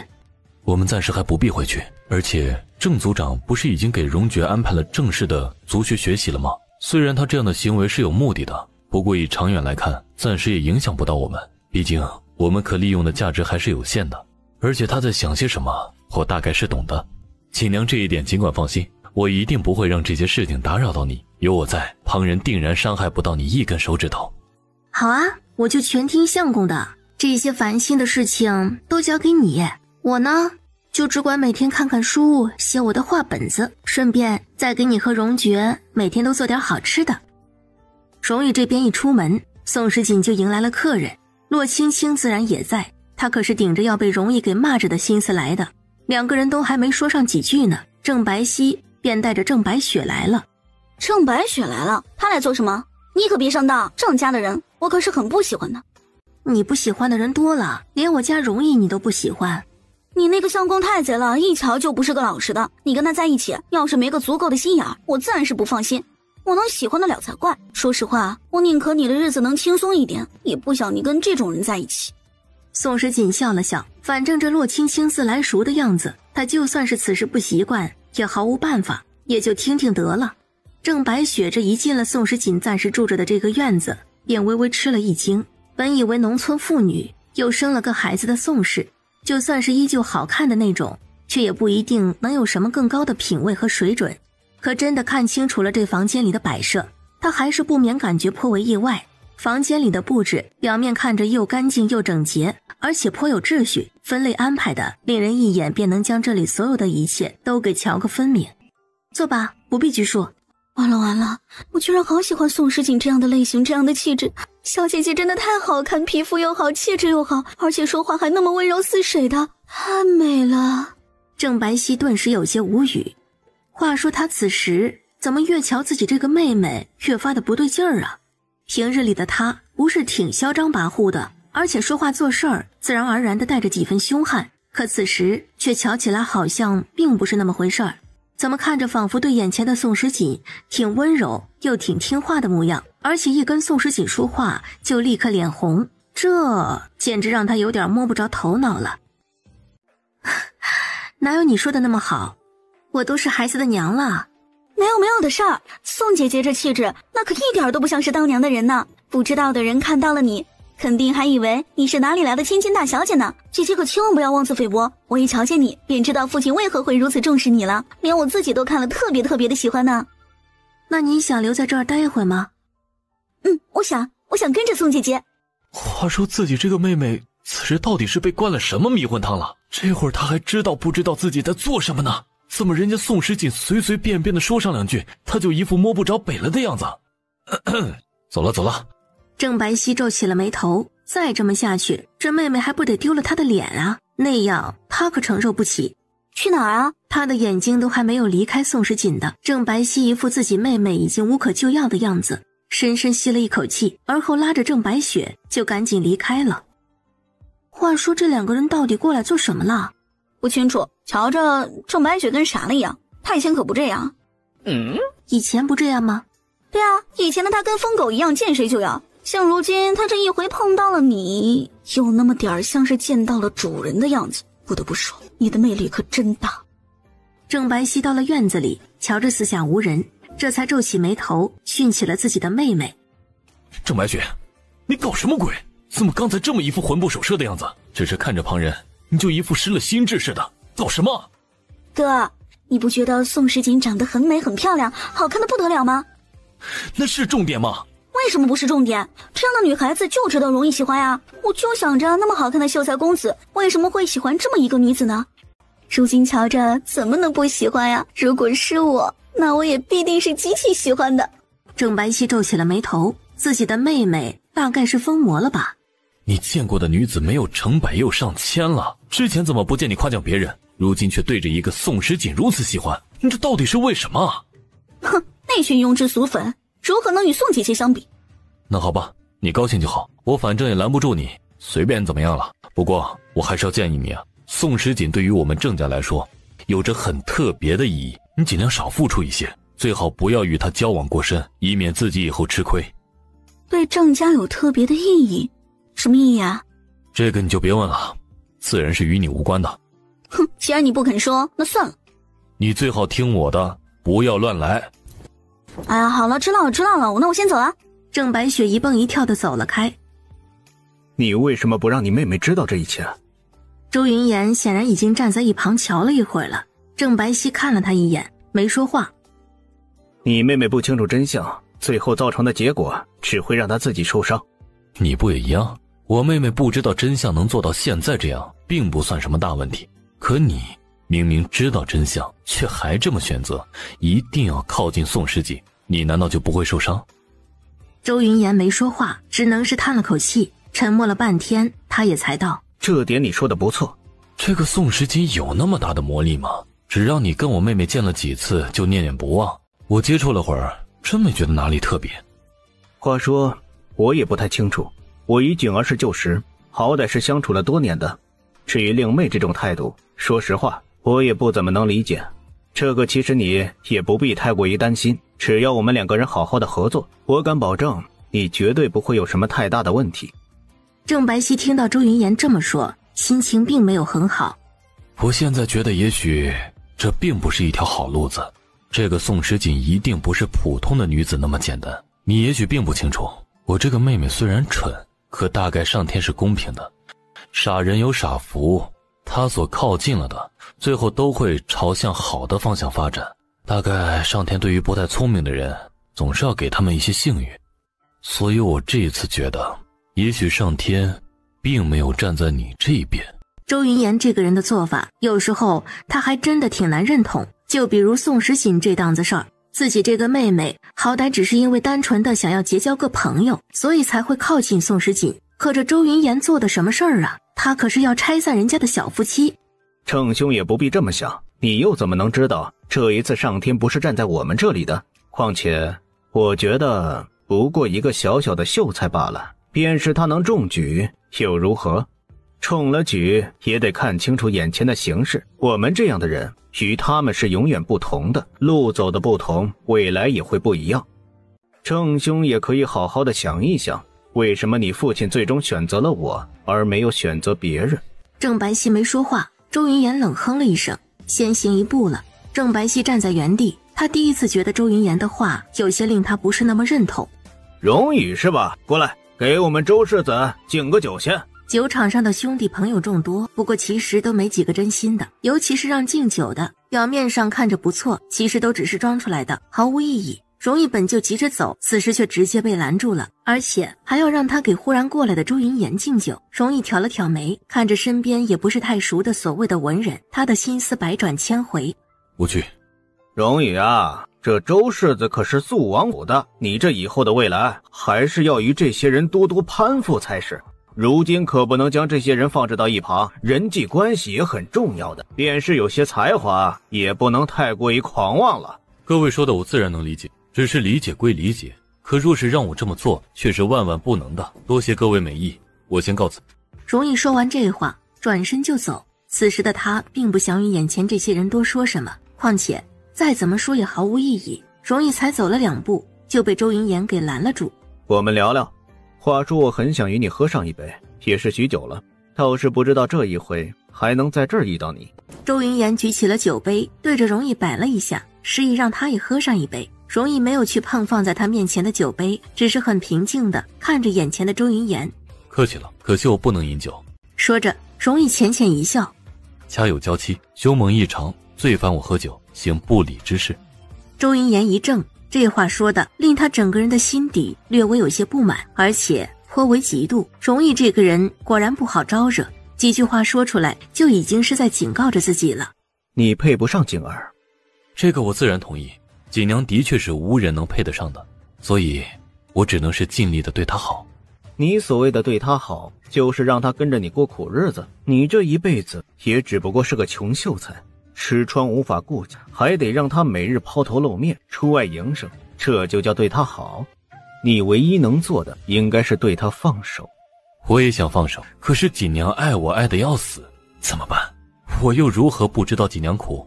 只是锦娘生性倔强，我就算劝了她1000次万次，一样都是没用的。她死活离不开我，你说又能怎么办呢？胡说八道！哼，怎么了？就这样你就生气了？不过就是随便说你2句，你就气成了这个样子。那你刚才在我面前提起锦娘的时候，我又会如何的不生气？或者说不想弄死你？周世子，我不管你有多么美好的未来，也不想知道你想做什么。我不过是要提醒你一句，锦娘是我的妻，所以任何人都别想影响到我们2个人之间的感情。我这个人脾气不大好，尤其是对不知轻重的人，更是不会有什么好脸色，望你周知。容易这话说出来，直接就让眼前的周世子整个人的脸色更为难看。可他此时却的确如容易所言的，说不出来什么多余的话来，也没办法反驳，毕竟一纸婚书注定了身份。锦娘她曾经爱的是我。周世子，你也说了，那是曾经，过去的事情如今看起来也早就已经过去了。既然这一切都已经是过去式了，现在的你就算说上1000遍10000遍，那又能有什么意义？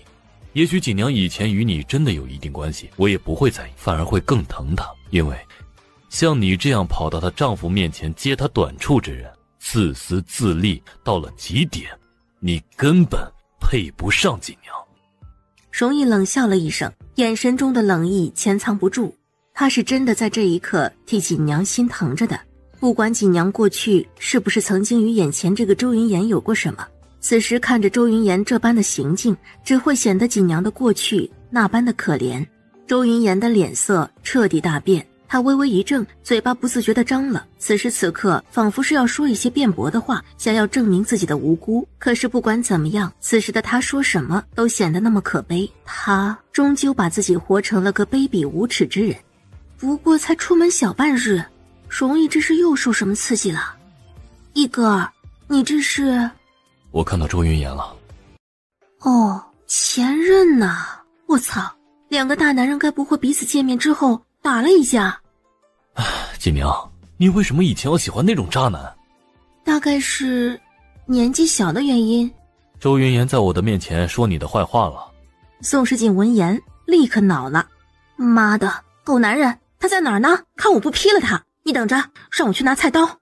眼瞧着宋世锦转身要走，容易立刻又抱紧了。别去，我又不在乎。你不在乎，我在乎呀！渣男毁我名声，是可忍孰不可忍，你放开我！容易依旧抱得紧紧的。不放。妈的，这样让我很为难呐。你这力气不是一般的大好吗？锦娘，我心疼你。我知道啊，可是他欺负我不说，还欺负你，这种事情怎么能忍呢？容易叹了口气。锦娘愿意为我好，那就足够了。哼，那也不行，我还是得找那个周云言算账去。好了，我不生气了，你也别急眼了。你真的不生气了？我本就没有生气。你说的是真的假的？我可不知道，反正外面的人有多可怕我是不知道，你有多凶残我太了解了。那就好，相公不要跟那些不要脸的人一般见识。容易眸色微深，终于还是点了点头。两个人正聊着天的，荣爵回来了，当然他的身后还跟着几个郑家的大人物。给我们道歉！这是怎么回事啊？我儿子是什么样子的，我最是清楚。如果真的错的是他，我便是罚他跪到明天早上，把他的腿给打断，也会让他道歉。可若不是他的错，而我瞧见了是我儿子受了委屈的，那也就别怪我不客气。觉儿，你现在看着娘的眼睛。荣爵抬起了眼，他的目光中带着几分说不上来的羞愧，可是娘让他看他，他还是挺直了脊梁。说吧，告诉这些人事实的真相是什么。如果是你的错，那就自己去领罚，这位夫人要怎么对你，我都不会护着。可如果不是你的错，那你也要挺直了腰杆做人。娘这一辈子所努力的，不求大富，也不求大贵，只求可以顶天立地，给你做个榜样，让你提起娘来永远不会丢人。所以你也不能因为一两件事儿就以为这一切会失去自己的尊严。娘，打人我是打了，可错的先是这位夫人的儿子，先动手的也是他们，我是挨打了。一开始我甚至不还手，而且也没有因为一两句的话就跟人起争执，只是忍无可忍，我才站了出来。哦，你说的是他们，看来你面对的是几个人了？荣爵点点头，也挺直了胸膛，他站得笔直。娘，我一个人做了他们10几个呢。大家听听看呀，这么一个小子到了现在了，还不知道悔改，居然这会儿说出这样的话来，他得多嚣张啊！而且更让人觉得可恨的是，这个孩子的母亲居然倒不懂事儿，完全的想要欺负我们母子俩，这世道还有没有公平可言了？这么说，你就是铁了心的不道歉了是吧？他把目光移向了荣爵，荣爵的目光躲闪，这一瞧就肯定是果然有点什么了。说说看吧，发生了什么事儿？荣爵嘟了嘟嘴，不打架了。容易挑了挑眉，听到了荣爵这时候这么说，却是没吭声。这会儿媳妇正在训儿子，他最好不要插手，要不然连着他一起被挨揍，那就得不偿失了。说说看吧，发生了什么事儿？什么怎么回事？这不都是明摆着的？就你这个宋家闺女还是郑家人呢？哎，你就教育出这么一个狠毒心肠的儿子，居然对我儿子动手！那么多人在私塾里都好好的，他倒好，居然这么下手，果然是个不要脸的。荣爵没吭声，咬牙切齿，怒目而视。哼，我儿子有什么错，我自然会教育，用不着你在这脏话连篇。就你儿子这样的，还能在正式学堂里读书，哎，真的是太丢人现眼了。要说就应该早点赶出去。我儿子怎么样，自然有私塾的夫子管教。你是个什么东西，也能在这里指手画脚？还有，我倒是要问问你，你说我儿子打架，那你儿子可有动手？那妇人一愣，一时噎住。打架自然不可能只是一个人的，要不然你儿子就是个废物或者蠢货一样的，就站在原地被我儿子给揍了吗？哼，如果真的是那样，那倒全都是我儿子的错了呢。其他的人听到宋时锦这么说，跟着就是一愣。你还真的是强词夺理？是吗？我这已经算是够客气的了。比起外人，我更相信我自己亲手教育出来的儿子。那你就相信我敢说会为此而付出代价的。说完，这妇人转身就走。娘，你真的相信我？你就不怕我对着你说谎？那你告诉娘，你骗了娘没有？荣爵就算是骗尽天下人，也绝不欺骗娘。哪里有这么严重啊？善意的谎言也是可以说一说的，有的时候话说得太直，反而并不好，会让人心底起了阴影。大家都是普通人，没有人真的如他们自己所言的，就能有这么高的承受能力的。你就算是真的骗了娘，那也只能怪娘没有教好，真的到了那一步，承担这一切的不过就是娘自己罢了。娘，您放心，菊儿不会骗娘，而且这一次的事情真的不是菊儿的错。我知道。你们听说了没？那郑家那个丢人现眼的郑飞鱼生了个不正经的女儿，未婚先孕，又发生了那么丢人的事，这回从乡下回来了。你说的是姓宋的吧？哎，这个我知道，她不是嫁给一个山村的秀才了吗？这么多年都没有消息了，怎么现在回来了？那这个谁清楚啊？反正估计还不是那么丢人的一档子事儿呗。也就是郑家人还看着亲戚的脸面收留了他们母子到私塾读书，没想到啊，那一家人可都不是什么省油的灯。怎么说？听说儿子在外头打架斗殴，一直欺负私塾里的学子。那小孩在山村里长大，能有什么能耐？能耐怎么样不说，不过这个人品就不行了，肯定学的一股子山里的野孩子气，跟咱们镇子上的娃娃是没得比的。可不就是，大家都是经受过教育的，哪里跟那种村野的孩子们能一样？八成大字都不是一个呢。而且山村里的秀才这么多年了，也没听说有什么名气，呵呵，还不知道是不是真的能让人高看一眼呢。高看一眼？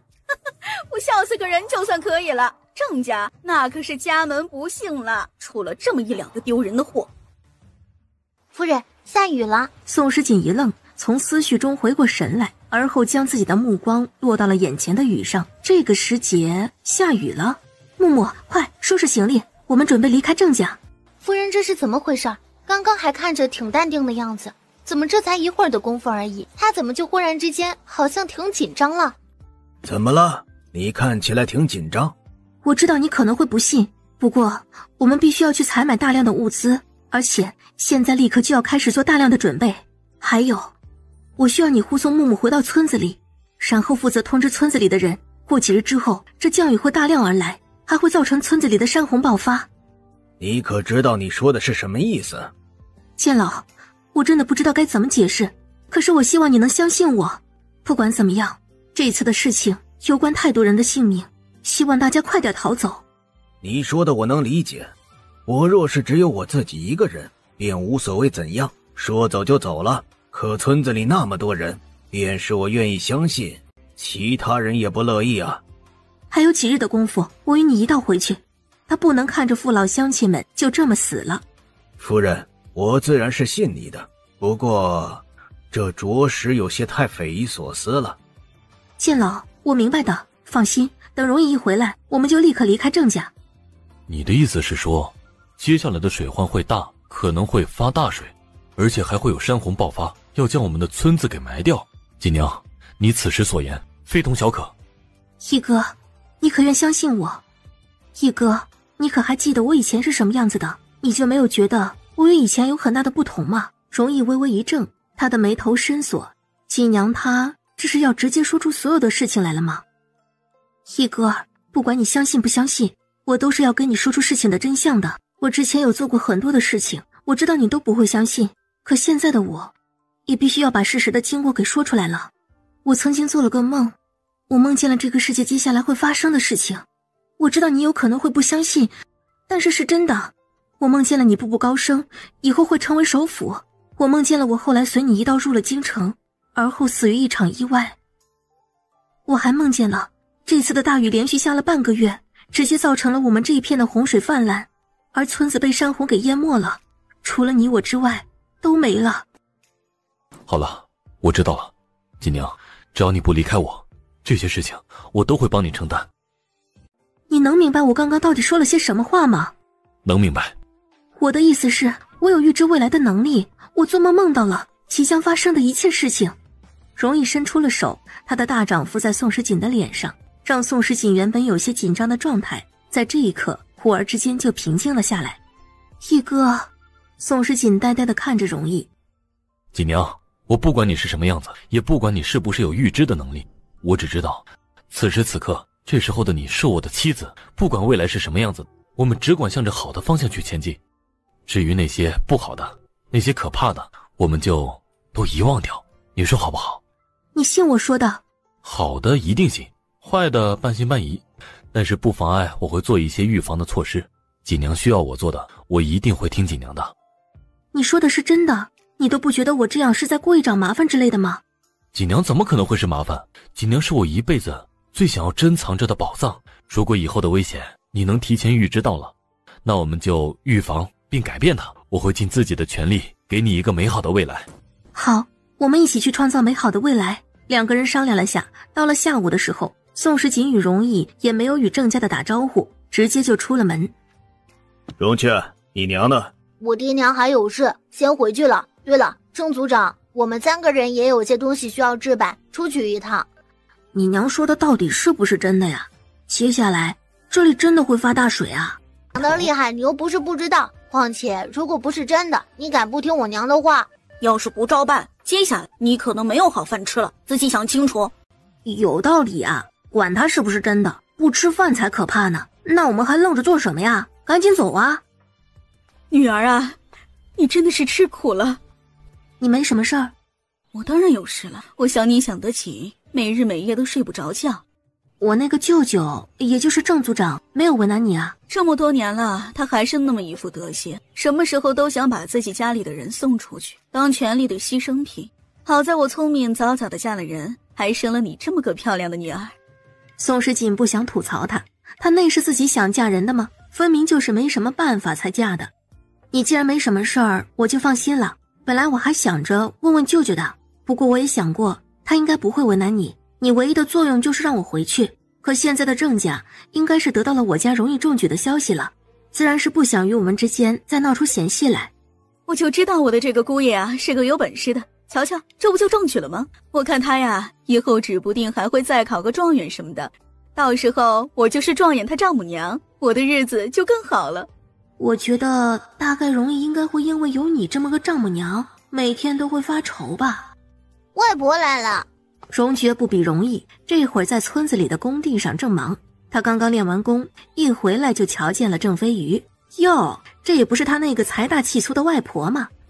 哎呦，我的外孙呢？外婆，你来做什么了？我来看看我的乖外孙啊。带银子了吗？郑飞鱼顿时一噎。看我娘和我，那是需要带银子的。没什么事儿的话，得把抚养费给结算一下。宋时锦和郑飞鱼在旁边听得哑口无言。有银子有银子，我这什么没有？银子多的是，放心放心，我的银子呢就都是你娘的，你娘不愿意拿着呢，那就你拿着。你决定要去京城了？没错，容易，我想过了，以前的我是什么样子的，我们得把过去都给找回来，只有都找回来，以后的我们才能过得安心。而且你的理想和志向也在京城。等着村子里的事情都安顿好，差不多我也该下一次的考试了，我就一边备考一边准备在村子里的收尾工作。我如今觉得那个周云言不是什么好东西，你得离他远一些。说什么呢？我都不认识他。我现在可是容易的妻子，与别的男人之间怎么可能会有什么联系的？你可别乱讲。外人都说我那个女婿怕你怕得要死，我看你也不遑多让。那是自然，我们是夫妻，互相尊重对方，才会怕对方生气嘛。再说了，那男人吃起醋来有点脸臭不说，还会跑去后院杀兔子，那个场景，他可不想多回忆，还是不要刺激对方为好。挺好了，你们这样过日子比娘过得好。以前的娘年轻气盛的，以为荣华富贵才是最重要的，后来又过于骄傲，偏偏要嫁给一个没什么感情的，只想了此残生。说白了，我生活了这么久都不明白日子该怎么过的，直到看到了你跟容易。从现在这一刻开始，好好的过每一天，那就可以了，那也并不晚。那些钱呢，你尽管拿去用，用到了你想用的地方，用到你想帮助的人身上，娘就觉得真的很值。好，我会的。哎呀，我总算是对得起祖宗，也对得起后人了。我也是，之前把田地和房子弄没了，我这心底还是压力巨大的很，就怕老了死了，回头再被祖宗给怪罪了，怪我没守好家，没守好田。如今这房子又盖好了，还这么好看，这么宽敞，又还崭新的很，这我们啊，真的对得上祖宗们了。容易呀，你这一次跟锦娘，你们两个可是村子里的大恩人啊，这个牌匾是村子里众人的心意，你们可得收下。这可不敢当。谁说你们不敢当的？敢当的必须敢当，如果没有你们，咱们村儿就完了啊！说的不错，容易，你呀就别客气了，快点收下吧。还有锦娘啊，这些真的是我们大家的一片心意，你收下才是对得住我们的。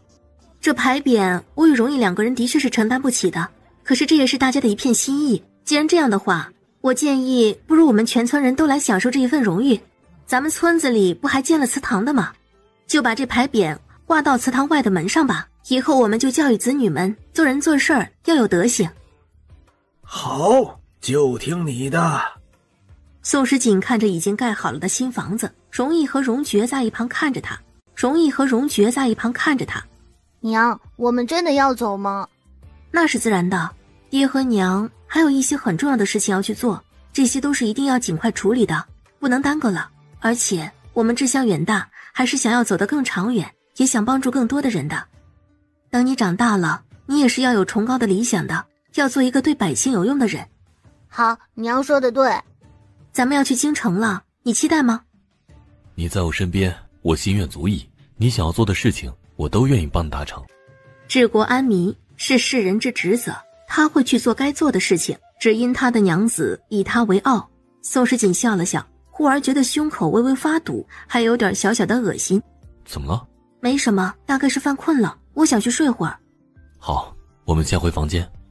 宋时锦躺在了床上，待容易出了门，他不由得叹了口气，而后皱起了眉头。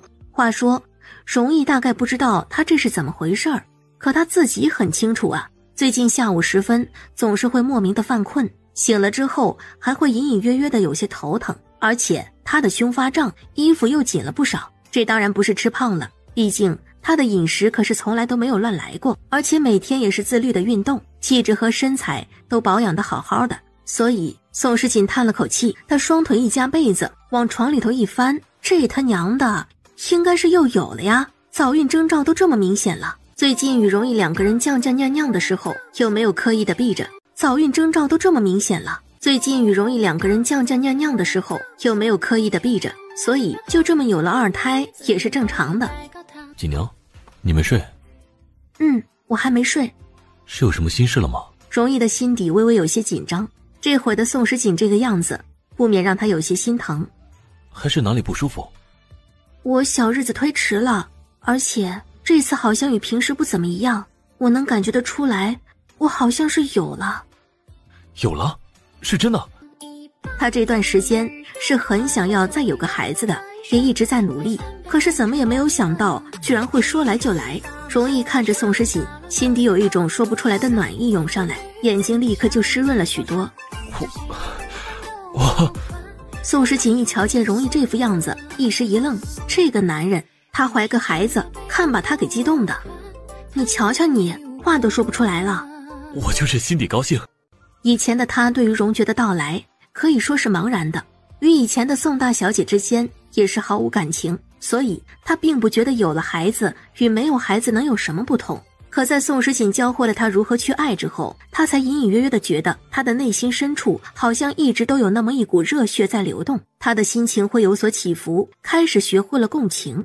高兴就好，不过现在还不是你要把这孩子的事儿说出去的时候，我之前已经生了一个了，这一次倒也没那么紧张，也没那么脆弱，放心养着就行。我现在对你说出来，是想要让你第一个知道，也要让你好好的照顾着我。我容易的学业不差的，一点都不必担心。谁担心你难道学业了？好吧，你说的有理，那你就赶紧去忙你的，不是要去京城吗？赶紧准备准备，咱们过几天就上路吧。容易，你自己都是学过医的，这一路上我这点问题你还不能治啊？说的对啊，我立刻把妇儿2科目都学一下不就好了？依照他的脑子，看完这2科差不多只需要最多不过3天，本就过目不忘的完全也够用了，到时候他自己就是大夫，还怕照顾不好锦娘？宋时锦一时语塞，他以为容易忽然之间真的就想明白了呢，感情又疯得更狠了。容易果然接下来没有再继续围着宋时锦转了，不过他接下来的表现却是让宋时锦更无语了。容易没有围着他转，却是把所有的精力都放到了医书上。宋时锦不管什么时候叫他，都看着他在翻着妇科儿科之类的书籍。容易本就有习医的基础，理解力又惊人，所以这会儿补点功课，那水平也进展得极快。没多久他就彻底的学完了。他们这一次天不亮的，才一出了门，却见王村长领着众村民都已经在了。就知道你们要逼着我们走，让我们一道送送你们吧。锦娘啊，记得这里永远是你的家，你们在外头发展的好了，别忘记了家乡，若是没有发展好，咱们还回来，村子里的人都会养你们的。对，再远都不要忘记了，这里永远都是你们最坚实的后盾。容易好好的照顾着锦娘，也要给咱村的人争口气。一道道的声音自身后传来，宋时锦第一次感觉到心底满满的都是力量，就算前路未知，可心底也是安心的。容易拉着他的手，这回也沉默着没说什么话。一哥，百姓们真好，大家都是一样的朴实，一样的让人感动，所以我们一定不能让他们过不好日子。我知道这是你与我要去做的大事，我会尽力的。一路上倒也没多颠簸，本来宋时锦是挺担心的，可架不住容易实在是太贴心了。自从学了妇科儿科之后，容易那简直是开了窍的疼媳妇儿。其实不必这样的，我没有那么娇气的。不，这不是娇气的事，是你怀着孕的确辛苦，你这可是命的事情啊，人命关天啊。容易既然是学了医的，自然对此是一半安心，一半又觉得揪心。他明明知道有些只是正常的反应，可是看到了锦娘偶尔难受之类的，还是觉得心疼。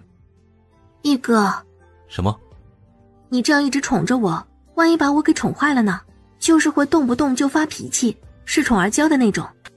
那样就更好了。若是锦娘真的在我的面前毫无规矩，随心所欲，这才能证明我是个好夫郎。而且我信任锦娘，便是交了也是有底线的，所以啊，随便你怎么样，我都不觉得不好。他就想把宋时锦给宠坏，两个人在一起过日子，如果始终都放不下彼此的脸面和架子，那叫什么过日子呀？我以前怎么不知道你这人有这么多的优点啊？哎，我越来越喜欢你了，怎么办？你真好。容易被宋时锦给夸得眉毛一个上挑，只觉得心底瞬间就满足了。我再好都是不如锦娘的，而且如果没有锦娘，我多好也没人看得到。一哥，我其实很想问问你，如果我还是以前的那个样子，又懒又肥又不愿意照顾你和荣爵的，你会选择跟我和离吗？我们之前不是说了半年之约吗？我很想知道你内心真实的想法。我从始至终都没有想过要和离，抛弃糟糠妻子不是我这样读书人该做的事。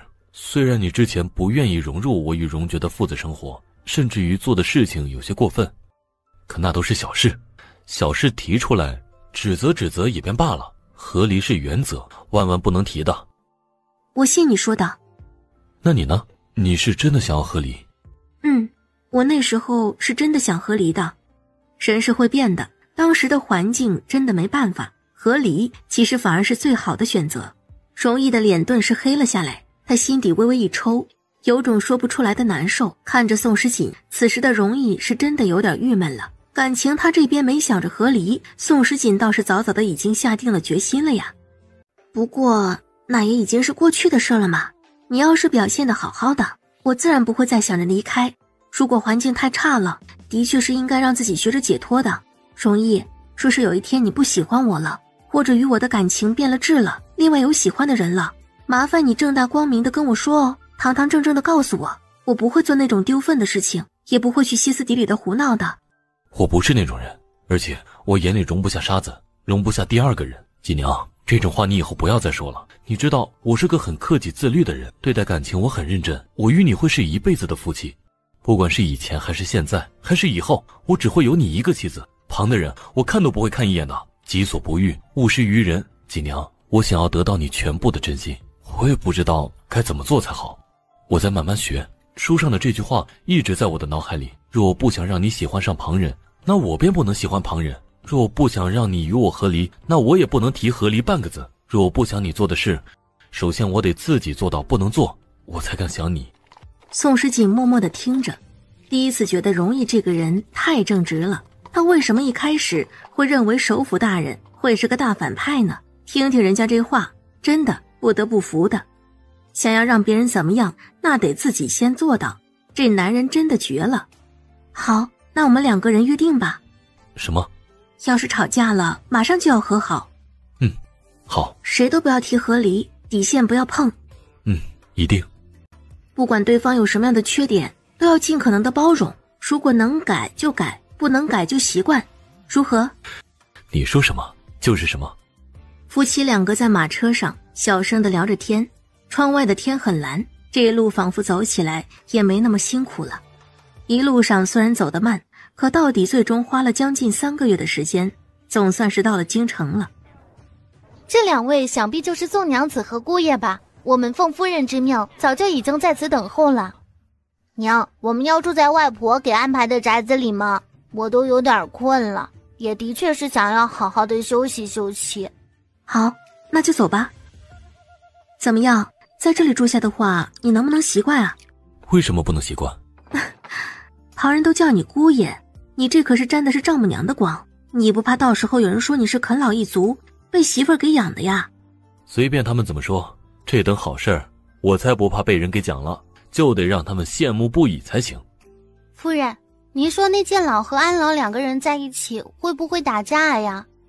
应该不至于吧，没听说他们2个人的关系不和睦啊。瞧着似乎好像还应该挺不错的吧。2个人这样子也算是有个伴儿了，总比以前独身一人要好。而且过段日子，王村长家的王傲轩和牛蛋儿也会跟着过来，大家正好热热闹闹的才好。说的是啊，这么大的院子里头不住多点人，那得多空呀。你这时候照顾自己最重要，可别总是顾着旁人而忘记了自己。那倒没有了，我觉得有人能陪我聊聊天，还是让我挺开心的呀。你不是平日里也一样的吗？好，不过你自己也要注意休息好就是了。哎呀，怎么了？是哪里不舒服吗？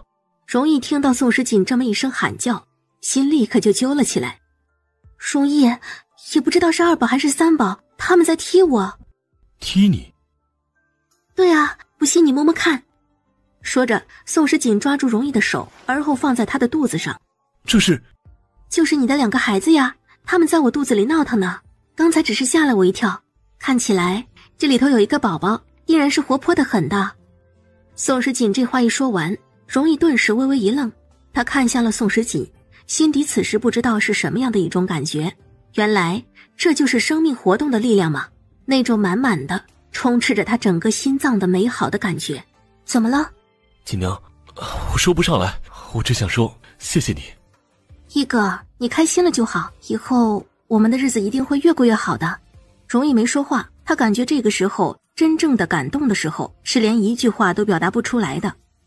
我说真的哦，以后我们一定会过得越来越好。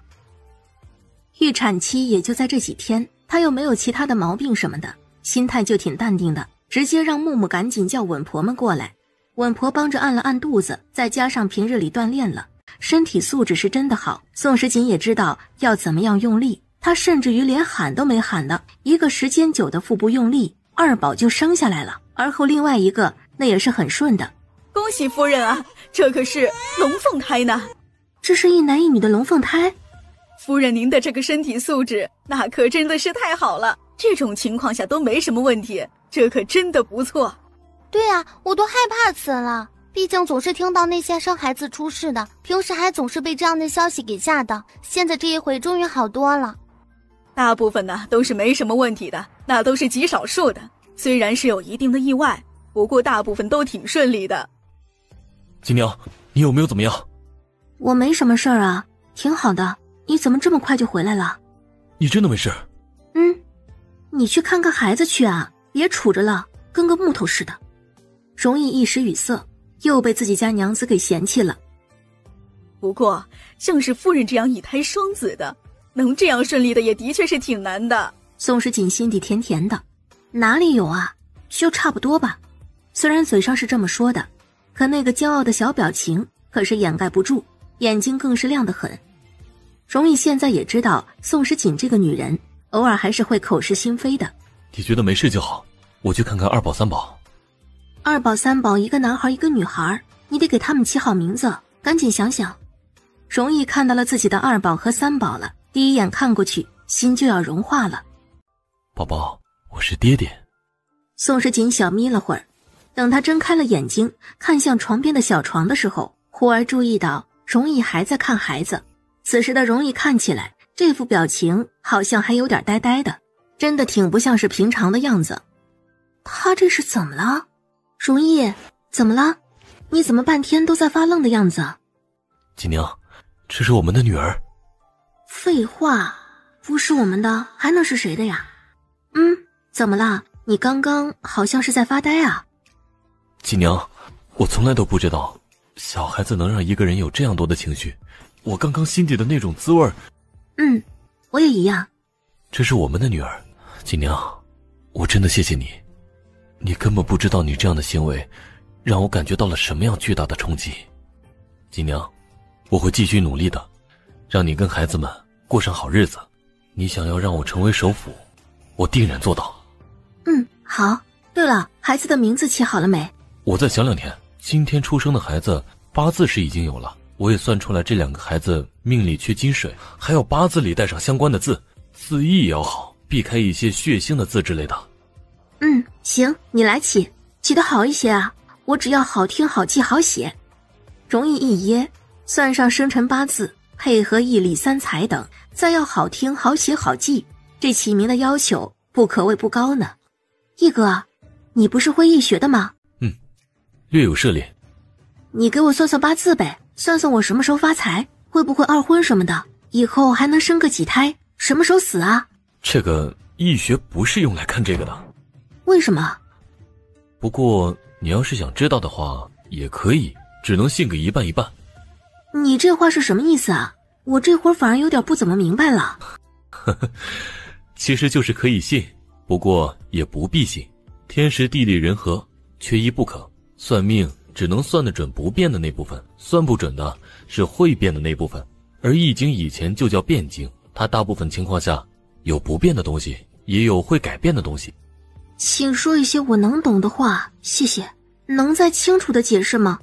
其实就是很简单的，算命其实算的是时空，也就是这个时候的天上的星象排列。而此时你做一件事，那么这件事的发展就等于是种下了一颗种子，算的其实就是这个时间点种下的这个种子未来的轨迹会如何。命不好其实就是接下来的星象移动与一个人期待所正好相反，而命好的就是相对于其他人而言会好一些。好像是一个人生在这个时辰，哪方面好哪方面坏其实就已经差不多能知道的，但是测个大概还行，再细了就不行了，因为后期是不太一样的，所以算这个也是没有什么必要的。你这又是对我开玩笑了吧？怎么能没有必要呢？人人都想要趋吉避凶的嘛。江山易改，本性难移。天象可以算，人的性格却是很难改的。一个人的缺点，如果是天生或者后天形成的，那真的是特别难以改变的。所以说，这就是命运80%都能被其他的人给算准的原因。是出生的时间决定了这个人的性格是什么样子的，喜好是什么样子的，然后性格决定命运了。差不多如此。算命的最终目的只是为了更了解自己的缺点，缺什么补什么，但是并不是表面上的那种普通的穿什么颜色的衣服，而是补相关的道德。补道德，意思就是情商之类的啦。这是一种不同于你平日里的生活方式，易学读懂了，你就能明白风水是怎么回事了。宋时锦的眼睛微微发亮。其实大概就是这事物本身的另外一种解读，不是通过表面的意义，而是内在，也就是你平日里所画画的时候讲究的留白，讲究的意境，那种无形的感觉是重要。风水的本质其实也是一种意义所在，每一个房子是有其相关的解读的，房子缺了个角，那肯定代表着一种意义。宋时锦瞬间一通百通，这古人学易经，处处显于为人处事、吃穿住行。说来也的确如此。其实特别简单的东西，我们很多人反而把它给想歪了，总觉得会有这样那样的问题，原来其实根本一点都不悬。其实做这种预测就是预测天象，天象是可以预测，因为观察的是日月星辰。就简单的来说，观察了一些星辰运行的规律，而后预知了下一刻的阴晴圆缺，对应了人世的悲欢离合。这个我懂了，知道是一回事儿，要不要改变，能不能改变更重要。那我知道了，为什么你不算自己的命运了？很简单呀，因为你知道你平日里所做的事情就是在改变自己的命运了呗。算是如此吧。唉，其实平日里学的道德和规矩就是为了让人更好的生活的。其实只是看个人选择了，谁也无法替旁人决定他们的人生。那倒是，不管是想拥有或者不想拥有的，最重要的是管好自己，而不是管着旁人。容易，你放心，我一定向你学习。向我学习？学习什么？学习你的优点啊，我觉得咱们两个的性格还是比较互补的。哈哈，你觉得是什么就是什么吧。爹娘，我是有了弟弟还是有了妹妹啊？你娘生的是一个弟弟和一个妹妹，你可以过来瞧瞧，但是声音和脚步声都得小点，他们两个都还在睡觉。要是这会儿被吵醒了，那估计一个哭就会连带着另外一个也跟着哭了。这个我肯定是知道的，放心好了，我不会吵醒我弟弟妹妹的。这个是你小妹妹，你过来瞧瞧。看着荣小妹睡着的脸，荣觉心底那点激动立刻就起来了。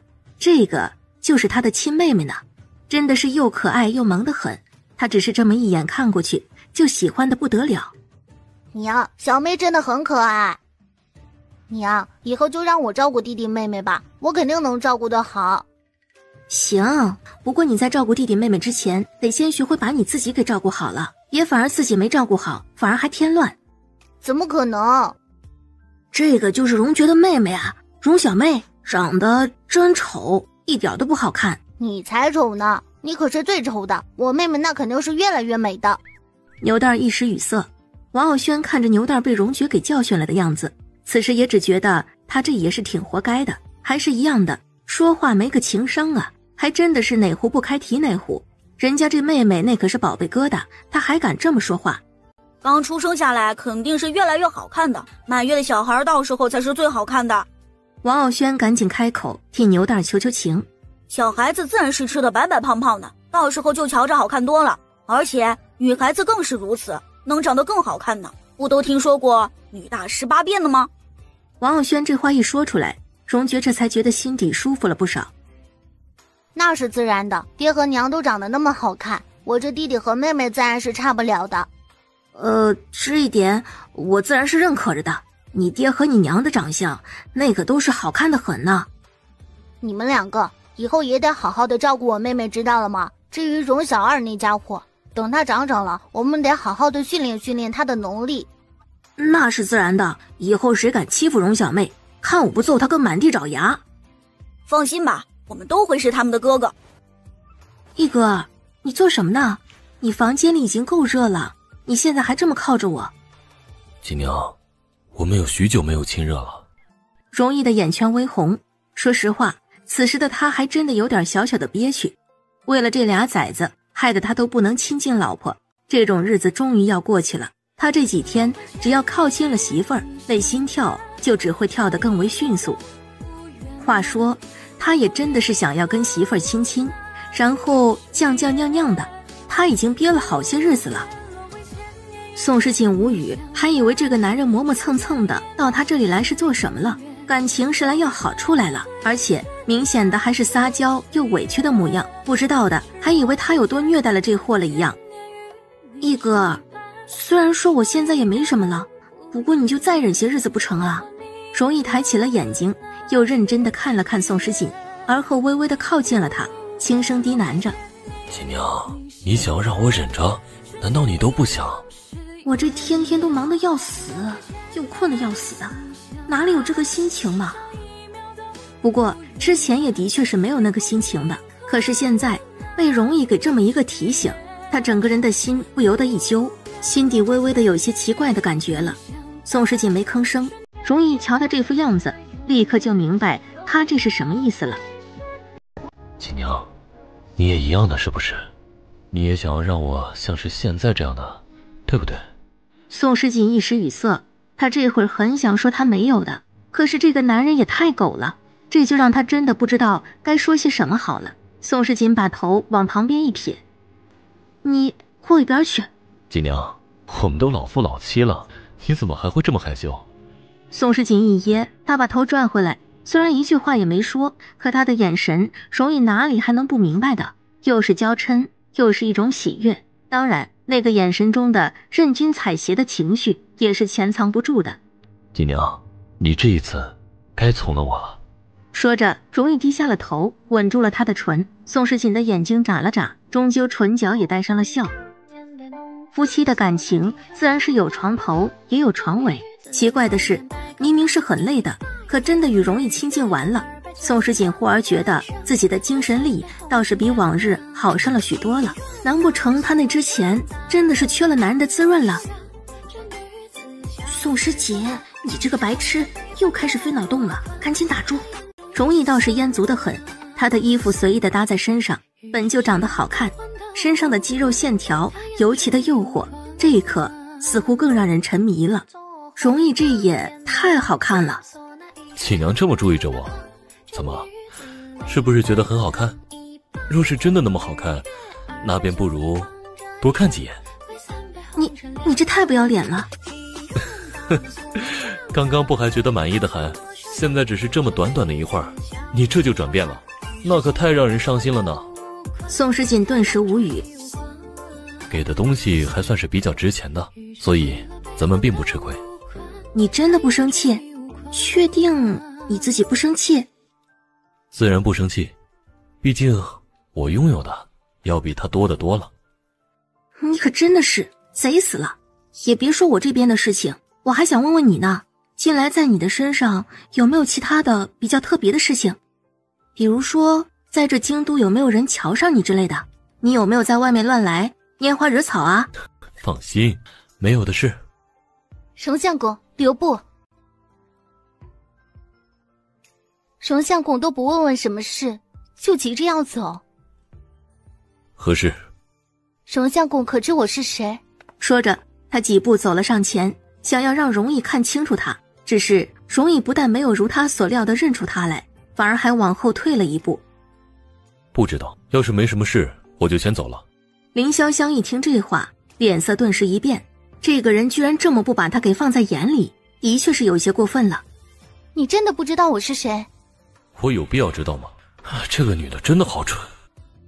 我是林潇湘。林潇湘暂停了下，而后将自己的名字直接说了出来。容易有些疑惑，他依旧没有看他，感觉这人大概是有点毛病。容易冷笑了一声，转身就走了开。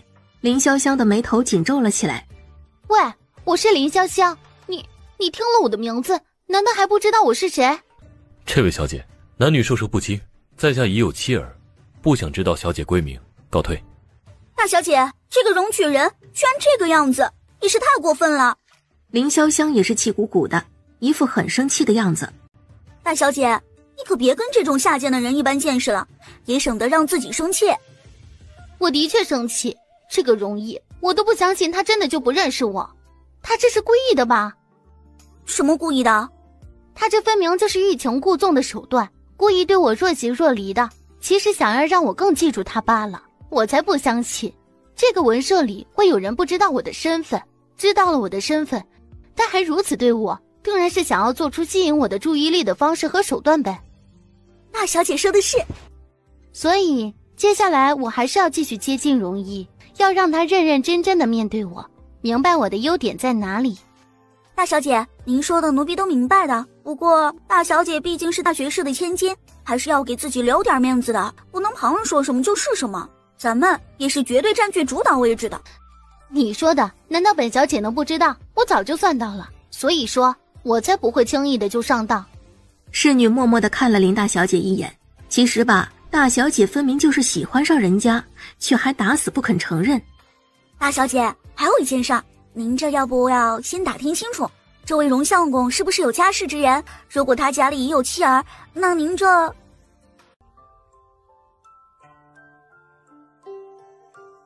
你说什么？那容易成亲了，还有个儿子，儿子都6岁了。的确如此，奴婢问了好几个书院的学子，那些学子们都说的一样，而且有几个还说荣相公每日都会回家，说是他与他娘子之间的感情极好，而且听说这位荣相公的娘子最近还又生下了一对龙凤胎。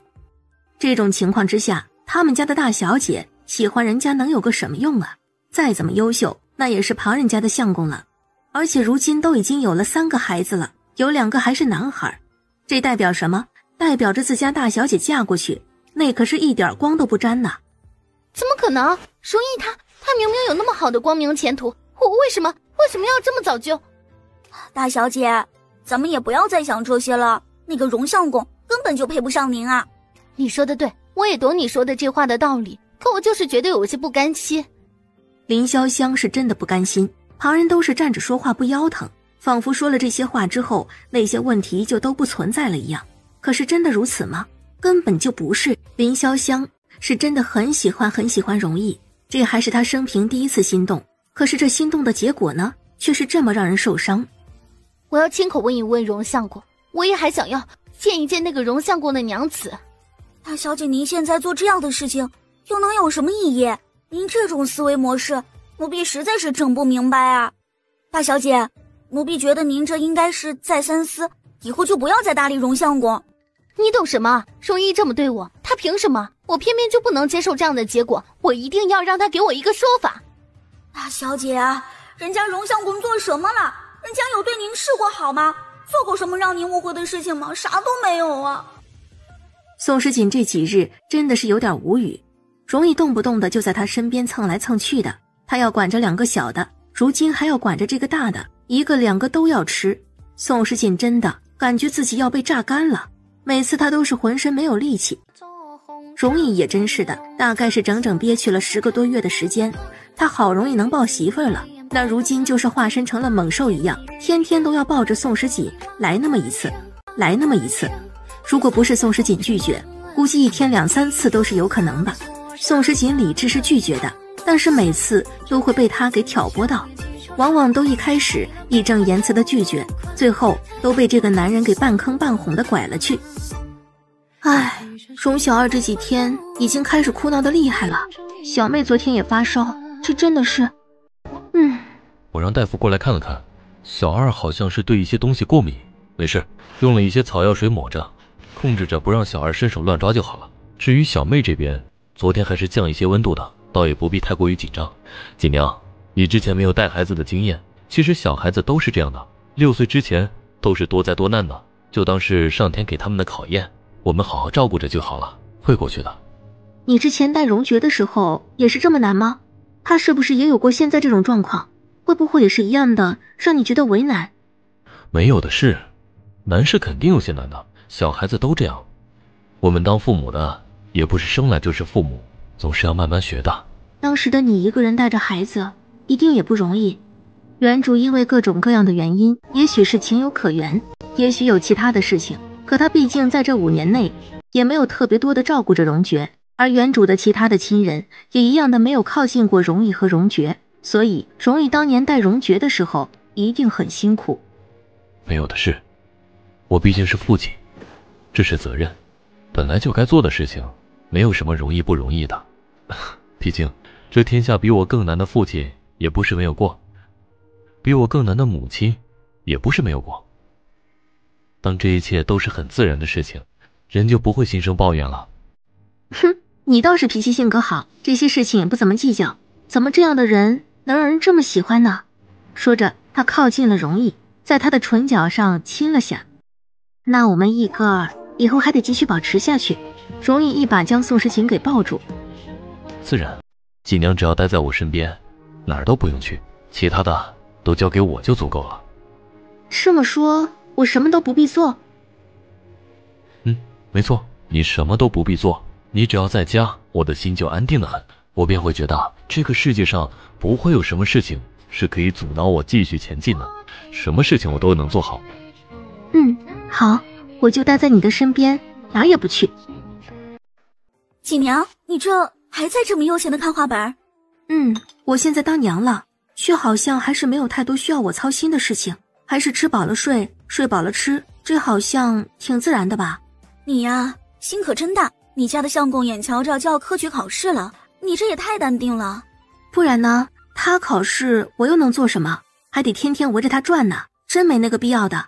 这可是一生重要的时间段，我看旁人家的妻子都是忙得团团转的，每天都是鸡鸭鱼肉的给自己家的相公好好的补一补身子。这个时候也不必太补什么，他平时就吃的还行吧，又经常运动着，所以说真的就没有什么担心的必要。我看他接下来继续好好的保持着就行了。你这个娘子可是我们所见到过的最冷静的一个了，这说实话也真的让我们挺无话可说的。这种考试情况没什么大不了的，越整得奇怪就反而越不正常。况且我相信容易能考好，就算是考砸了也没事儿，反正怎么也是个举人。宋时锦这话说的让剩下的2个人一时无语，但是仔细一想，似乎也没什么好反驳的。这倒是，荣相公并不是一般的人，我就没有见过能让他害怕和恐惧的事情。大概如果真的有的话，那也就是锦娘你了，只除了你是对于他而言最为重要的，别的我就没见过他有多担心的。那是自然，其实越是不放在心上，说明越是胸有成竹。我真羡慕锦娘啊，唉，真是希望我也能找到一个好相公，不过我觉得也没那么容易了。谢金玉拖着自己的下巴叹了口气，你大概是不清楚，现在京都的男人感觉都挺瞧不起女人的，一个个都拽得不得了。我也不想嫁人，嫁人了就要被人管这管那的，而且自己还要守各种各样的规矩，真的很烦。宋时锦对于这2个人的情况还是能理解的，他们的情形与他来比还是有所不同的，毕竟这2个人的出身就决定了他们要恪守的规矩挺多的。说实话，嫁人这种事情，说什么期待之类的，真的是挺扯的。我觉得更多的是对未知的恐惧的那种。锦娘，你怎么看？你会不会一样觉得这事情很可怕呀？你会不会觉得自己不敢接受这种未来或者事实之类的？就你嫁人之前，你会怎么想？这个我觉得挺难回答的呀，毕竟我没有经历过这个阶段，一睁开眼睛就直接成亲了呀。这就是一种很自然的情况吧，而且你现在不结婚也是早晚都得结的呀，就算是现在你躲了1天又能如何，还不是早晚的事情。除非你真的做好了一辈子不结婚不生孩子，晚年的时候也要一个人过的准备，而且还得抵抗来自于父母亲人的白眼和指责。父母养你到一时，不可能养你一世，他们不看着你成家，到了一定的年纪会越来越焦虑的，到时候肯定会不停地催着你的。毕竟那个时候他们也有到了感觉自己力不从心的时候，他们老了，身体和精力都跟不上的时候，再看到你们这样独身一人，自然是不放心的很。宋时锦这话一说出来，直接让谢金玉和王白简2个人面面相觑。话说他们2个还真就没有特别的想得深刻过。当然啦，如果你的追求就是这样的话，也并无不可呀。不过上天是公平的，怎么做事都是一样的结果，会有成长，也会有所牺牲，都挺正常的。原来做人这么难啊。做人从来都是如此啊，我以前有很多想不通的事情，再对比一下其他的人，其实差不多就能想明白了。总还是有人比我付出的多，总还是有人比我苦的嘛。心态好的话，天天都是好日子。如果心态不好，那就天天都是熬了。锦娘，谢谢你，我想我应该是懂了。果然也只有在你这里，我才能讨论到这么有趣的话题，也能学到点东西。这也是为什么我每次都会想到这个地方来。对啊，有一个情商很高还能开导我们的好朋友，这真的是特别特别的不容易呢。所以说我们真的是挺感恩的。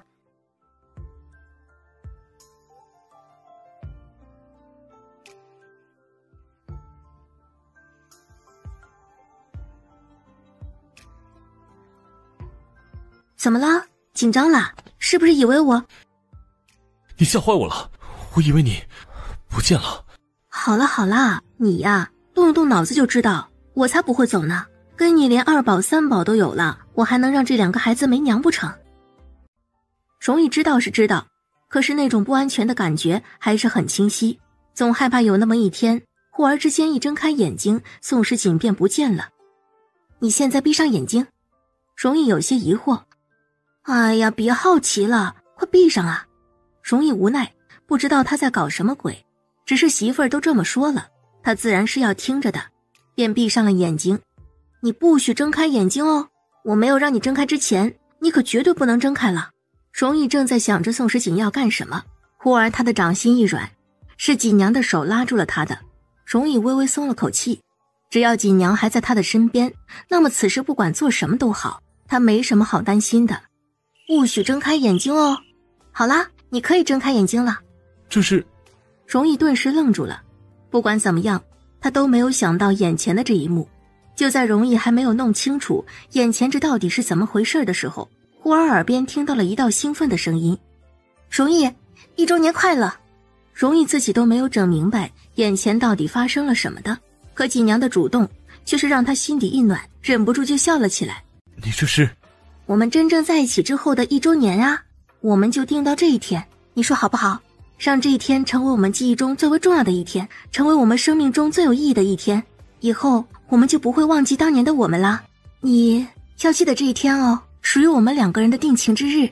容易心底满满的都是感动，甚至于这一刻的他都不知道该说些什么好了，他只能呆呆地看着宋诗锦，深吸了一口气，忽而将他搂入怀里。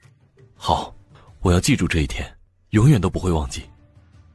你看那里，我布置的好看吗？容易此时都不知道该如何表达自己的内心了，只觉得这一刻满心都是感动。锦娘真的让他感觉到了什么是幸福。好看，很好看。你饿了吧？我给你准备了烧烤，这么好的篝火烛光晚宴，我们要吃个痛快。他做这些自然是想要让容易放轻松，之后也才能更好的准备去考试的。可此时的他却并不想直接就让容易有压力，他也不会提考场的事情，要给一个人勇气，其实只要让他的状态变好，一切放轻松便是了。宋诗锦的唇角微微勾起，拉着容易朝着一旁他准备的晚宴桌旁走过去。容易的脚步都感觉是虚浮的，他从来没有过像是现在这样的感觉，好像踩在棉花上，感觉自己整个人都晕乎乎的。之后的他也不知道自己吃了什么，只觉得好吃，也不知道自己做了什么，只觉得锦娘越来越好看了，对他说话的语气真的是很温柔很温柔。容易忽然之间觉得这一世他就在此时，能留住这一刻，能经历这一刻，那便真的是最幸福最幸福的事情了。夫人可真的是太有心了，能做到这一步真好。如果是我大概也会感动到无以复加的，这样的确是让人想象不到的激动人心啊。这算是惊喜啦。那是自然。我爹也不知道上辈子是不是拯救了整个世界了，居然能得到我娘这么好的女人。你爹对你娘也挺好的。不够啊，而且超级没有创意的，看看我娘如今的布置和准备，这才叫心意呢。等节日的时候，你是完全可以让你爹也回报一下的吗？这又不算什么大事。可是我爹真的有那个能力吗？我觉得他其实是有的，感觉他也不一定能做得好。你这天天跟你爹作对，也不怕你爹打你。王傲轩觉得这娃大概是飘了，大概这也就是荣爵的作风，以前就针对他娘，现在换人了，改成了针对他爹了，反正就不可能会正常呗。原来女人也是可以主动的，而且是先有的付出才有的回报吧。锦娘是很真诚和善良的一个人，她对旁人的付出是丝毫不计较回报的，可这世界上感恩的人还是最多的。你说的对，这个世界终究还是好人最多的。如果以防备之心对别人，表面上看着是一个人占了便宜，或者守了自己的底线，其实可能失去了更多也不自知。我也要像锦娘一样了，学着她自立自爱，却又能善良温柔。没错，之前我跟爹之间的关系都有些僵硬了，可跟着锦娘这一段时间，反而让我学会了换位思考。我如今想一想，以前不是太能想通的事情，现在都差不多了。容易的考试临近，自那日宋诗锦给了他一个终身难忘的烧烤晚宴之后，容易不管做什么事儿都觉得很是兴奋，每天的日子都是充满了力量的。万清源跟周一鸣看着容易唇边带笑，一脸积极的模样，他们倒是不免有些抑郁了。这容易到了现在竟然还这么高兴，真的是。人家有个好娘子，你有吗？人家有娘子天天在身边护着，你有吗？说的好像你有似的。我其实打算这一次考完试，不管中没中进士，我都要回家相亲去，打算给自己相个媳妇儿了。不是吧？这么快？这个能叫快吗？应该说是已经很慢了吧。成家立业，成家立业，自然是先成家后立业了。叛徒，好歹你也想想我呀。这个混账就这么抛弃了他这么一个好友，的确是太过分了。你也可以啊，到时候咱们2个一起去相亲。这个倒也不是不可以，而且我现在其实也想明白了的。什么？想明白什么了？我爹说，男人想要干一番大事业，得先成家，家庭能维持得好，才能有所成就。这本来就是老祖宗说过的，不过我以前还是不大明白，现在真的看到了这个场面，我才能说是有那么点儿小小的明白了。你说说看，我们这以后那得弄明白人心想什么。如果连家里头的女人都搞不定，那以后能有什么用？哦，有道理。不过我更好奇的是，那个女人到底要看我们看到什么时候啊？谁？万清源朝着旁边看了一眼，很快便瞧见了周一鸣所指的那个人了。哦，原来是他，林大学士的千金林小香啊！你关注他做什么？他一直在跟着我们，你没发现啊？好像你说的对，他好像跟了我们挺长一段时间了。所以说，他这是怎么回事？有什么目的不成？你还不知道，不过就是看上了容易了，大概就已经有几次很想要跟容易聊聊天的，不过估计有被打击到。喜欢容易？万清源微微一愣，他仔细想了想之后，你说的倒也是有点那样的意思，的确是见过他几次，想要跟着容易相处之类的。一开始我还以为是什么情况的，原来打的主意在这儿啊！果然是名门之女，这倒是的确让人意外的很。说的也是，这事虽然是容易个人的事情，不过还是跟锦娘可是有点关系的。哎，说实话，弟妹对我们都不错。你呀，也别杞人忧天。容易是什么人？他可是把弟妹捧到手心里去宠的，别管周围是不是有其他的女人对他展示好感，在他心里自然是弟妹最为重要了。这一点我们不是从一开始就已经知道了吗？而且现在还什么事都没有的，我们倒也不用杞人忧天，放心好了，感觉应该是没有什么大事的。那可不是，我现在觉得反而有些替这个名门之女而感到有点可惜了。她恐怕是根本就不知道遇到的这个人到底是个什么样的人，底线又到底在哪儿。万清源与周一鸣对视了一眼，真的，这个林潇湘只是这么跟着就算了，要是胆子大的敢去找宋时锦麻烦，估计他以后大概是要彻彻底底的完蛋了。大小姐，今天这情况，咱们如果没什么的话，其实是可以回去了的。侍女提醒着眼前的林大小姐，她总待在这里，其实是有点小小的丢人的。不用你提醒我，我知道自己在做什么。这个容易让我吃了这样的亏，我怎么可能忍得了？我一定要找回场子来。这一次的事情，总之我是不可能就这么算了的。他明明这么优秀，凭什么这个容易就是瞧不上他？我要上前好好的问一问容易，他到底凭什么？侍女接下来都还没有拦住眼前的林大小姐，却见她此时已经又找机会上前，对上了眼前的容易了。容易，你别走。有事。容易，你真的要这么对我？我到底哪里不好？不好意思，你是不是这里有病？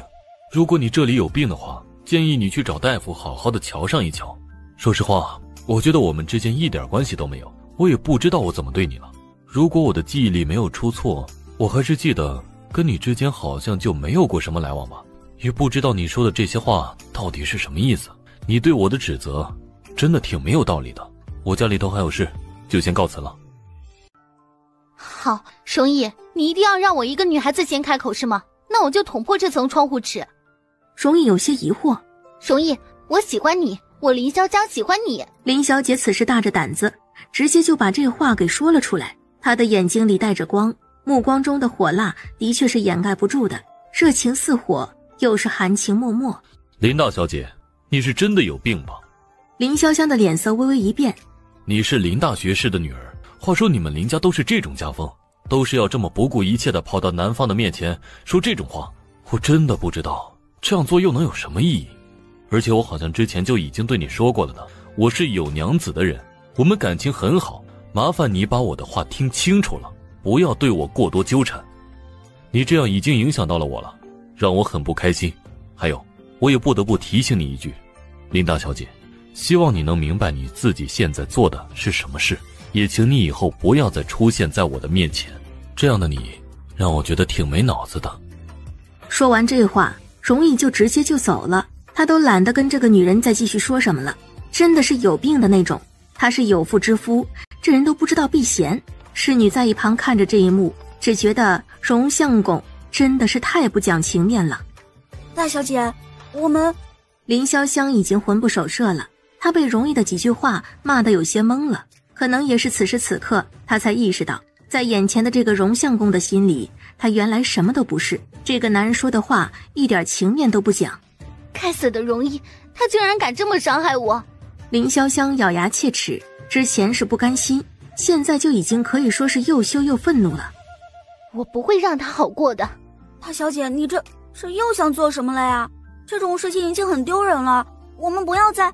怎么了？你现在就是站在他的立场上来指责我了？你是想到荣家去当丫头的不是？没有，奴婢的忠心苍天可见，奴婢没有那个意思啊。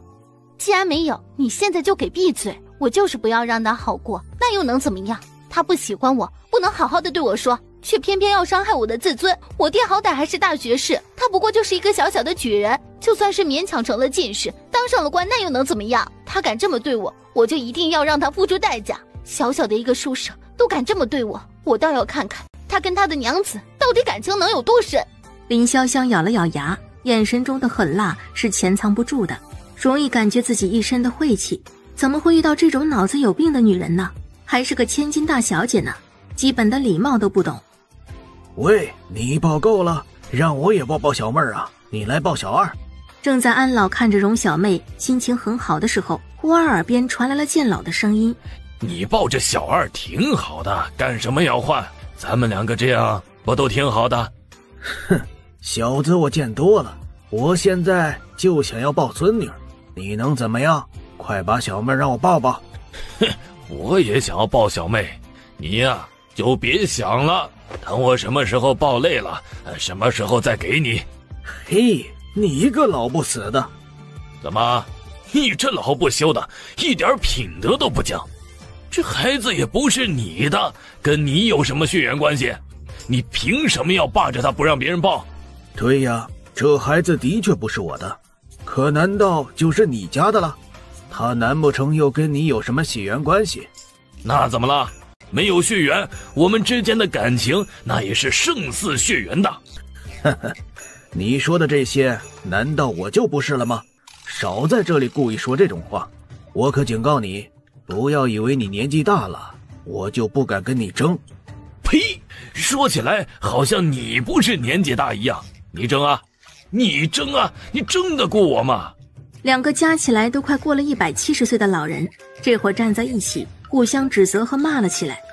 一旁的木木和布布站在一旁，却是很淡定地瞧着热闹。那荣小妹听到两个老年人吵架，她居然还没有哭没有闹的，反而平静得很，甚至于两个人很大声很高声的时候，她还笑得更开心。我真的觉得咱们家的小小姐成了精了。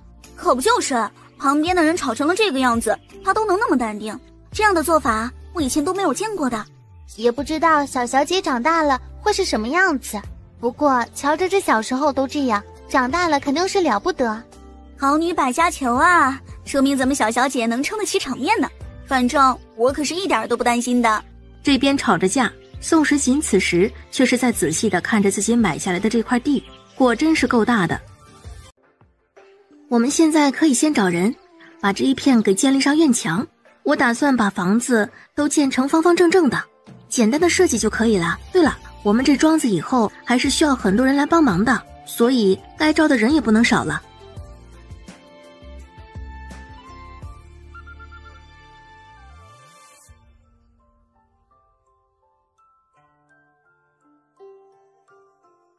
居然是来找我的。你就是宋时锦，看起来也不怎么样嘛。宋时锦有些无语，他好像没有得罪过这个女的吧，甚至于都不认识她来着。穿得这么破旧，应该也没多少钱，出身又不好，也没读过节书吧？这是个神经病吧？没有吃药就出了门了，还是吃错了药了？林大小姐本以为踩了眼前这个女人，用自己的华丽装扮对比出宋时锦的穷酸，会让对方自惭形秽，却没有想到的是，宋时锦居然一句话都没有开口。此时的他也是丝毫就没有什么反应，好像刚刚的话他都没有听到一样。这怎么跟容易之前的反应一个样子？真的是要气死他了。喂，我跟你说话，你没听到吗？宋时锦给了他一个颇有深意的眼神，而后理他都不理的，直接就要走。我在跟你说话，你不能走。让开，好狗不挡道。这一家人怎么都这么嚣张？他们到底是凭的什么？居然敢这么对他说话，简直是太可恨了吧！宋时锦，你敢这么对我说话？你知道我是谁吗？你爸是李刚，还是说你也是个坑爹货？你是因为容易来找我的？你怎么知道？宋时锦翻了个白眼儿，真当他傻呀？这种女的莫名其妙的跑过来找他，还指名道姓的，他又没有怎么出过门得罪过谁，而且这人一来还是直接来指责于他，说他什么穿的不怎么样，又没钱什么的，这跟相亲一样的口气。宋时锦哪里还能不清楚这到底是个什么情况了？他只是一听就明白了的。这个林潇湘的出现八成是因为容易。你喜欢容易，然后被他毫不留情的拒绝了？林潇湘一时语塞。我家容易呢就是这么个脾气，你什么人不好喜欢，偏偏喜欢他，喜欢也就罢了，远远瞧着他就行了，还偏要去自找罪受。说实话，我挺同情你的。就是嘴上同情，心里还是觉得活该了的。而且你现在来找我也没什么用啊，这样的做法只会让容易更生气而已。你说说，你喜欢容易，那就得投其所好啊，干什么做这种吃力不讨好的事情啊？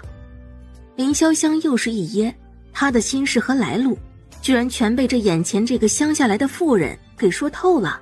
一时的震惊让他的脑子也转不过来了，怎么也想不通这容易的娘子说这话到底是什么意思。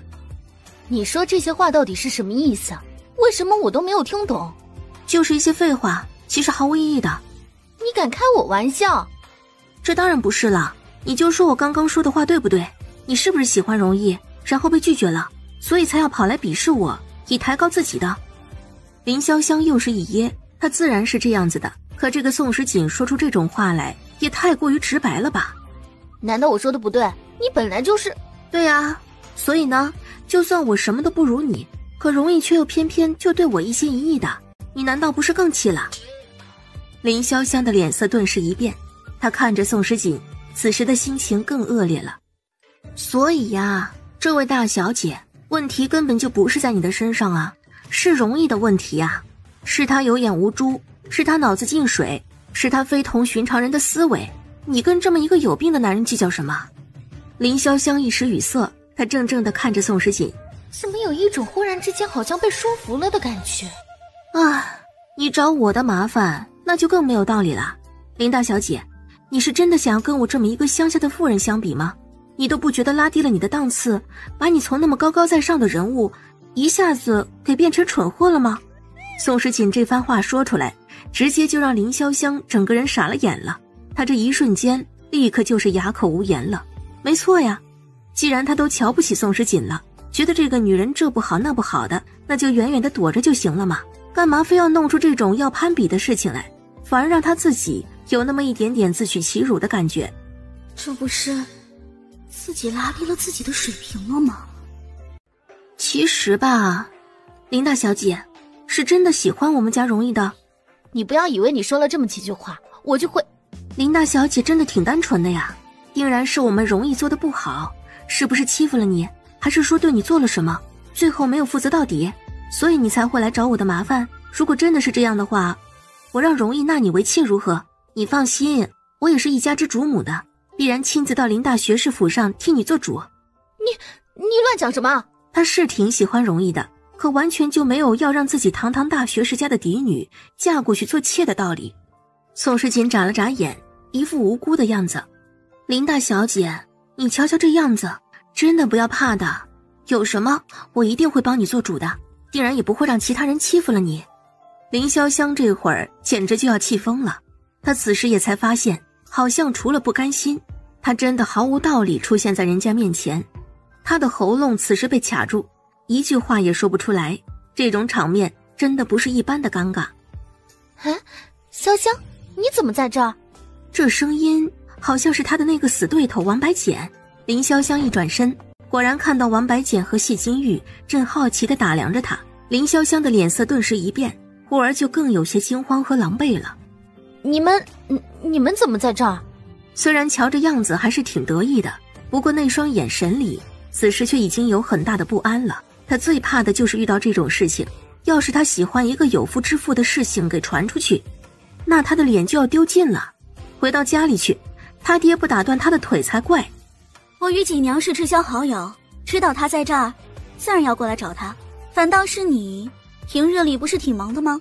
怎么还有功夫到这儿来，还带这么多的侍卫？怎么，林潇湘，你该不会是来找麻烦的吧？才没有！你们管我在这儿做什么？这里风景好看，我在这儿看风景难道不行啊？切，你不说就以为我们没有什么办法了？锦娘，你说说看这是怎么回事？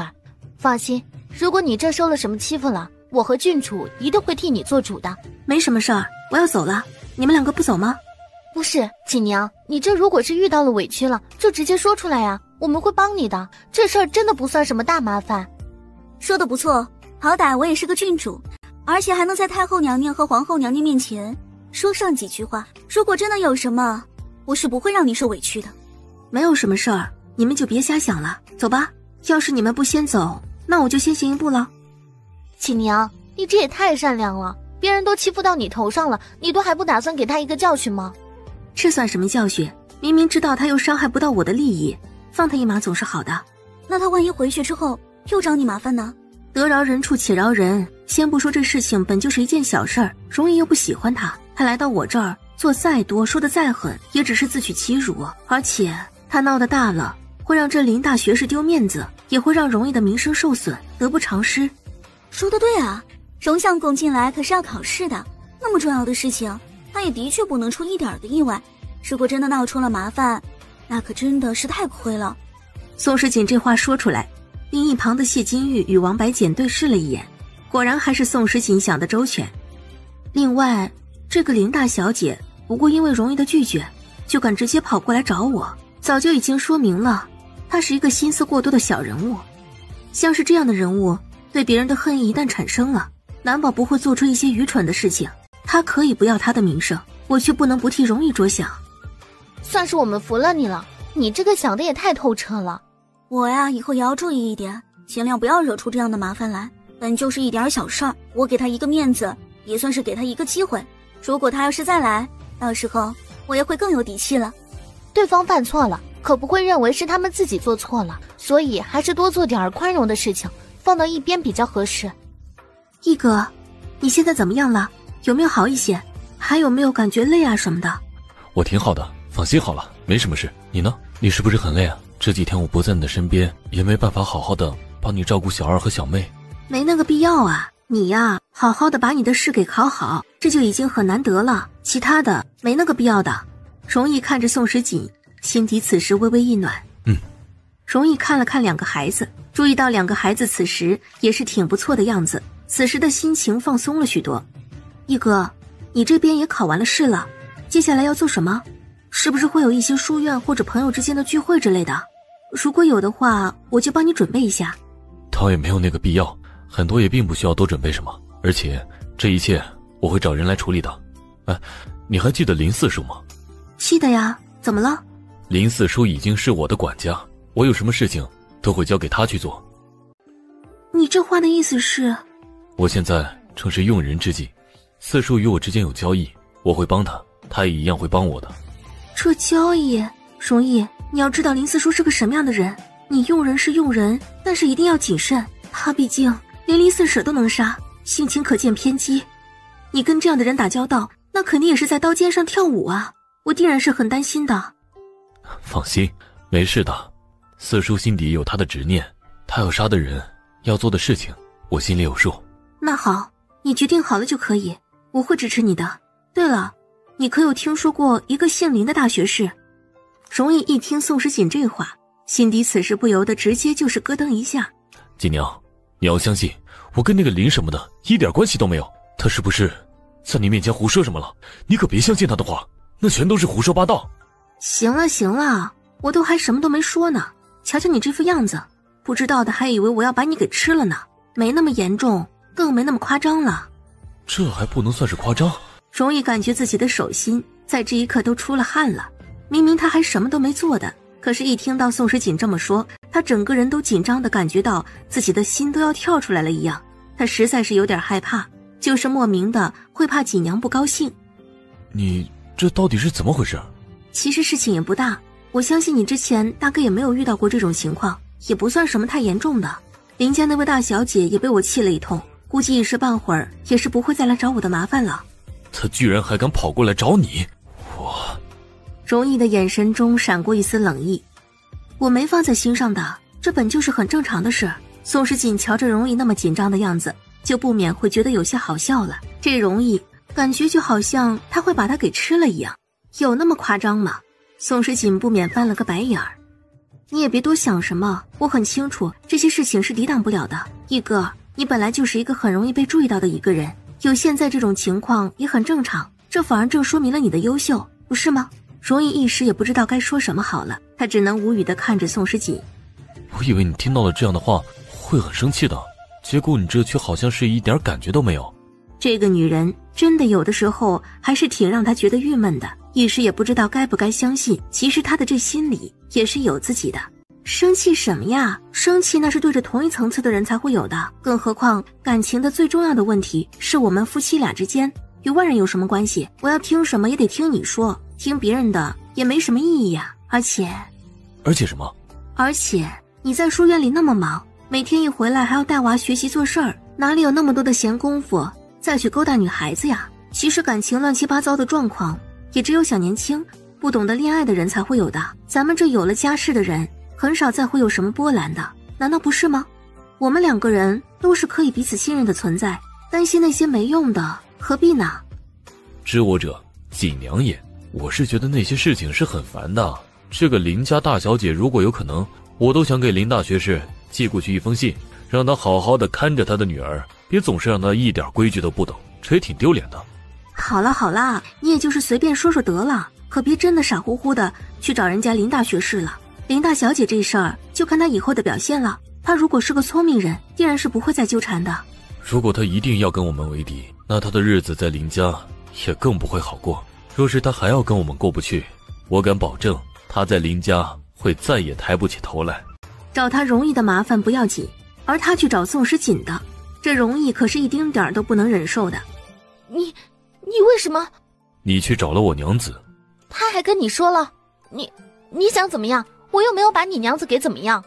林潇湘的心情自然是有些惧怕的，像是容易这样的人，真的骨子里始终都带着一种说不上来的令人感觉到害怕的正义感，而且那张脸就是自带严肃感的那种，他要是凶起人来，那张脸的确能让所有的人都害怕到不行。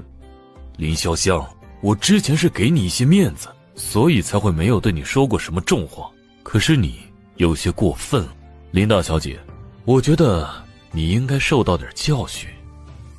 我不过就是喜欢你，我这样也有错吗？你为什么不能看我一眼？你为什么不能对我好一些？如今你还对我说这样的话，容易，你有心吗？不好意思，林大小姐，我觉得你大概是听不懂我说什么话的。你这好不好也不是需要我来教导的。如果我是林大学士，估计一巴掌就已经扇到你的脸上了。我对你已经算是很克制了，不过很显然，礼貌只是对于能懂得礼貌的人而言的。既然你都不打算遵循，那我又何必对你再讲什么礼仪？知道这是什么吗？你这话是什么意思？你喜欢我是不是？容易挑了挑眉，他的语气很平静，却又莫名的带着一股压力。这样的压力令林潇湘不由自主地看着他的眼睛，这一刻连移开眼神都不敢，只觉得仿佛与他对视一眼，他自己就立刻会崩溃一样。这种感觉实在是太清楚，令林潇湘屏住了呼吸。听不到眼前的林大小姐的回应，很显然的，此时的容易并不是很开心的样子。她的眉毛一挑，轻哼了一声。你不说话，我当你是默认了。